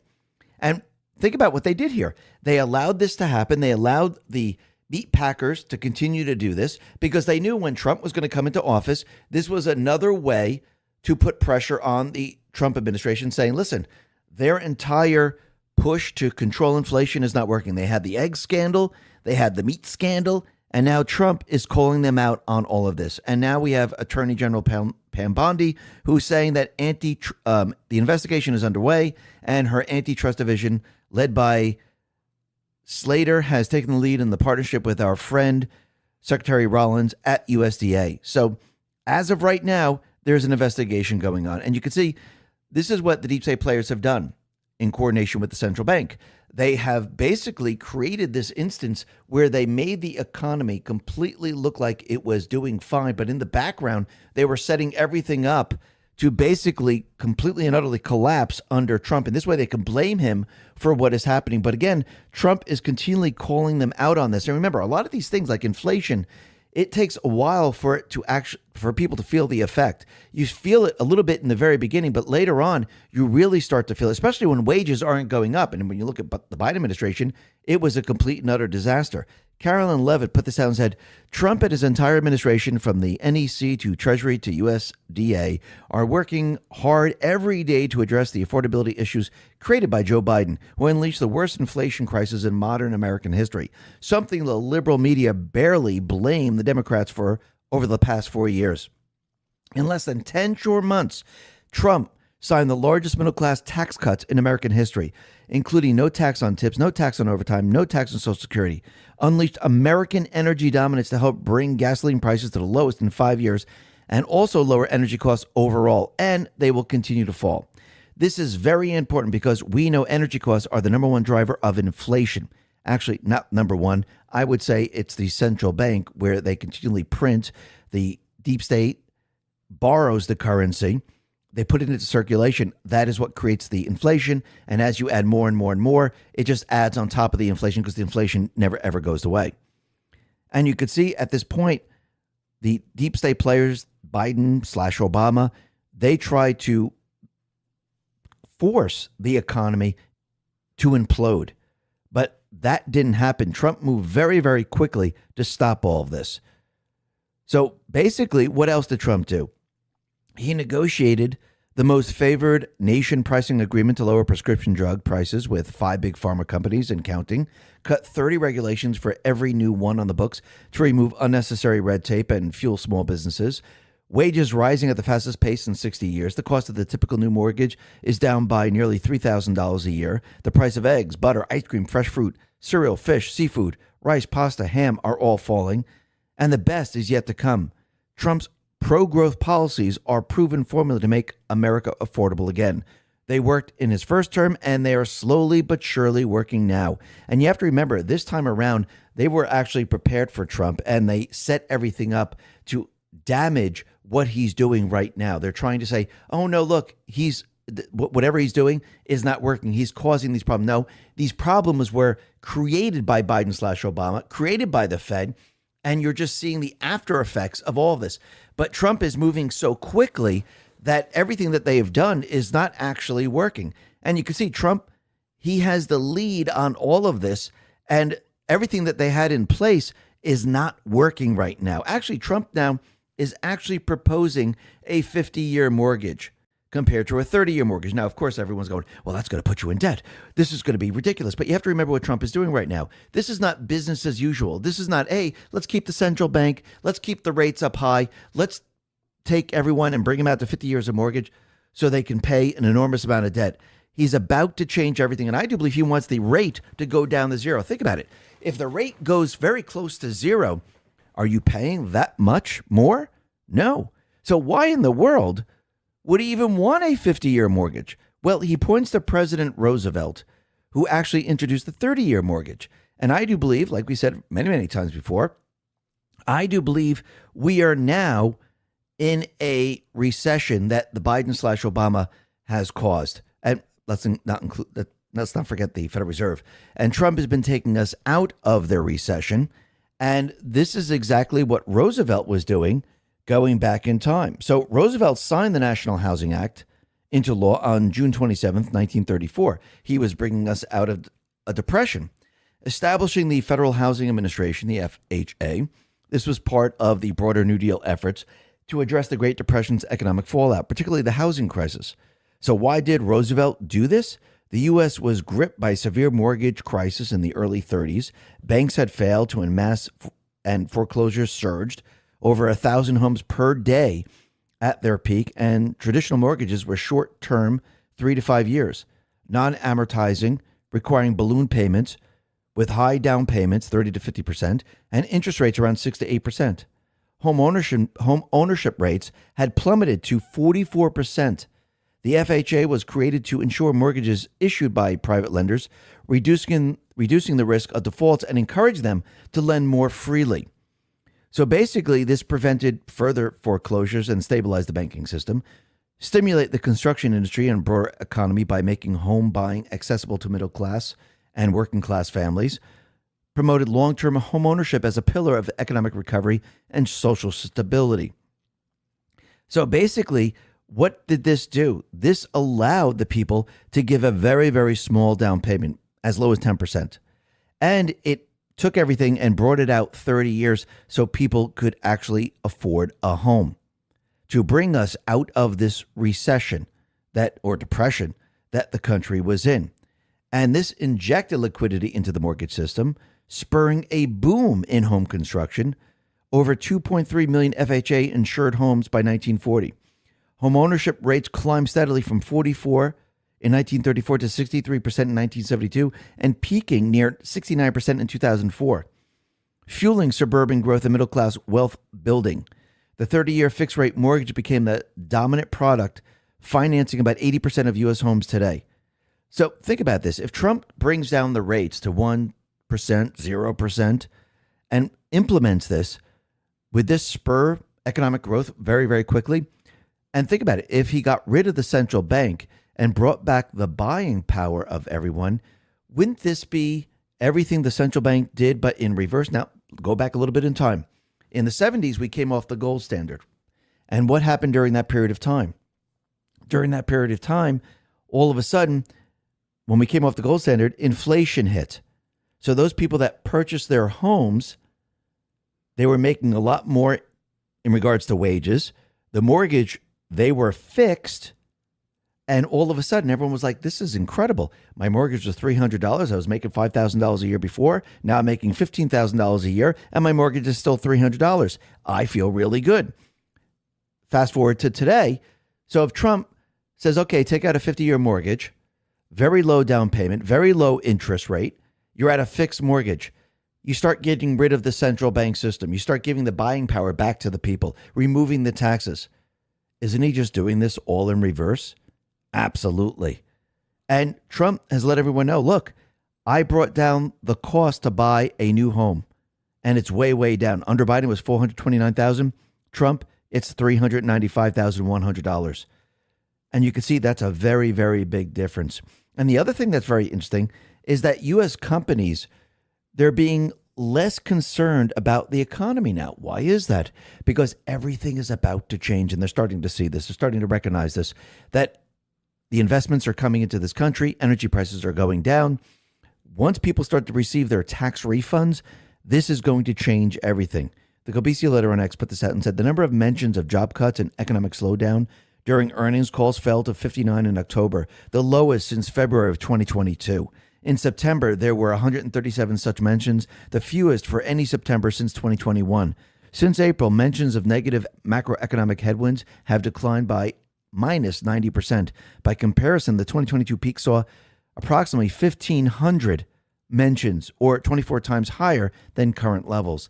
This is in sharp contrast to the recent slowdown in job market hiring. Is the U.S. economy set to pick up? I do believe it is. And Trump is letting everyone know how important tariffs are, that we need this so we can move away from the central bank system. We need this to protect the country. We need this to protect companies and industries. Trump put this out on Truth and said the following. So let's get this straight. The president of the United States is allowed and fully approved by Congress to stop all trade with foreign country, which is far more erroneous than a tariff, and license a foreign country, but is not allowed to put a simple tariff on a foreign country, even for the purpose of national security. That is not what our great founders had in mind. The whole thing is ridiculous. Other countries can tariff us, but we can't tariff them. It is their dream. Businesses are pouring into the USA only because of tariffs. Has the United States Supreme Court not been told this? What the hell is going on, President DJT? Absolutely. And you can see that, yes, the Supreme Court is still discussing this because, again, the oral arguments just happened on Friday and Thursday.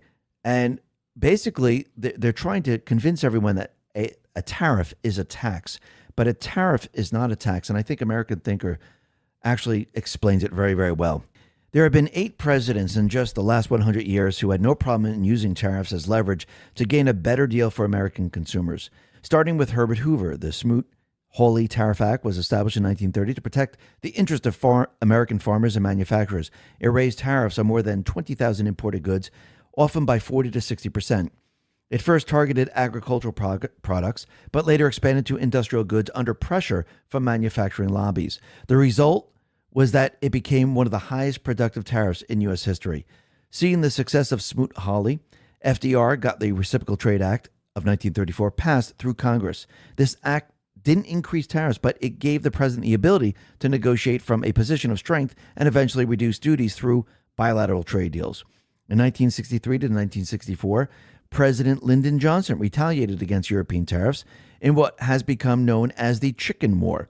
Johnson imposed tariffs on imported light trucks, brandy, potato starch, and dextrin. The 25% tariff on light trucks, the chicken tax, still exists today and protects U.S. automakers. The 1980s saw Ronald Reagan use tariffs on Japan to address trade imbalances and unfair trade practices by that country. He placed quotas and tariffs on Japanese motorcycles and helped protect Harley-Davidson's competitiveness. He also restricted imports of Japanese semiconductors and automobiles. Reagan's successor, George H.W. Bush, helped protect U.S. steel manufacturers by imposing tariffs on Brazilian and European steel. Bush used these tariffs as a negotiating tool in similar fashion to his predecessor. In 2002, following his father's footstep, President George W. Bush imposed 30% steel tariffs on imported steel to help the struggling domestic industry. After the European Union threatened sanctions, the World Trade Organization ruled against the U.S., and tariffs were withdrawn after 21 months. Obama imposed a 35% tariff on Chinese tires in 2009 to protect U.S. tire makers. This boosted U.S. tire makers' production, but it ended up in higher consumer prices. China then retaliated with tariffs on U.S. poultry and auto parts. Trump took the tariff gloves off during his first term with his America First trade policies and pressured China, Mexico, the EU, and others. He imposed tariffs on $360+ billion in Chinese goods under Section 301, slapped steel and aluminum tariffs 25% to 10% respectively, and threatened or imposed tariffs on automobiles, solar panels, and washing machines. And while this triggered global retaliation, disrupted supply chains, it was the first major salvo fired aimed at reshaping U.S. trade policy debates. Even though Biden has only been an ex-president for 11 months, people in the media and in the pundit class have apparently forgotten Biden's use of tariff policy. Unlike Trump's broad and aggressive use of tariffs, Biden treated tariffs as a leverage in negotiations, particularly with China, as a tool for industrial and climate policy rather than pure protectionism. Biden actually continuing using Trump's era tariffs on China. He maintained nearly all of Trump's tariffs on Chinese imports and used them as bargaining tools in U.S.-China trade and technology talks. This was done to protect semiconductors, green tech, and critical minerals industries to promote his green economy. Think about it. Why didn't he just remove Trump's tariffs if they were so terrible? He linked tariffs to the Inflation Reduction Act and Chips and Science Act, both supposedly aimed at strengthening domestic production. In addition, Biden either imposed or considered imposing tariffs on Chinese solar panels, batteries, electric vehicles to prevent dumping of subsidizing Chinese green tech into U.S. markets. During the last year of his presidency, Biden raised tariffs on $18 billion of Chinese imports. These were deemed necessary to protect strategic industries. So basically, we could see that all these presidents used tariffs. So critics argue that this approach blurs the line between protectionism and industrial policy, while supporters see it as a strategic containment of China's dominance in key sectors. The U.S. Supreme Court began hearing oral arguments about whether the president has the authority to essentially take over and manage the setting and implementation of tariffs. Those opposed to this power being vested in the executive hands will argue that only Congress has the power to tax and that a tariff is a tax. Tariffs are simply another legitimate and normal cost of doing business when it comes to imported goods, unlike those fluctuating costs directly related to the production of an item like energy, logistics, labor, and many others. The major difference with tariffs is that they are the most visible and fixed costs associated with a product. The bottom line is that no consumer is required to buy any imported product that has a tariff attached to it. And should they choose to reject those products and keep their money in their pocket, they will not pay any of the costs of producing that product, including tariffs. Taxes, on the other hand, are applied when a product either passes from one part of the production and distribution chain to the other, but they stop dead in their tracks at the end user stage if the end user simply says no thanks. I'm not buying it. So tariffs are not a tax. So basically, every other president has used tariffs, and Trump has the ability to use the tariffs, and he's warning the entire country that if they rule in the opposite way, we're finished. And this is why Trump, I think he's taken out an insurance policy. This is what he put out on Truth. People that are against tariffs are fools. We are now the richest, most respected country in the world with almost no inflation and a record stock market price. 401ks are our highest ever. We're taking in trillions of dollars and will soon begin paying down our enormous debt, $37 trillion. Record investment in the USA, plants and factories going up all over the place. A dividend of at least $2,000 a person, not including high-income people, will be paid to everyone. Nick said, did Trump just pull a 4D macro play? Hand out 2,000 tariff dividends to the public. Court strikes down the tariff as unlawful, forcing the government to refund roughly $1 trillion to importers. The original funds are already spent, so another $1 trillion gets printed to make businesses whole. That's $2 trillion of new liquidity entering the system. Cheaper imports ease inflation, and suddenly the Fed has cover to start cutting rates. If this plays out, everyone's bags get heavier.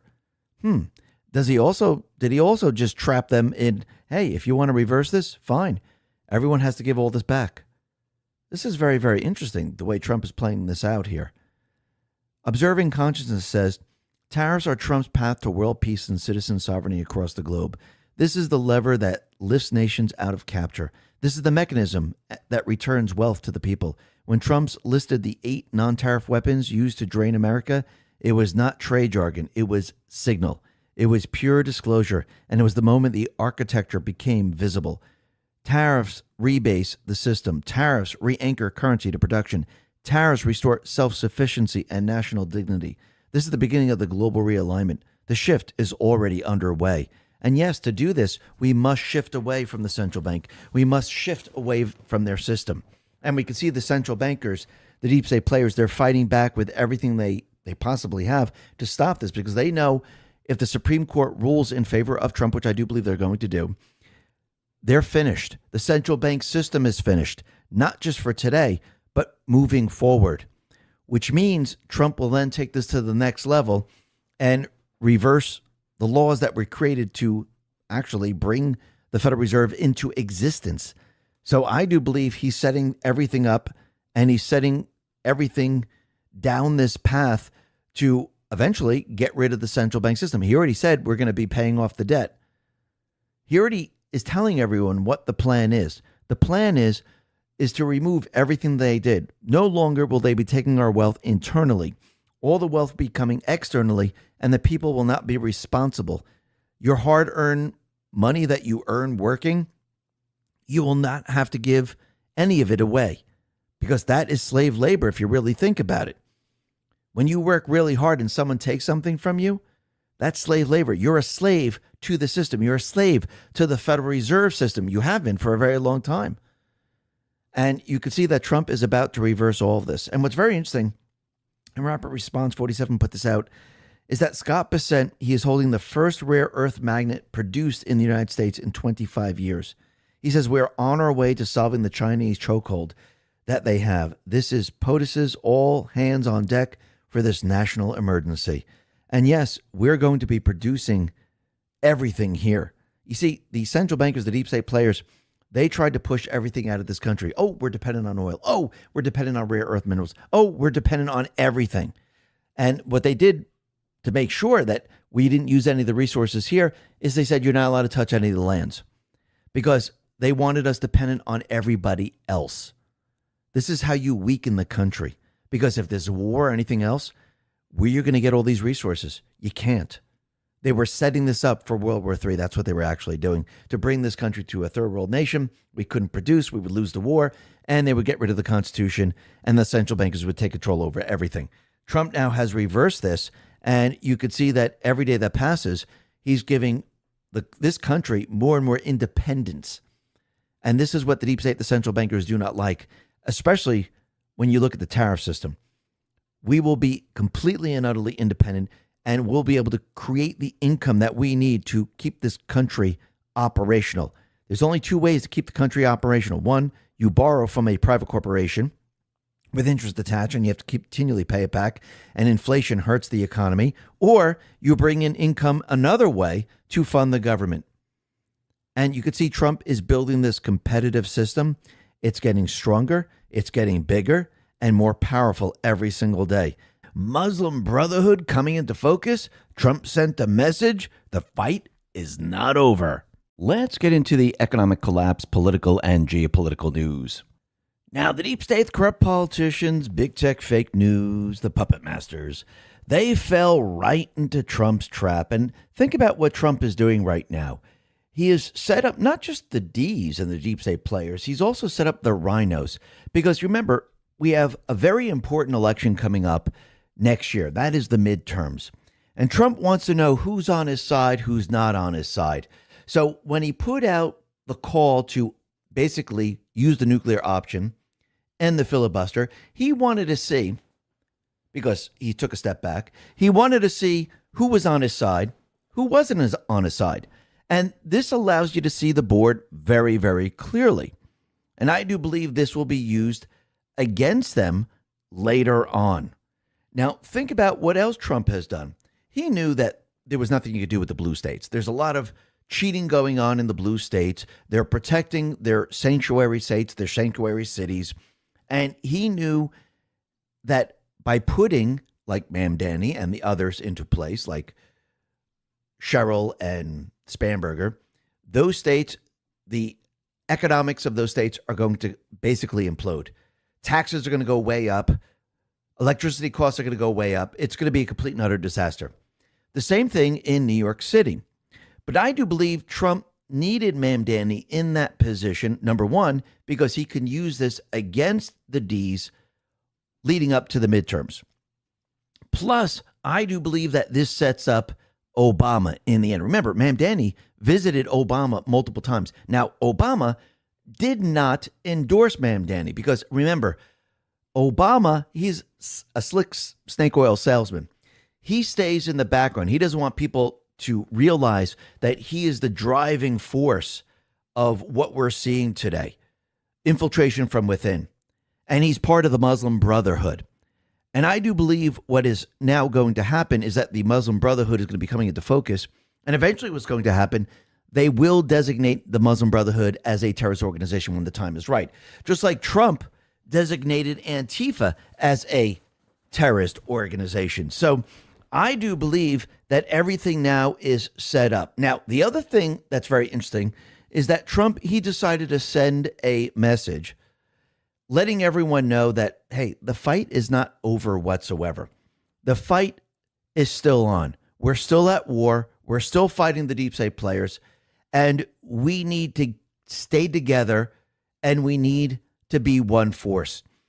Because I do believe he probably sees, just like we all see, that there are certain individuals that are trying to divide the movement. And I do believe this is being done on purpose because you have to remember what Obama and his team are doing, you know, the deep state players, the far left, they are pushing an insurgency. This has been their plan from the very, very beginning. Infiltration from within. And with this insurgency, the only way to stop it is a counterinsurgency. This is why from the very beginning, Trump needed to show the people the truth of what their agenda really was. And this is why he allowed Biden to live in the White House, because he knew Biden wasn't really going to be pushing the agenda. He knew it was going to be Obama. And he wanted the deep state players to go all out and show the people what they have planned. And this really woke up a lot of people. People started to realize what was really going on. So basically, during this period of time, Trump created the counterinsurgency. He woke the people up. The people started to come together. The people rejected what they were seeing, and they voted for Trump. So Trump became president. That's part of the counterinsurgency. The people are the other part of the counterinsurgency, and he has the military. Now, he brought the military into a meeting, letting everyone know that we're going to be fighting the enemy from within. Who's the enemy from within? It's the infiltrators. It's the deep state players. It's part of their plan. And he was pretty much letting the military know that, listen, this is where we're headed. You need to remember your oath. Your oath is you will fight enemies foreign and domestic. And anyone that wants to leave or doesn't want to do this because you're part of the deep state players, You can leave now. And yes, we had certain individuals decide, listen, I'm going to retire, I'm going to resign. And they left with full honors. And they also get their pay. So basically, Trump created this counterinsurgency, the military, the presidency, and the people. Now, the deep state players, they know that they're not going to be able to stop Trump. His security now is tightened beyond belief. And they tried to assassinate him way before this, before he was president, and they failed. And they know at this point in time it's going to be very, very difficult to go after Trump. This is why I do believe they went after Charlie Kirk instead, because they needed a way to basically break up the MAGA movement. The MAGA movement is way too powerful on a national level. I'm not talking about a local level. Local level is very, very different. See, the local level, the deep state players still have that power. They still have their rig systems on the local level, and they still control their blue areas. But on a national level, the MAGA people, they are way too strong, way too powerful, and there's just too many of them, and they don't have the ability to cheat to override the MAGA people. So the only way to override the MAGA people is to divide the MAGA people. And this is what the deep state players are famous for. And they set everything in motion to try to begin the process of dividing the people. And yes, they have many different troll accounts out there. These accounts have been created maybe 5 to 7 months ago. They have hardly any followers, and they are using all of these type of accounts to back up certain individuals to divide the movement. Now, all I'm asking is everyone watch the board. Watch it all play out. You're going to find out very, very quickly and very, very soon, and you're already starting to see this, who is against Trump and who is against MAGA. Some people will be noticeable right off the bat. Others, you will have to watch very, very carefully. And as we get closer and closer to the midterms, you're going to see them very, very clearly. So I do believe we are now witnessing a psyop. I do believe they're going to try, or they're trying to divide the movement right now, because this is part of their strategy moving into the 2026 midterm elections, because they know that this is something, if they lose everything. And the only thing they have left is war. So yes, they're going to try to push this as hard as they possibly can. And this is why I do believe Trump put out the video, which we'll be playing a little bit later, that we need to fight. The fight is not over. Don't get comfortable in your chair saying, thank God President Trump won the election because now I don't have to worry. All the deep state players have not been arrested. They're not in jail. That is coming, but we need certain things in place. I know a lot of people are becoming very, very anxious, but we can't try people with a corrupt judiciary. The only way to get rid of the judge, and we said this many times before, is to impeach them. Yes, I know Brandon Gill already filed impeachment papers on Boasberg. But once again, do you really think we have Congress on our side? Do you really think they're going to go for this? So Trump is testing the waters right now, testing the judiciary. And I do believe this is why he went ahead and said, okay, let's try Comey, open shut case. Let's try Bolton, open shut case. Let's try Letitia James, open and shut case. And there's different judges, all different in different places. So this way we can see how they react, what tactics they use, and are they going to follow the rule of law? This is a test right now to see where we are at. I think Trump and the Patriots know where we're at, but once again, you still have to test the waters. And this is why Trump is letting everyone know that we can't relax now. This is the final battle that we're in. This is the time that the people must come together and fight. Just like everyone came together to get Trump elected. We are now at the same exact point as we approach the midterms. We need everyone to start thinking about the midterms, thinking about how we're going to fight, how we're going to stay together, because the other side is going to try to divide, because they know they can't go after Trump. They can't assassinate him. They'll try, but it's going to be very, very difficult. They can't go after the military. That's pretty difficult. So what's the weak link? What can they go after? They've done it before where they divided the people. They're going to try to do it again. And this is why we always have to be on our toes to make sure we don't fall into these traps. And I do believe this is why Trump is putting out this message, which we'll play a little bit later in this report. But let's start off with what's happening out in New York right now, because it looks like the New York City council member wants almost $200 million to defend illegal immigrants from ICE. And remember, Mamdani is saying that he's going to make New York City Trump-proof, which means they're going to protect the illegals in this city.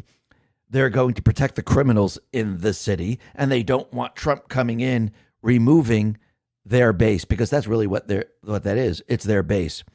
And Tiffany Caban, and Stu Smith put this out, by the way, wants around $200 million to defend immigrant New Yorkers from Trump. So basically, we have the taxpayer money going to remove the illegals, and they want to use taxpayer money to protect the illegals. So we're paying twice now. I mean, if you don't live in New York, you're not paying the other part of it. But again, look what they're trying to do here. And every step of the way, you could see the deep state players, they're continually putting out fake stories. Michael Quigley, which is Representative Mike Quigley, put this out. ICE isn't going after the worst of the worst. This morning, they took a preschool teacher without a warrant in front of children in my district. Well, that sounds terrible, scary, except it's not true. Homeland Security put this out and said, Congressman, you're deliberately misrepresenting the facts. ICE law enforcement did not target a daycare, and we're only at this location because the female illegal alien fled inside. Here is the real story. Officers attempted to conduct a targeted traffic stop of this female. She's an illegal alien from Colombia. Officers attempted to pull over the vehicle, which was registered to a female illegal alien, with sirens and emergency lights, but the male driver refused to pull the vehicle over. Law enforcement pursued the vehicle before the assailant sped into a shopping plaza where he and the female passenger fled the vehicle.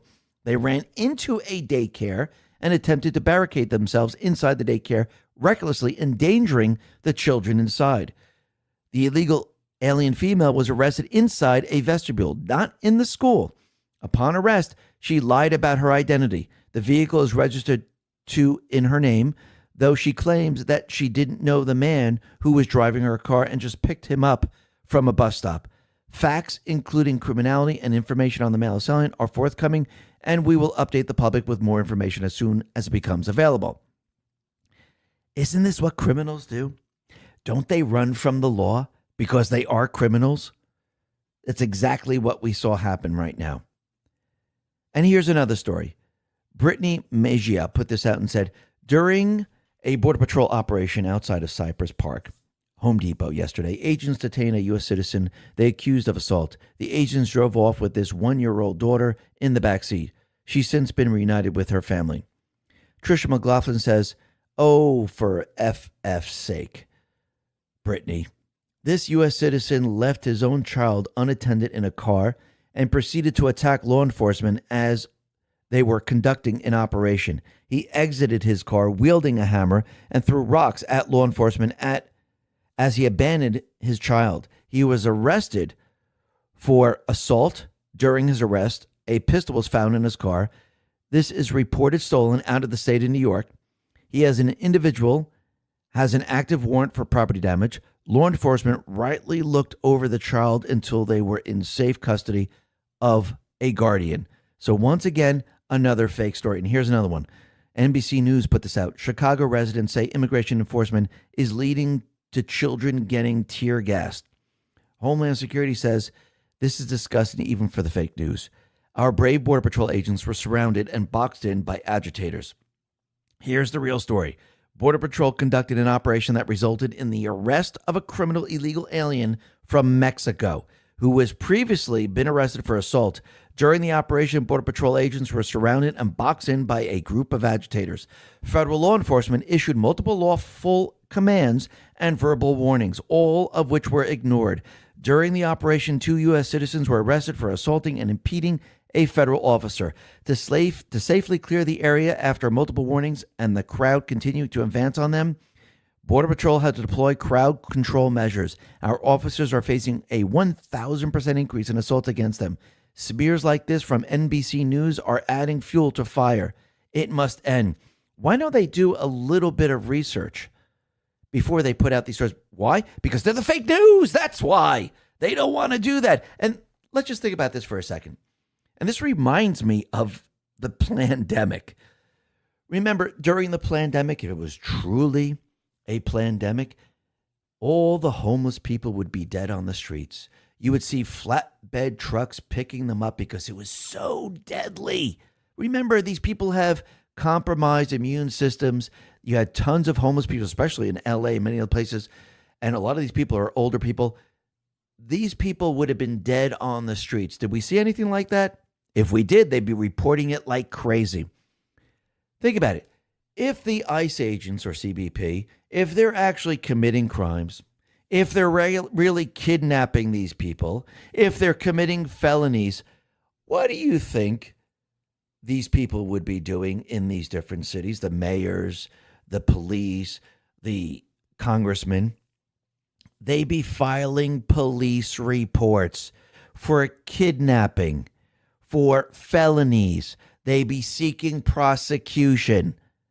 Do you see anything like that? No, because they don't have a case. It's not real. It's fake. All the stories are fake. That's how you know in the end. It's all BS. And once again, we could see they did the same thing with COVID. They're doing the same thing with what's going on with deportations. And if people ask, this is what you could say to them. Because once again, it's the same people. They will continue to lie to you over and over and over. I mean, think about COVID. Think about what they did, what lie they had to create to convince you that it was real. The same thing's happening right now. But you can see FBI Director Kash Patel, they are continually cleaning up the deep state. They're continually cleaning up the criminals that they brought into this country. They're continually saving the children, and they're continually doing this in every single city. And most of these cities are blue cities. I'm not saying all, but a lot of them are. FBI Director Kash Patel put this out and said, tremendous work out of FBI San Diego today with partners. 19 arrests of subjects who allegedly targeted over 500 seniors in scams, causing over $40 million in losses. Criminal networks targeting seniors with financial fraud is one of the most important issues in America. Not enough people are talking about it. Please check in on your loved ones. Report suspicious activity to law enforcement. Absolutely. And yet remember, the people gave Trump a mandate. Clean up the crime. Deport the illegals. Fix the economy. Reverse everything that Biden has done. And that's exactly what's being done right now. And the other thing that's very interesting is we've come to find out that Maureen Comey, daughter of James Comey, the one that is now indicted. I guess it's like, daughter like father. I guess it runs in the family. We've come to find out, and Right Angle News put this out, Jeffrey Epstein's ex-cellmate, Nicholas Tartaglione, claims New York prosecutor Maureen Comey told Epstein he could walk free if he implicated President Trump, saying no proof was needed as long as Trump's people couldn't disprove it. So that's very interesting. I don't think that's really a surprise. So basically, we could see that James Comey's daughter was trying to frame Trump in the Epstein file. So I wonder why the D's were pushing the Epstein files. Do you really think it was the real Epstein files? Or do you think it was the files that they created to push an agenda and bog Trump down? This is Russia collusion 2.0. This is why Trump fought back. And again, what did we see? We saw all the trolls come out. We saw all the people say, wait, why isn't Trump doing this? You see, we knew he would turn on. No. Trump is for this country. He sacrificed everything. He sacrificed all the way up to winning the presidency. They went after him every step of the way. They even tried to kill him multiple times. Do you really think all of a sudden he's going to go, you know what? I don't give a crap anymore. I'm going to turn him. I'm going to show him who I really am now. No, the deep state continually tries to set him up every step of the way. And it's happening once again. You're going to see those people that you thought were good people, all of a sudden, they're going to turn on Trump. Just like when you saw them turn on Trump when DeSantis came in the picture. You're going to see the same thing happen once again. Go back to that time, do a little bit of research. You're going to see who they are. Follow them. See what they do. Actually, you'll see other people do this because as we get closer and closer to the midterms, this is what they're prepared to do. Because again, Trump now is shutting down the deep state players, and the deep state players are fighting back. And we could see they're going to fight back with everything that they have. And I do believe in the end, what the deep state players are going to do is if all else fails, if they can't divide MAGA, which I don't believe they'll be able to do, if they can't keep people away from the polls during the elections, during the midterms, and they can't win the midterms with their cheating system, and Trump wins the midterms, all the people that he basically endorses, they're now in position. You know the deep state players, they're going to go to the next level. They're going to try to start war. Hopefully, Trump actually stops the war and has peace before that. But I think what the deep state players are going to do is they're going to keep delaying, because, again, this is the only card they have left. And what's very interesting is that Poland right now, Disclosed TV put this out, has launched military training for all citizens, saying most dangerous time since World War II. So under the new program, READY, that's what it's called, READY, the government plans to train around 400,000 people over the next year. And this is coming from their defense minister. He says, we're living in the most dangerous time since World War II. There's a war raging beyond our border, acts of sabotage in the Baltic Sea, and battles in cyberspace. That's very interesting. So they're letting you know what they're preparing for. So wars in cyberspace, cyber attacks, and sabotage. You mean false flags. So basically, they're preparing. Does this mean World War III is going to happen tomorrow? No. I do believe they're waiting to see what happens during the midterms. Now, are they going to push war no matter what? Of course they are. But again, they're going to wait to pull this card out until after the midterms. And what's very interesting is that Trump shared something very, very interesting. And he claimed that Vladimir Putin has been trying to find a peaceful resolution to the Ukraine conflict for over a decade. And that Washington is more than welcome to compel Kiev to accept a negotiation solution. So Putin and Trump discussed Ukraine during a lengthy phone call last month, as well as the possibility of another in-person meeting in the near future. Trump said this down in Miami. President Putin, I spoke to him 2 weeks ago, and he said, we've been trying to settle that war for 10 years. We weren't able to do it. You got to settle it. I got some of these things settled in an hour, Trump said. And I do believe that Trump and Putin, they went ahead and they talked about peace. I wouldn't be surprised if they hammered out a peace deal. The problem is the deep state players. It's Zelensky. And actually, Zelensky was caught off guard because he didn't realize Trump was speaking to Putin. Because remember, Zelensky came to the White House begging for the Tomahawk missiles, but he didn't realize that Trump actually was speaking to Putin. And this kind of threw him off a little bit. But you can see Zelensky, the EU, they're going to continually push and push and push. And it looks like France would like to bring in troops into Ukraine. I think Starmer of the UK also said the same exact thing. So I do believe they're going to try to push war in the very end. And I do believe this is where we're going to see probably the sum of all fears or some type of Cuban Missile Crisis, where Trump is going to say, listen, let's use some common sense here. It's either we go to nuclear war or we have peace. I think the people around the world are going to decide on peace. Now, the other thing that's really interesting is that Space Force, they're now deploying 3 new weapons to jam Chinese spy satellites. So the U.S. Space Force is close to wielding new weapons designed to jam Chinese and Russian satellites in orbit. The new weapons, dubbed the Meadowlands and the Remote Modular Terminal, will be able to jam the satellites remotely from almost anywhere in the world. China has an estimated 1,200 satellites in orbit around the Earth, about 500 which are used for intelligence, surveillance, and reconnaissance.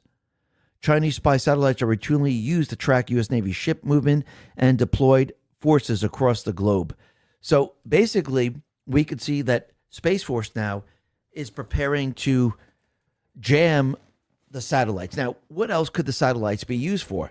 I do believe they're probably weaponized, where they can be used to maybe cyber attack or shut down communications one way or another. And I do believe that Space Force right now is setting this up to basically shut down anything that they're going to try to do. Because you have to remember, to bring us to war, they're going to use many different things. It's not just going to be one false flag. I do believe they're going to use cyber attacks. Yes, that is a false flag. They're going to use other type of physical false flags, like maybe a explosion, a missile launch, or something like that. But I do believe all of this is going to fail as time goes on. Now, the other thing that's very interesting is we could see we have a couple of Ds that are not going to be looking to get reelected, and one of them is Jared Golden, and he decided that he is bowing out right now, and he doesn't want to run again, and he is in Maine. We also have Nancy Pelosi right now. She has now announced that, yes, she is retiring, and she will not be running in the next election. Now, of course, the person that's going to take her spot is from the far left, and it's going to be a lot worse. So you could see what's happening right now.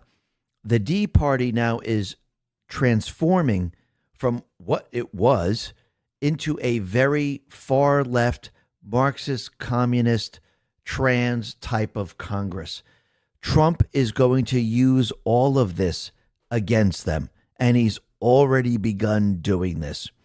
And you could see that as more and more evidence comes out against the deep state players,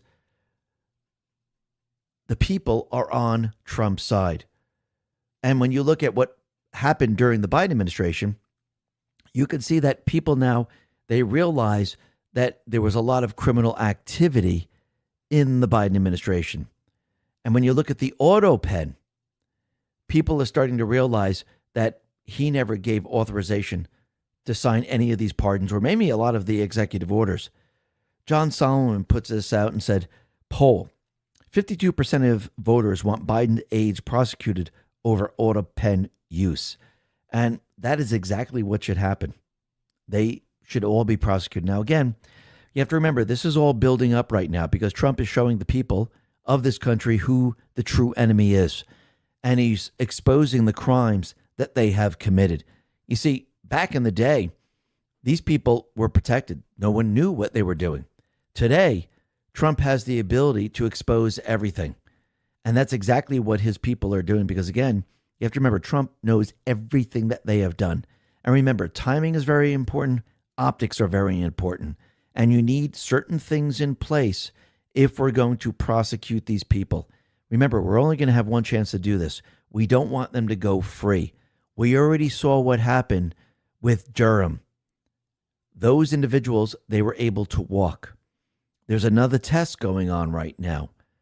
And Trump is testing the judiciary with Comey, with James, with Bolton. Soon he might add others. But remember, these are open and shut cases. And basically what we're going to find out is that we're going to have to impeach a lot of these judges. And we're going to have to basically wipe out the corrupt judiciary in the end. Now, the other thing that's very interesting is it looks like, and Just the News put this out, that Deputy Attorney General requests that Tina Peeners be transferred from Colorado State Prison to a Federal Bureau of Prisons facility. And I think we know why that is. She's probably being treated horrifically, and it's time to move her. Remember, they put her in prison because basically she exposed the rigged election system. They go after anyone that is exposing their system. And anyone that's going to talk about January 6th or anything like that, or expose January 6th, those people are going to be arrested. So this is how the deep state operates. They operate like a criminal syndicate. Oh, that's right, because they are a criminal syndicate. That's what criminals do. And what's very interesting is we could see that, yes, the D's, they won in all these different areas. And once again, we know the elections are rigged. And what's very interesting is Patriots or Control put this out and said, CNN back in March of 2025, Democrats' party favorability drops to a record low. That was then. Now, Democrats sweep the first major elections of Trump's second term. How in the world is that possible? Because the elections are rigged. Liz Harrington explains, Democrats have never been more unpopular. Yet, magically, they're still able to flip districts Trump won just 1 year ago and run CIA agents who win by 15 points. It's a mystery. Everyone hates the Democrats, but they just keep being able to flip seats that have been Republicans for 36 years. It's almost as if, hear me out, our elections are total BS. I'm sure the psychopath who drives 160 miles per hour and wants to shoot his political opponents and kill their kids won by 6 points. They just run with fake results and fake narrative anyway, and they'll do it in the midterms too. Absolutely. And you could see that, yes, these elections are fake. They're rigged. But again, we don't have control over the local level. Remember, when they were trying to ask for the rotor rolls, when they're trying to investigate, yeah, these states, these cities, they push back. They don't want anyone looking into anything. On the national level, this is very, very different. But I do believe Trump and the Patriots, they set up the deep state players, and they're going to use Mamdani. And yes, they'll use Spanberger. Yes, they'll use Cheryl. But I do believe the focus is on Mamdani. Ryan Savendra put this out and said, well, there are two possibilities. Mamdani backtracks on his campaign promises and keeps the status quo. This will anger his voters. He follows through on his promises and governs as a Marxist. This will crush New York City. It will lead to a significant backlash against the left. Now, number one, if he doesn't fulfill his promises, he's going to blame it on Trump. I think we all know this. This is what they do. And number two, if he decides to move forward with his plan, yes, it'll be a complete disaster. Actually, if you really look at it, it's a complete disaster no matter which way you look at it. And you could see as the dust is now settling, Trump is letting everyone know that, do you want communism or do you want common sense? Clint Eastwood put this out and said, yeah, things are going to be terrible for New York City, but that place is already a hellhole. Now Trump gets to run on communism versus common sense in 2026. Mamdani just gave MAGA a golden ticket. Trump now has unlimited talking points and can draw more of the middle towards MAGA during the midterms. Now Trump can run on the Dems going full-blown communist, which is a very easy sell. And what price do we Trump supporters have to pay for this? Absolutely nothing. Unless you live in New York City, it doesn't affect your life at all. He is just the mayor of a city. And basically, the only people that are affected are people that live there. Trump is still POTUS and holds all the cards. Mamdani supplies us with significant political ammunition at minimal to zero cost. And that is absolutely true. And Trump, he's actually warned Mamdani after Mamdani's dangerous speech. Gunther Eagleman put this out and said, Mamdani said, hear me, President Trump, when I say this. To get to any of us, you'll have to get through all of us. President Trump didn't flinch when he responded. You talk about danger? I think it's a very dangerous statement for him to make. He has to be a little bit respectful for Washington, because if he's not, he doesn't have a chance of succeeding.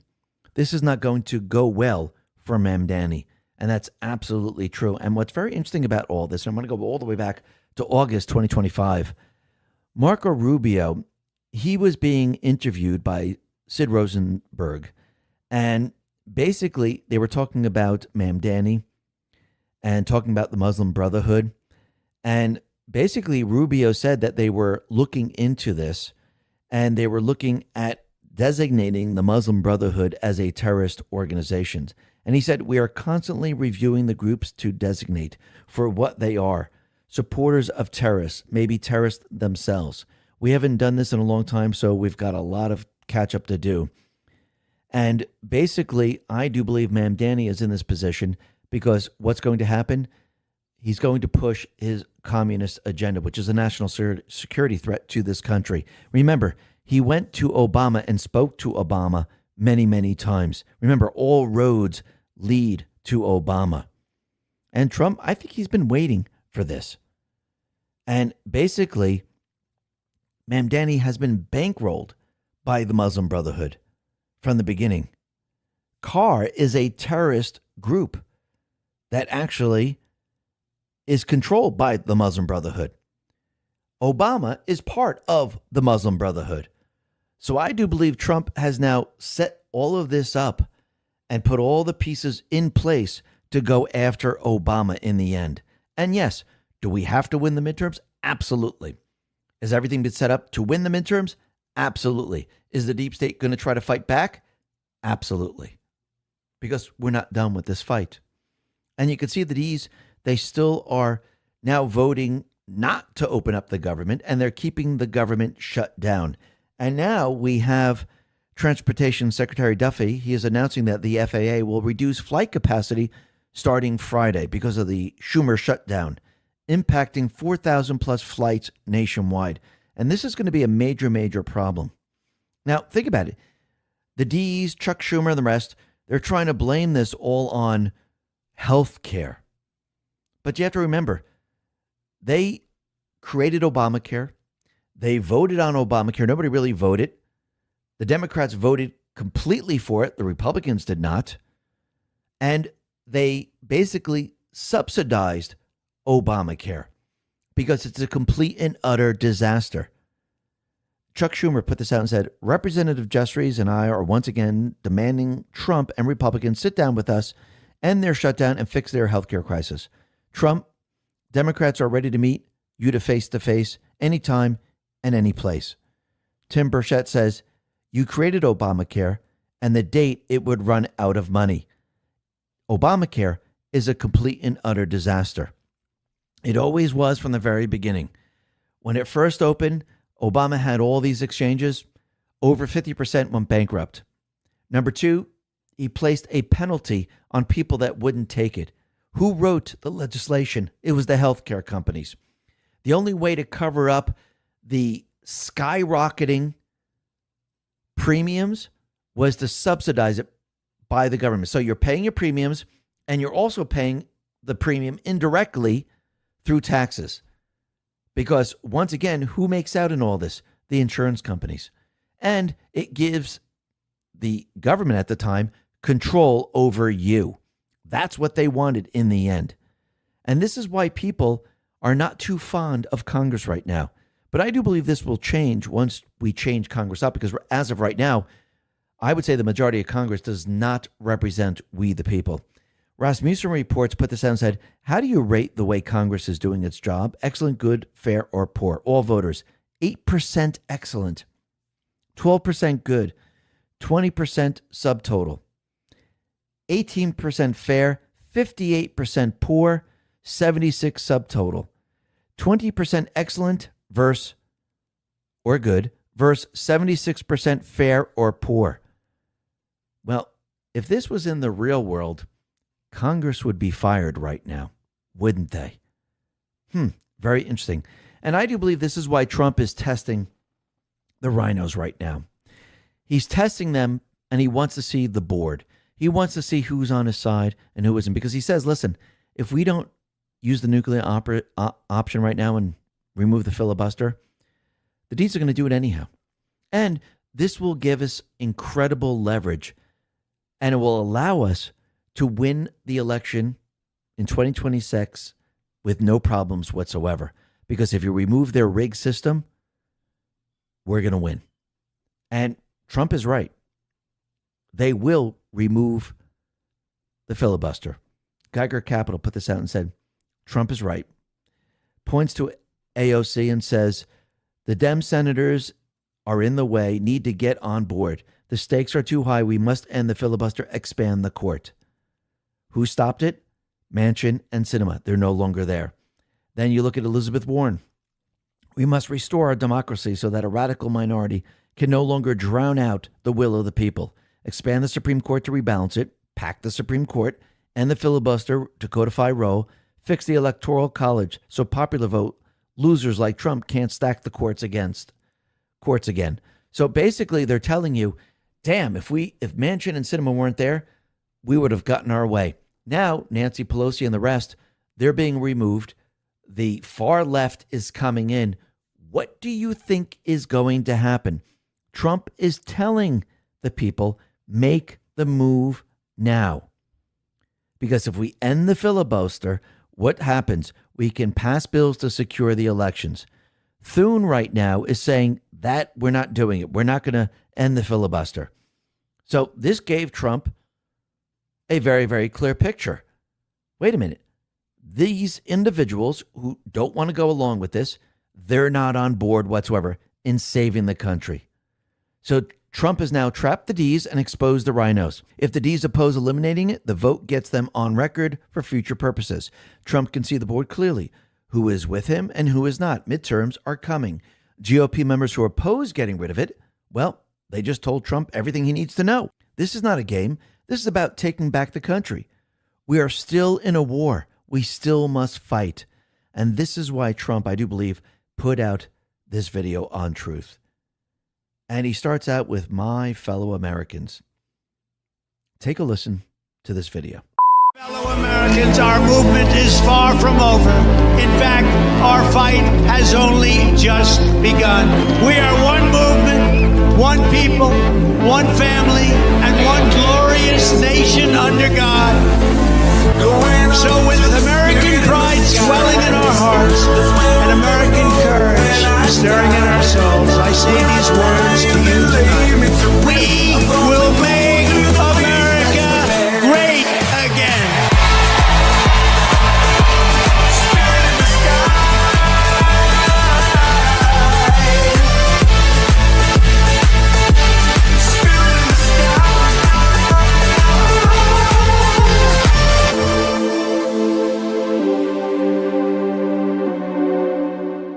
And we must fight to the very, very end.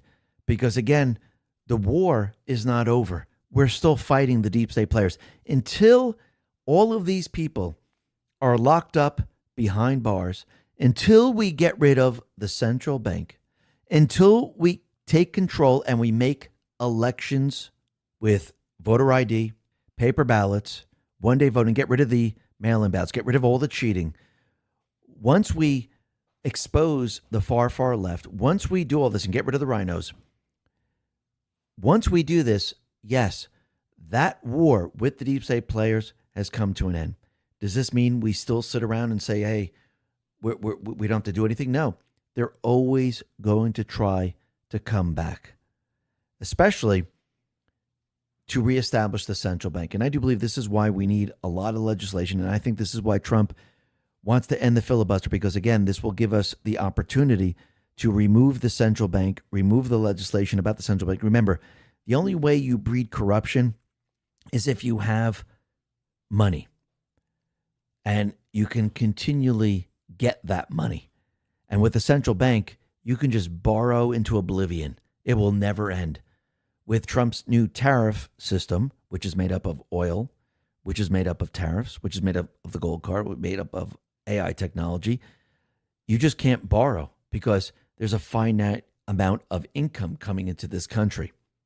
So we need all of these things in place. And I do believe we're going to get there. And Trump is leading us down this path so we can finally bring all these people to justice. But we need certain things in place, and we still have to fight these people because they're going to fight to the very, very end. And this is exactly what they're doing. But I do believe in the end, we will win. Why? Because the Patriots are in control. The economic system is being transformed. It's about returning the power back to the people. Yes, they're going to try to do everything they possibly can to stop Trump, and they're going to continue with their agenda in regards to the economic system. Because you have to remember, their system revolves around the private West central bank system. They're all in on it. They're all part of it. And they don't want to see this dismantled. And this is what Trump and the Patriots are actually doing. And every step of the way, you could see what Trump is doing right now. He's transforming the entire economic system, which means everything that they have done in the past, he has to dismantle and reverse it. And when you do this, yes, you're going to see certain things in the economy. Are you going to see that, hey, wait a minute, there's a lot of layoffs in the economy? Of course you are. Think about it. Because of what Trump is doing and he's shrinking government, how many corporations have contracts with the government? Think about it for a second. Because once again, you have to remember the central bank system, the deep state players, they bloated the government. They created an enormous amount of jobs, gave a lot of contracts to a lot of corporations. And what is Trump doing right now? He's shutting all that down and shifting it from what we had into the private sector. And the private sector is not going to be attached to the government. Plus, all those jobs that were created in the government, they are going to have to be removed. So yes, are we going to see problems in the economy? Remember, this is not just another 4-year election. It's not business as usual. Hey, let's just chug along with the same central bank system and let's do the same thing that we've been doing the entire time. When you're reversing something and you're bringing the entire economic system back to the Constitution, you have to remove everything the central bank has done. And this is not an easy task because once again, if Trump just went ahead and said, okay, let's just shut down everything, the entire economic system would just completely and utterly implode.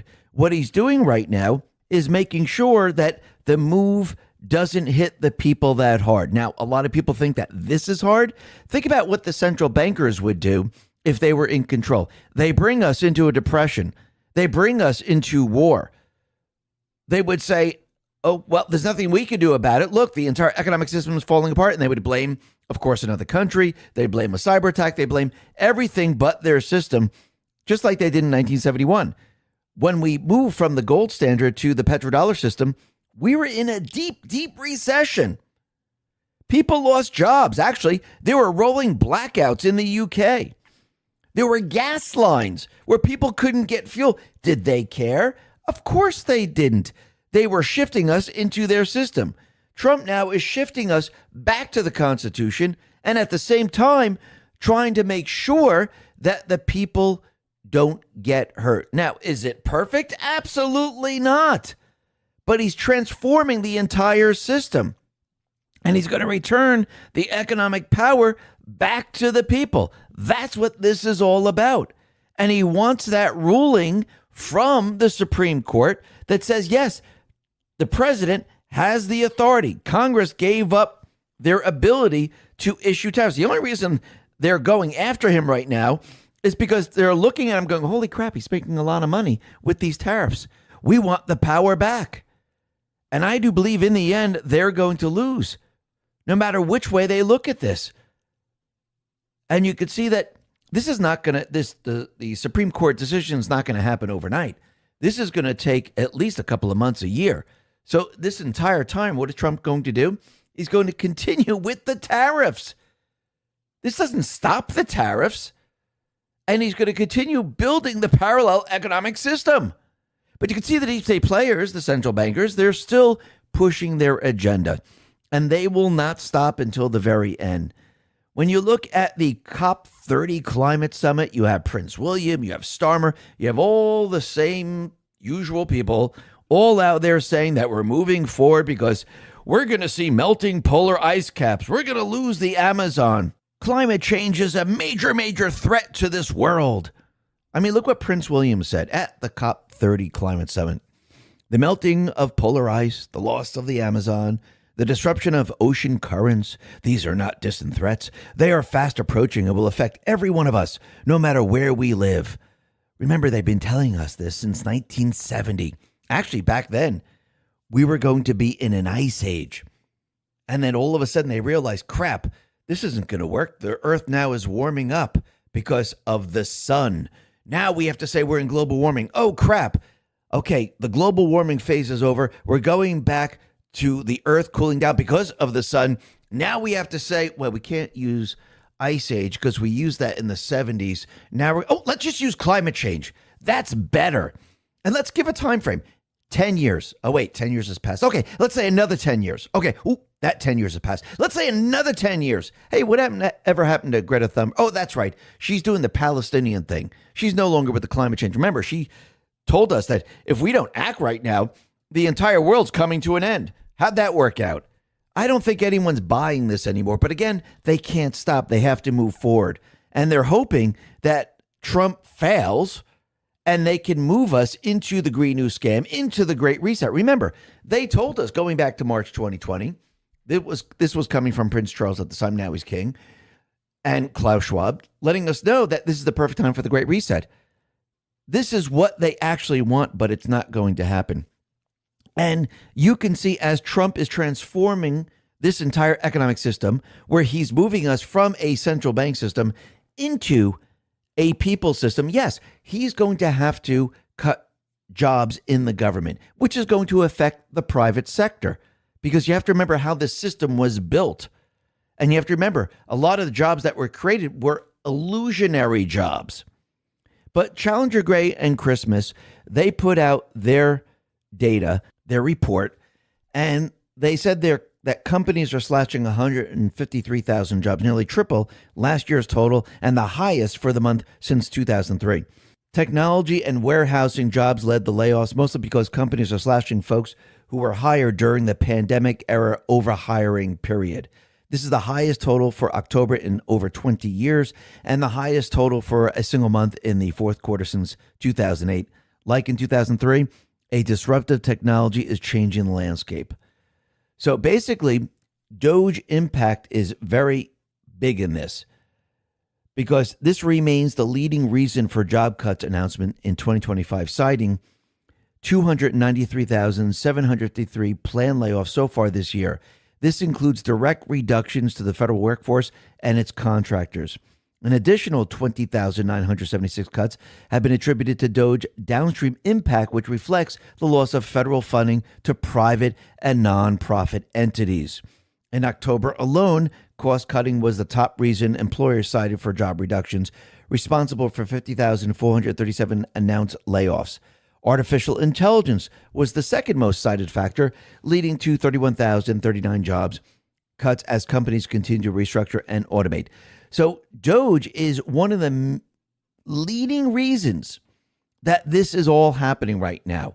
Because again, if you're going to shrink government, if you're going to prepare the entire economic system for what is coming, where we're going to use Trump's new parallel economic system and we're not going to borrow from the central bank anymore, what do you got to do?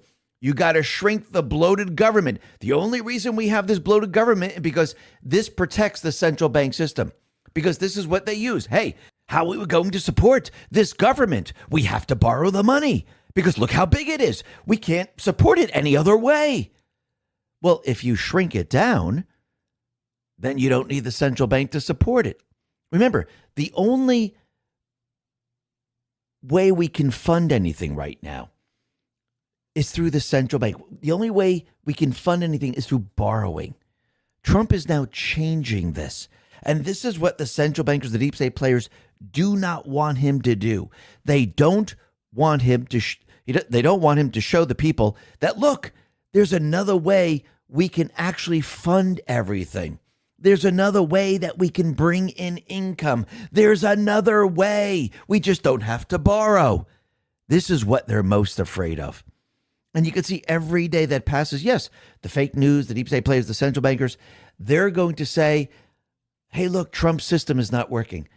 Look, food is going up. Look, inflation is hurting the people. Remember, what creates the inflation? It's the central bank. It never goes away. It only increases over time. You can't stop it. It's a train wreck. Even if you bring it down to 2%, everything that was done stays. You're just adding another 2%. If you add, let's say you bring inflation down to 1%. Okay, everything that has been done stays, and you're just adding 1% to what we already have. It never goes away. So what the news is saying, what the financial pundits are saying, actually, who do you blame? Is it Trump? Or let's see, if we just go back to Biden, he created 9% inflation. He's to blame for all this. And a lot of times you don't see this inflation until later on. And that's what we're experiencing right now. So how is Trump countering all of this? He's bringing oil down. He's going to make it cheaper when you go fill up your car. It's going to be cheaper for electricity usage. It's going to be cheaper to heat your homes This is how he's countering the central bank's inflation and what past presidents have caused. Kobisi later on X put this out and said oil prices extended losses toward $59 a barrel as President Trump reiterates his goal to obtain $2 a gallon gas prices. And I do believe it's going to go even lower than that because you have to remember, Trump has built the foundation. We're prepared and ready to move forward with the oil companies drilling for oil. And all of this is going to take effect in 2026. Actually, there's a lot of things that are going to happen in 2026. Trump has now set it up. He's letting the fake news try to put out all these fake stories and all this stuff. And then all of a sudden, everything's going to turn around. Think about all the tax cuts. Think about when people file their taxes, they're going to see something very, very different. Think about how the oil prices are going to be coming down dramatically. Think about how everything is going to change. And you could see that the deep state players, the central bankers, they're trying to stop them with the tariffs. But again, this is not going to work because this is about control. Who really controls all of this? In the end, I do believe they're going to show that it is the president of the United States. Howard Lutnick said something very, very interesting. He said, if by chance SCOTUS rules against him, there's something called Section 232, which is also about tariffs. So there are plenty of tariff rules that the president has no matter what. The answer is these judges are going to side with Donald Trump.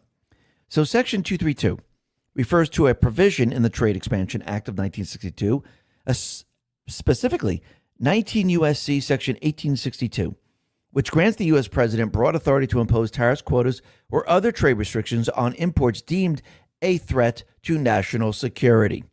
It empowers the president to act unilaterally if imports could impair U.S. national security, such as by weakening the domestic industry critical to defense, steel or aluminum production, for example. The Department of Commerce conducts an investigation, typically 270 days, to assess the impacts of imports. If a threat is found, the president has 90 days to decide on remedies, which could include tariffs or negotiations with trading partners. So basically, you can see that Trump has used this before. During his administration in 2018, he did this with 25% tariffs on steel, 10% on aluminum, imports from various countries, citing national security risks to U.S. manufacturing. Similar actions have occurred under other presidents. So basically, he still has the ability to do this, but this is all about control.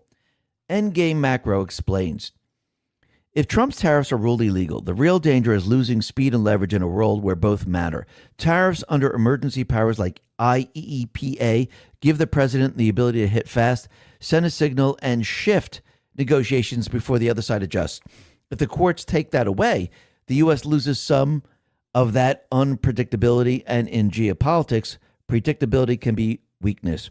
It also creates confusion at home.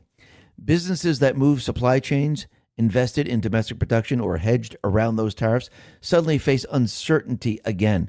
That kind of policy whiplash slows capital formation and risks undoing some of the strategic reshoring that's been building. Now imagine Congress itself were compromised even subtly by foreign influence. That's not a partisan issue. It's a national security nightmare. Congress controls trade law, budgets, and oversight of the defense and intelligence communities. If foreign money or pressure were shaping votes on tariffs, sanctions, or defense spending, you're talking about an invisible form of capture, rewriting the rules of U.S. power from the inside out. It's not dramatic like a missile test, but strategically, it's worse. You'd have an adversary quietly guiding your levers of economic deterrence while you think you're still holding them. If the courts say that the president can't use IEEPA to impose tariffs, there are still lawful ways to force the issue. He could invoke, just like we mentioned, Section 232, which allows trade measures on national security grounds. It's been upheld repeatedly in courts. He could also use Section 301 to target unfair practices, as long as it's procedurally sound. Or he could use Section 122 to impose short-term tariffs and push Congress to extend them, effectively cornering them into acting. Beyond tariffs, he can lean on export controls, CFIUS reviews, and the Defense Production Act to tighten pressures through other channels. The point is, legality doesn't mean impotence. It just shifts the battlefield from executive speed to a legislative confrontation. So if those tariffs fall, the fight doesn't end. It just moves from the courtroom to the chessboard, and how the president plays the next move will tell you whether this is about trade policy or about who really controls America's strategic instruments. And that's absolutely true. And Brian Cates lets everyone know that SCOTUS is not going to decide this next week, or maybe in a couple of months. It might even take a year. This is what he says. People actually think SCOTUS is going to decide the tariff case this week or something. They are hearing oral arguments. They won't vote for weeks, maybe won't release their opinion for months, sometime maybe next year. Do people think Trump's about to lose the power to impose tariffs by the end of this year for something? He's not. And I do believe in the end, he will win this battle because, again, what are people seeing? They're seeing that tariffs work. Trump is bringing in billions upon billions of dollars. He's competing with the central bank. And think about it. From now until Supreme Court rules, maybe in the beginning of 2026, maybe the middle of 2026, Trump is going to be bringing in even more. Plus, once we move into 2026, what happens? Well, Trump's one big beautiful bill really takes effect. All of a sudden, you're going to see the tax cuts that people are going to experience. You're going to see oil prices really come down. And you're going to see that his tariff system has the ability to fund the smaller government and actually help reduce the debt in this country. Who isn't for this? The only people that are against this are the deep state players and the central bankers. And think about it. Trump now is still playing within the private West central bank system. And while he plays in the private West central bank system, just like he did in the first term, he is now lowering the prices on items. Remember, some of these items like eggs, they were artificially raised by killing as many chickens as possible. All Trump had to do was stop this. And he showed the fake news that, look, egg prices are down. Yes, a lot of the food items, the prices have stayed steady or they've come down quite a bit. Eggs have come down. Bread is stable. When you look at milk, it's gone up like a couple of cents, not that big of a deal. But again, this isn't because of what Trump is doing.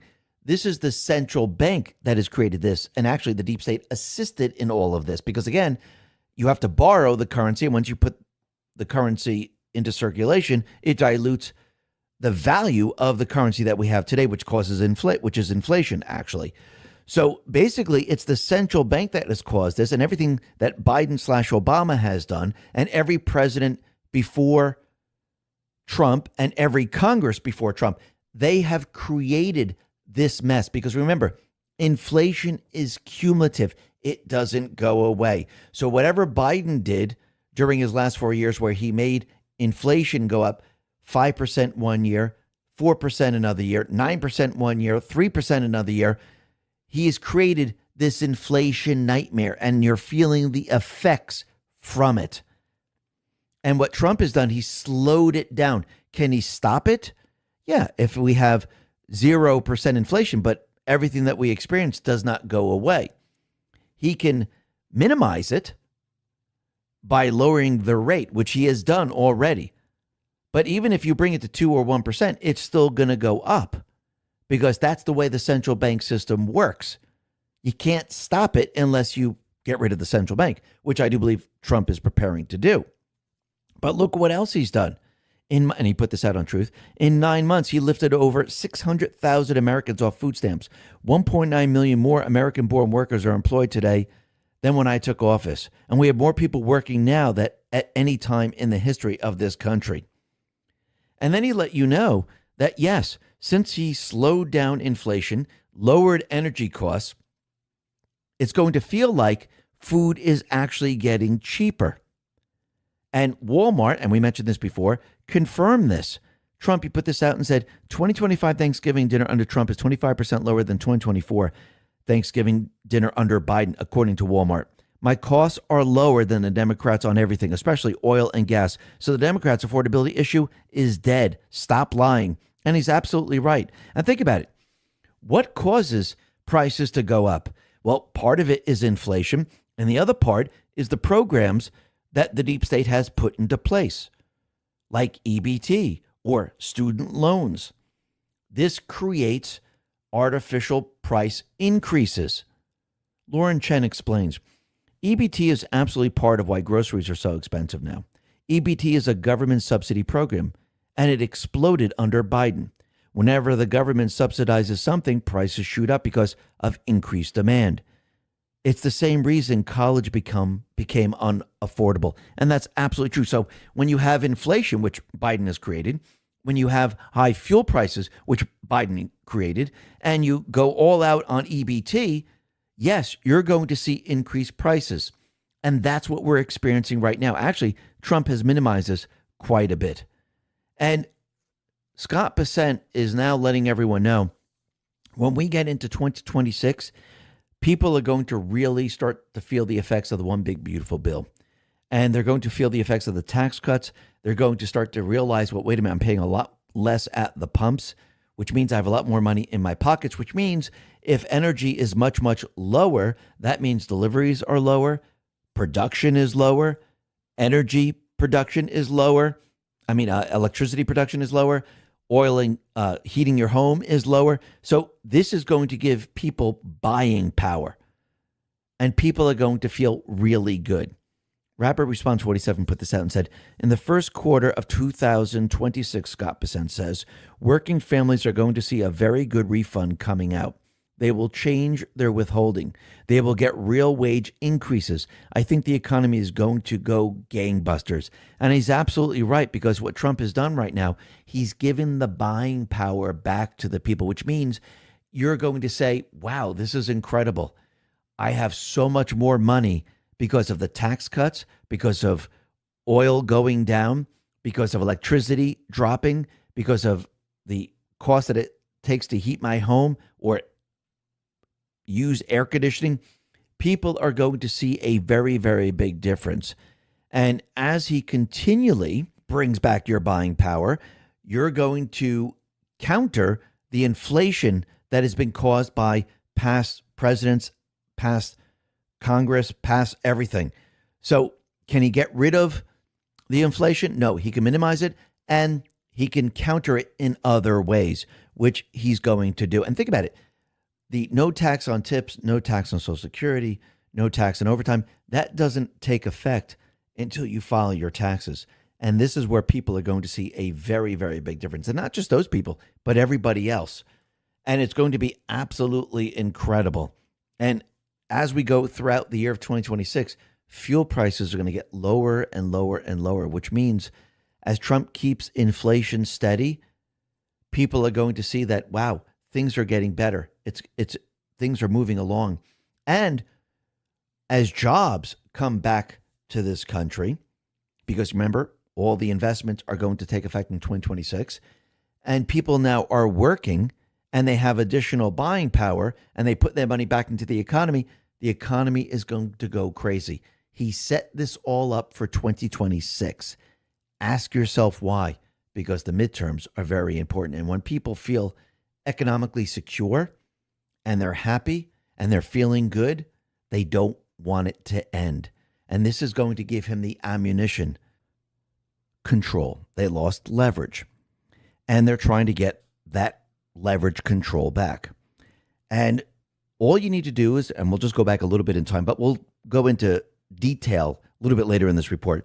But if we just go back a little bit in time during the 2016 election, what happened during that period of time? They lost their leverage and they lost their control. They never expected Trump to use the Electoral College. They thought, hey, we have the popular vote. We have the cheating system in place. It's been working beautifully with every single candidate, and we will get Trump. And this is why they were so confident, and this is why they were saying that he'll never be president, because they knew they had their cheating system in place, and it always worked. They never expected him to counter everything that they were doing, and they never expected him to use the Electoral College.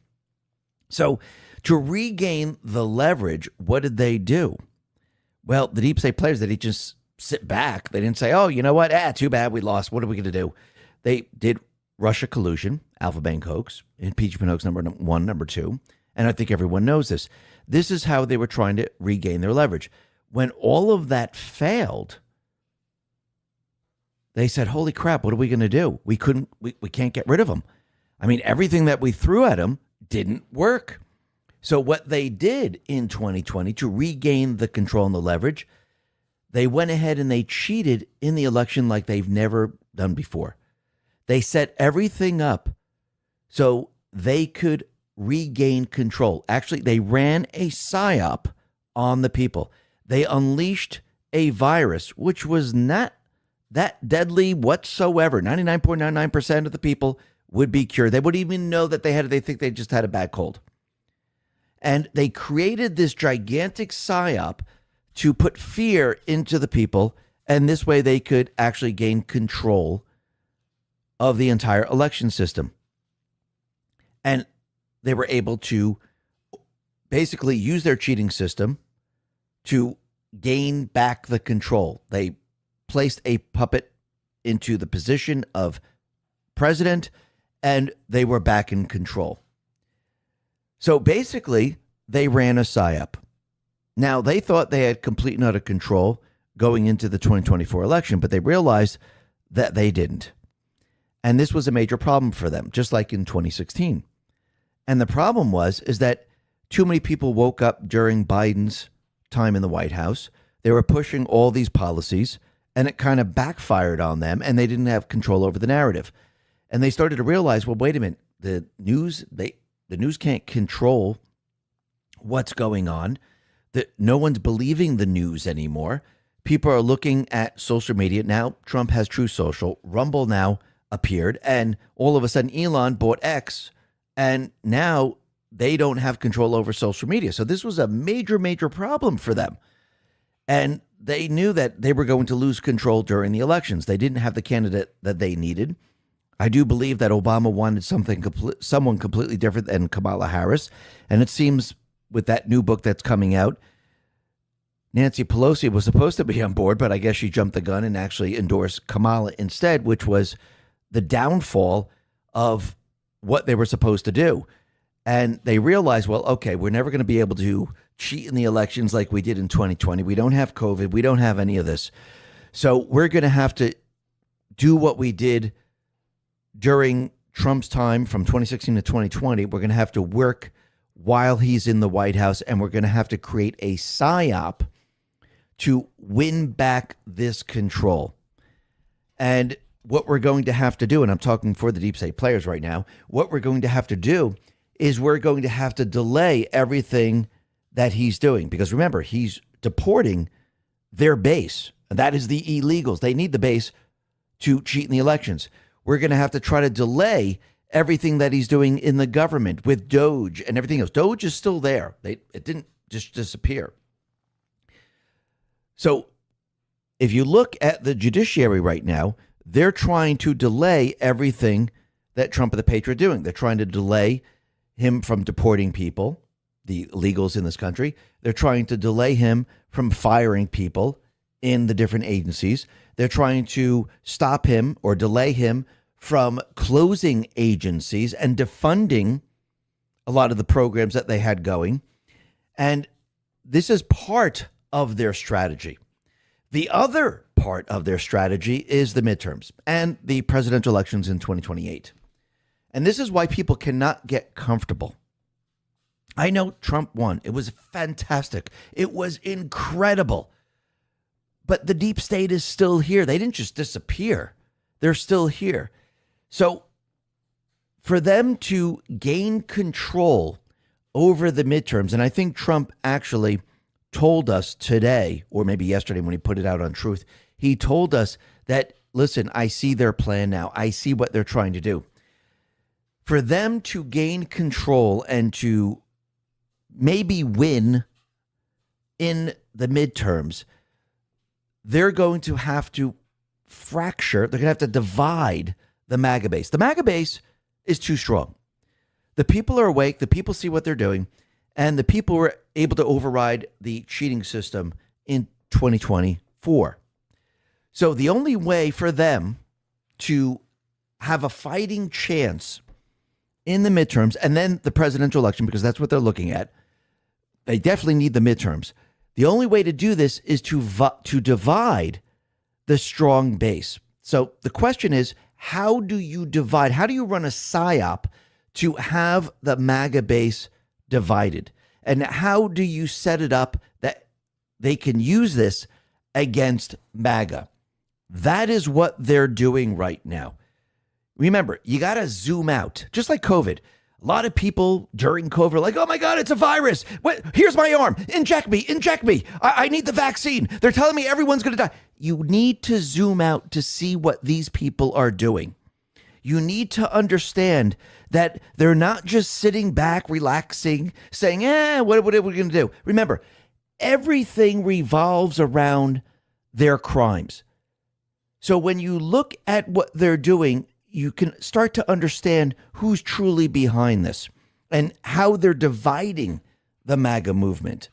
So they needed a way to divide the MAGA movement. Now, in the beginning, what did they do? They tried to use the Epstein files.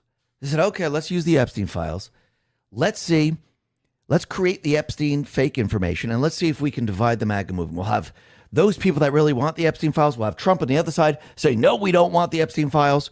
And we'll get some type of division. Well, that completely and utterly failed. It didn't work. We were able to override that PSYOP. Yes, there's still people out there calling for it. You can see the Ds are calling for it. This is how you know it's a PSYOP. Because the Ds are never going to call for the Epstein files. They're never going to say, hey, let's release those. Come on, where are they? It was a trick, everybody. It was their PSYOP. So that didn't work. So what did they have to do? They needed a way where they could make sure that the MAGA movement would be divided. Now, you got to go back in time for this. Go back to the time of Lincoln. Lincoln was fighting a civil war. He issued the greenback. He went up against the central bank system. Did they remove Lincoln? Yes, they did. Who removed him? I do believe, yes, it was the deep state players, central bankers. I don't believe it was just a lone gunman going around saying, hey, we got to kill this guy. And then as soon as they got rid of Lincoln, they removed the greenbacks. Fast forward to JFK. He actually released the silver certificate. He was trying to get rid of the CIA, and they got rid of JFK. Even Martin Luther King. His movement was very strong. His movement got the black people together. It was the civil rights movement. And basically, they were losing control of the black population. So to divide the black population, what do? You get rid of the guy that's pretty much holding it together.